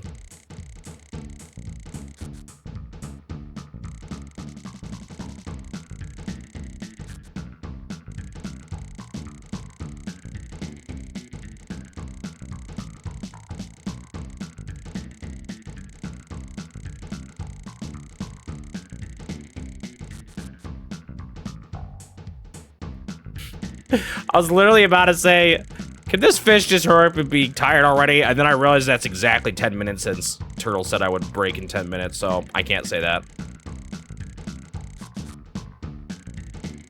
Can't give him that victory.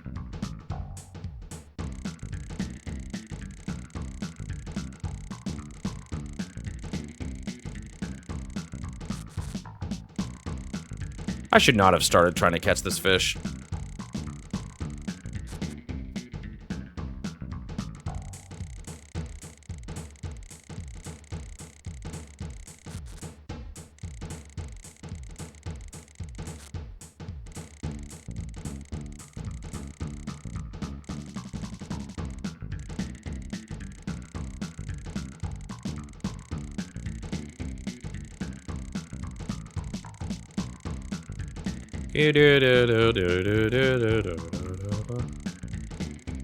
How was I always getting them on the dot at like the nearest hour though? That's what I want to know.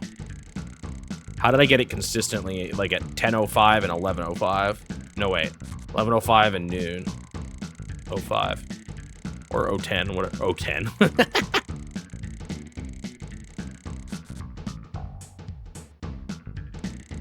Can you get tired, please? I would love it if you just gave me a bit of a break today. Got stuff to do. I gotta take the garbage out.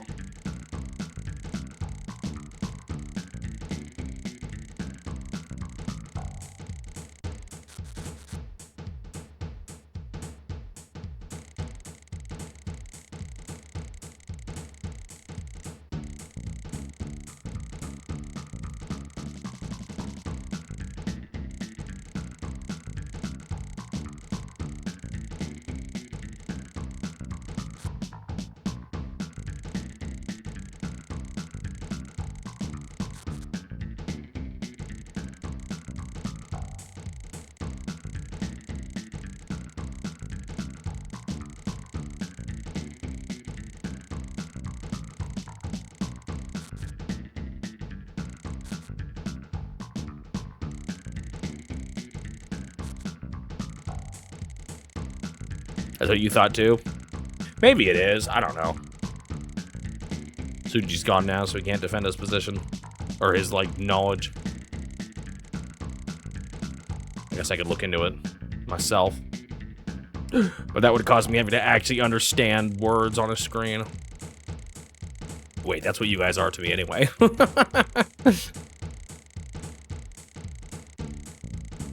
Sometimes when it comes to, this is like bad because I was homeschooled, so I should be good at this. But sometimes when explanations are described with just text, I have such a hard time understanding them. Some people definitely have an easier time than others, and I'm not one of those people. I think visualizations help me a lot. And even a person describing it is helpful, because then I guess I can stop them and ask questions when I'm not clear on something. But like when it's just a text explanation, dude, I get lost way too easily.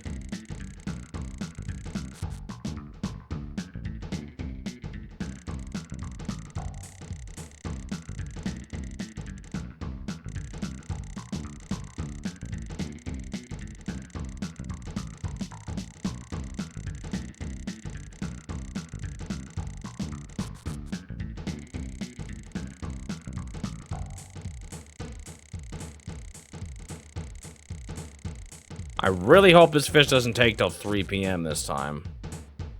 I'll be very upset if it does.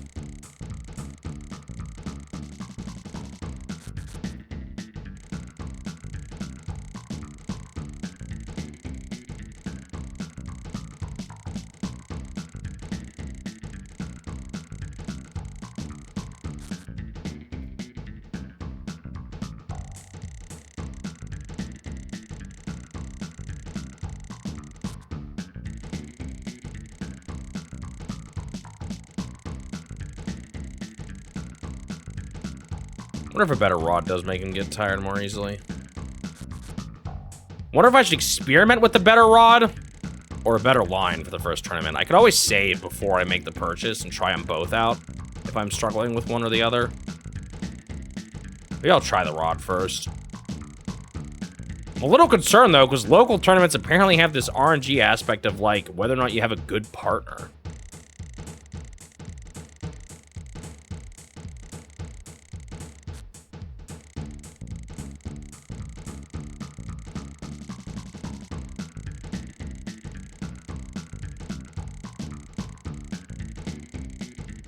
Game, I need to be set free. I could always pause and leave my game on and crash my file and lose all my save data.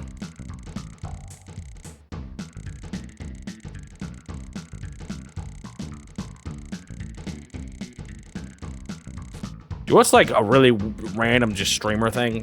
Whenever I want to look at chat, like, or people at chat for like comedic purposes, I just look like this. You guys don't see, that's not how it looks. I'd have to look at this, and that's weird. Looking up at the camera. It's like not natural. You guys are here to me. Not here. But that's not your perspective.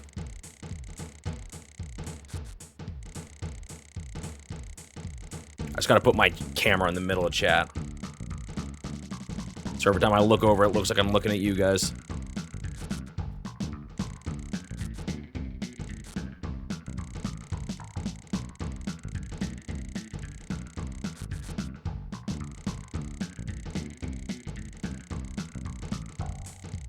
If this goes longer than 11, then I don't know what's wrong with me. I mean, I guess I could try the tapping method next time rather than the releasing method.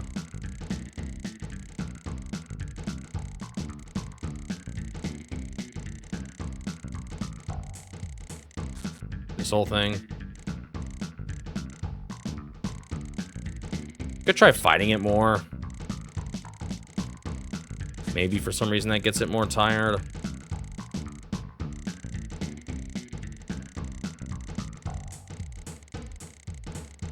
Feels like it's bad though, because then he's not running away as much. So all the action is freaking him out.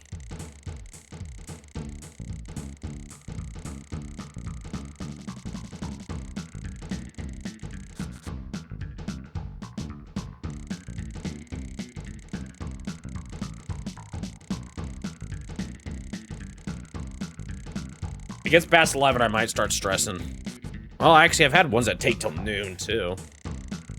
That was the big Kuna. The 20,000 weight fish.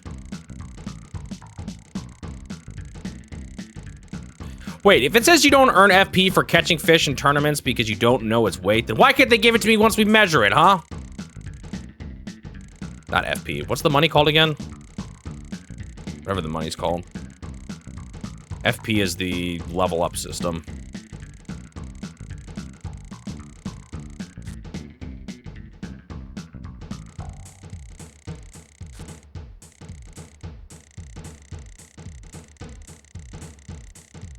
which look like badges, little fish badges on my card.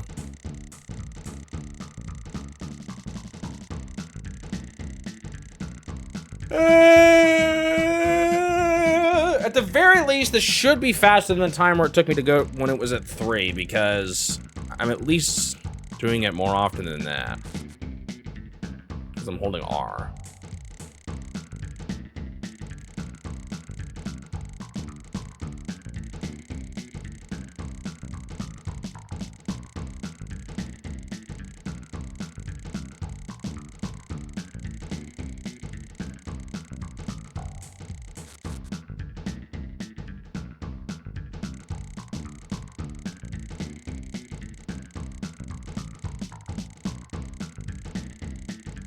All right, let's turn our questions about the years now into questions about fish. Why do fish change throughout the year?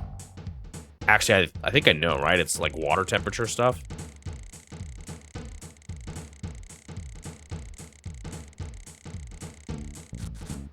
I know some fish, like salmon, do the whole salmon run thing.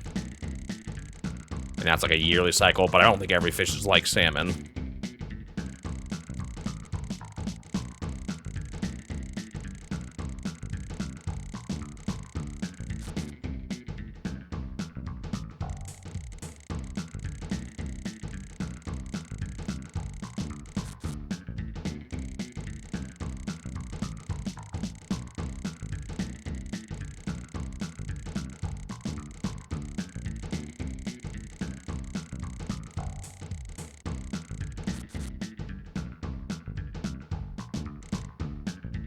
Weird.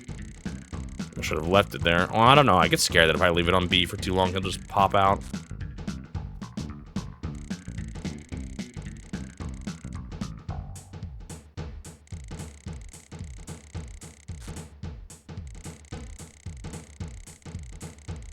If it gets to 6 real time, I have a problem.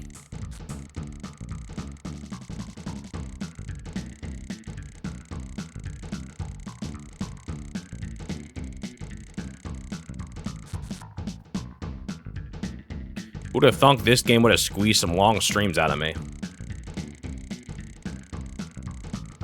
I really hope, once I get better gear, that does not take this long to catch each fish. I really need to just watch that guy's videos, see what he does. Because I understand visually all the mechanics now, so like I could pretty easily comprehend what he's doing when he's catching a fish.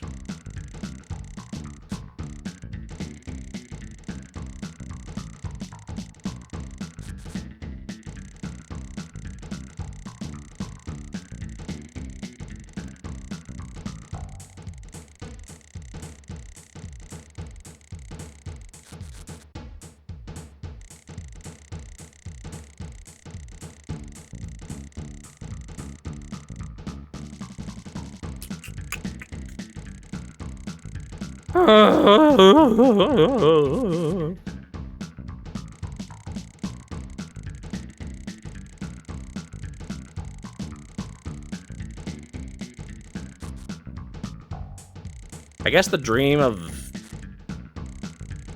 8:30 fish is just dead. Or was it 9:30? I already forgot.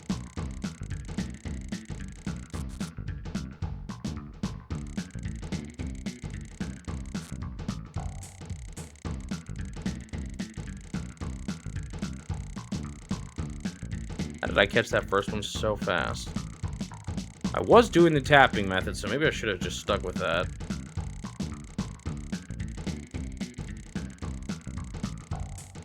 I swear if this goes even longer than 3, because it's actually, the problem is that they just get worse and worse as you play. That's the only thing.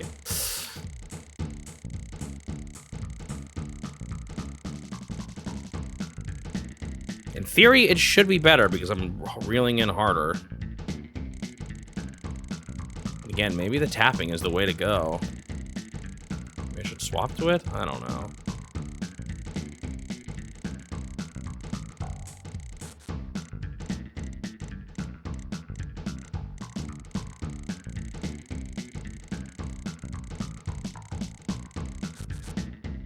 Did I know that a seahorse is considered a fish? guess I didn't, but I don't know what else it would be.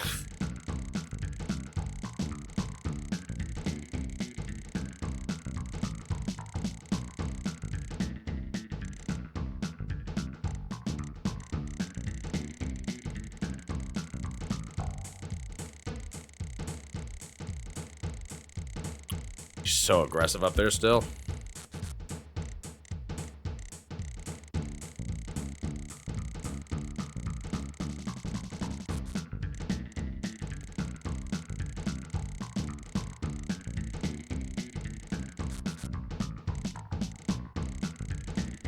Why does everything just take so long these days?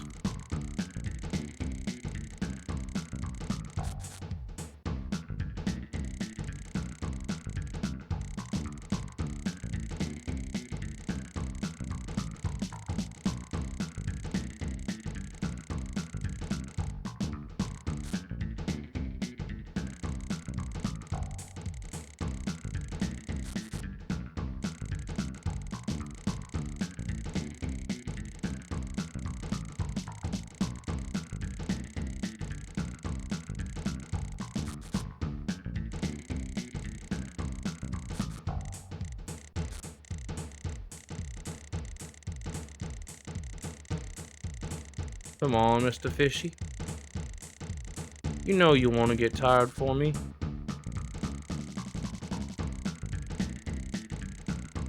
The struggle ain't worth it.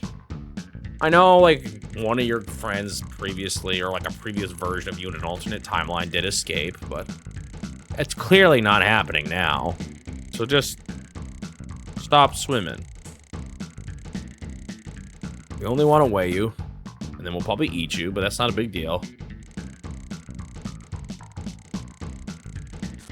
Actually, are bass even good to eat?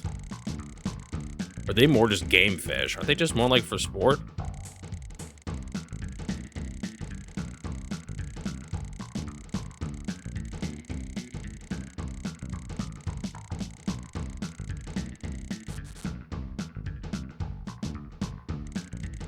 Sounds like you need to get the right magic.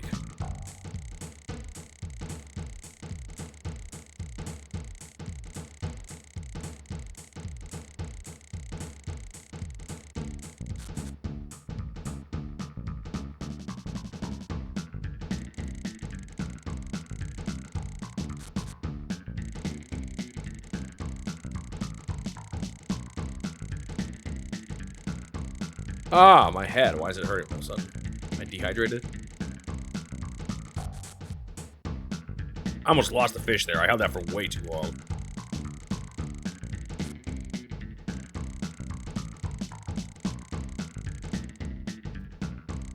Well, I guess you should just redo the whole dungeon.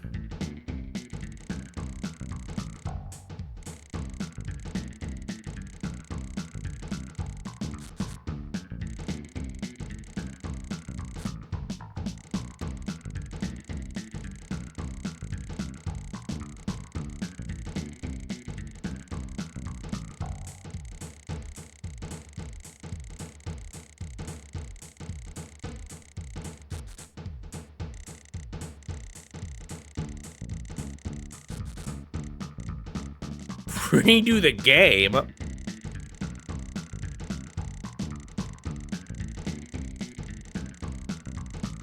You only get 2 party members for the whole game.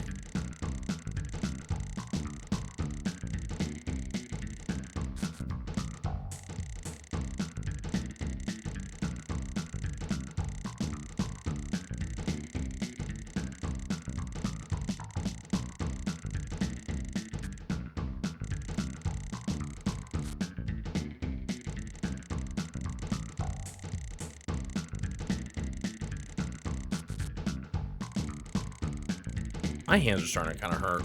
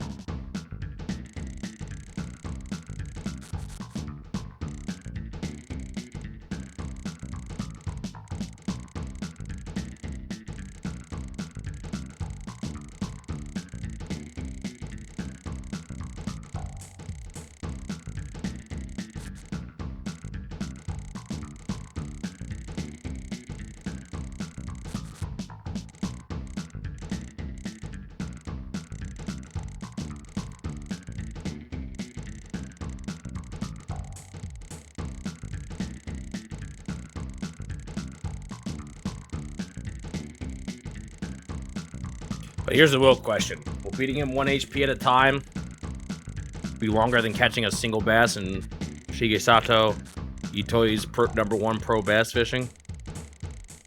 That's the real question.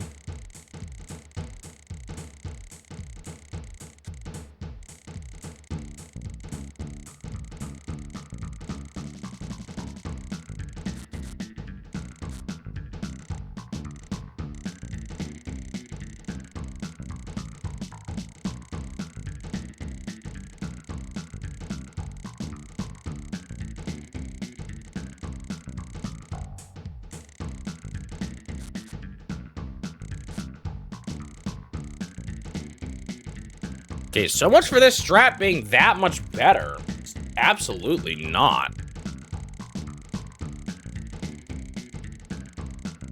How did I catch him so fast earlier?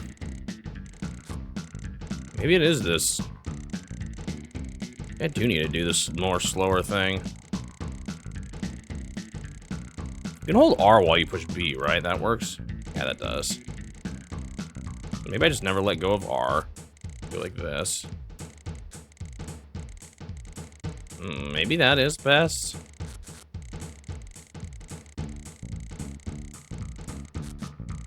Never letting go of R is gonna kill my finger, though.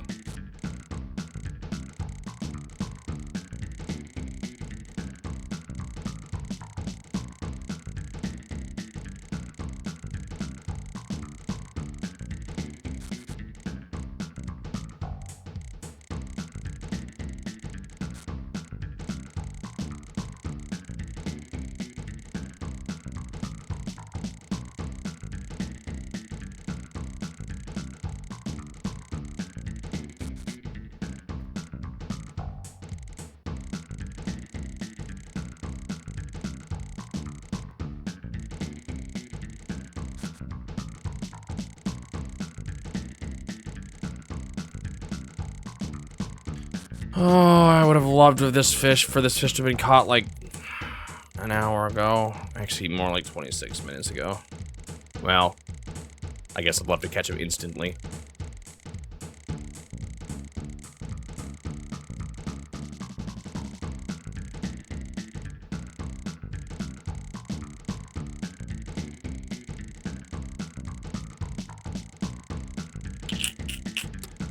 Bum bum bum bum bum bum bum bum bum bum bum. What if there is, like, there probably is a better spot in this lake, which with fish I can catch that are big enough that are 10 times easier to catch. Because I don't need them to be as big of mine as mine have been. They don't have to be this good, this hard to catch. I just don't know. I tried. I looked one of these days. I was looking all over for fish that were good enough. I got some that were good enough for like 4th place, but none that were good enough to be first besides this one here.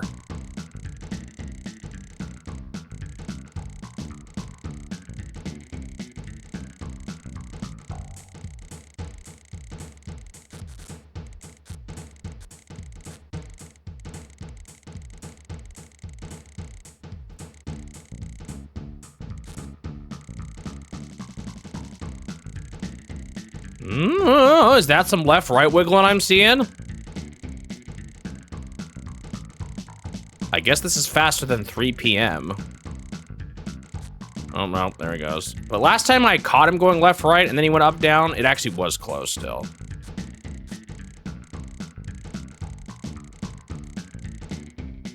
Just might mean we're on the brink of being close. I'm not sure.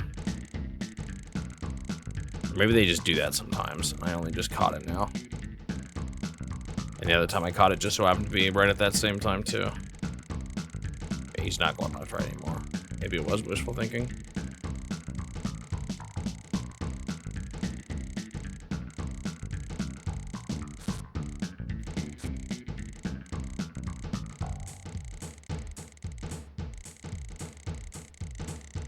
I don't know, there's left right again. So maybe, might be getting kind of close. Oh, he didn't switch back. All right, I think we're getting close.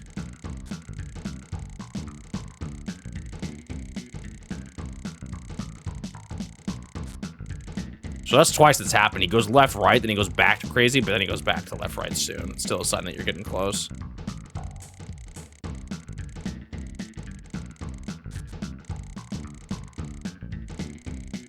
Well, about to be my 4th tournament out of 5. Progress. Very slow progress, but progress. There ain't no way I'm supposed to take this on to catch fish. I'm starting to feel like an idiot. Yeah, who am I kidding? I always feel that way.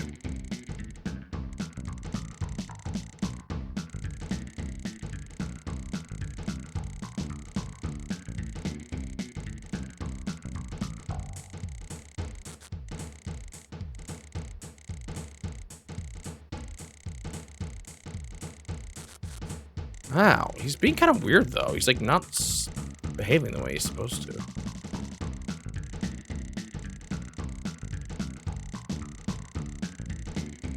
He's definitely close. He stopped vertical shaking.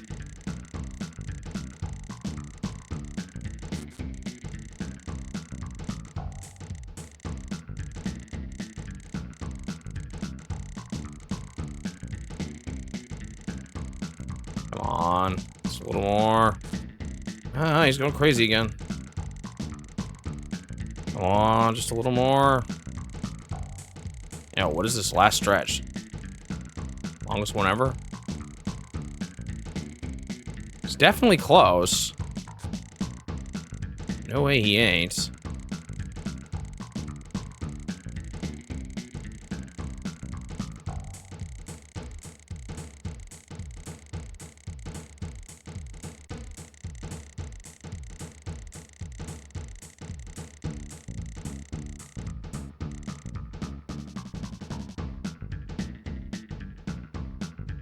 He's not pulling us hard when he runs away now, too.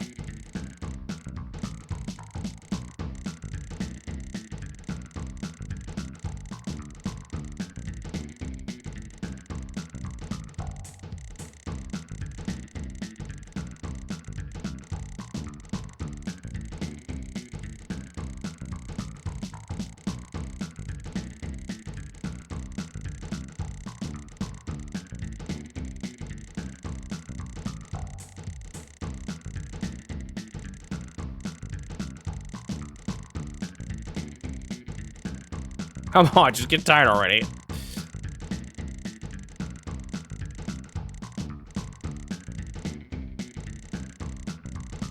He's like so close, but he's just not quite getting tuckered out yet. There we go, finally. Okay. About to say, honestly, I'm quitting at about the same time as yesterday.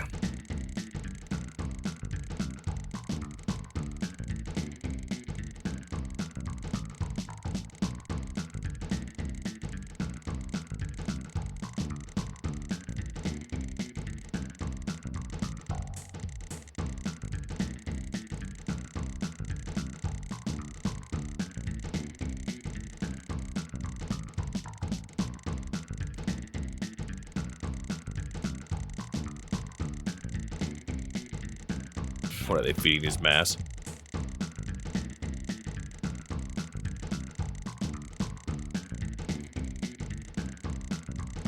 No idea.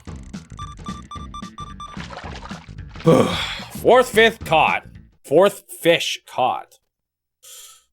Oh, how big is this guy? Oh, that was a big one. That was a really big one. So maybe that strat is still the fast strat, and I just got unlucky and had a really big fish.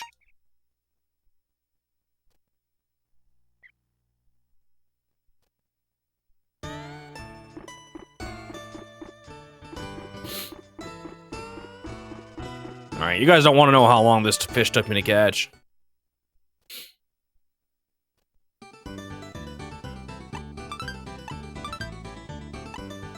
Wonder when it decides what points the opponents get. Like, if I was close, could I save scum the results?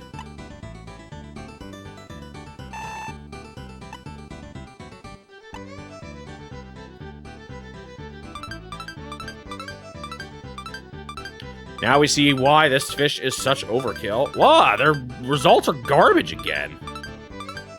Okay, there's one good score.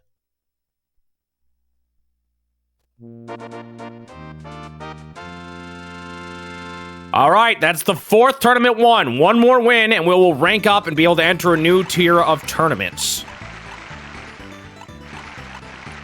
However, I will have to wait for another day.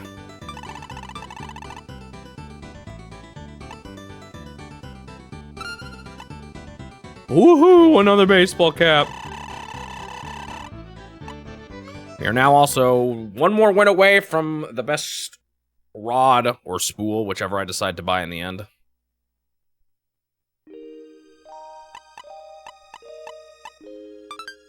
All right. Let's save. I did make progress. Not as much progress as I wanted, but it was still progress. Caught as many fish as I caught yesterday. And yesterday I also collected garbage, so... I learned a bit about how to fish better, too, I think. So that's important. All right. Let me go ahead and stop the timer. Whew, this game's a doozy. It's like worse than I thought it was gonna be. It always is.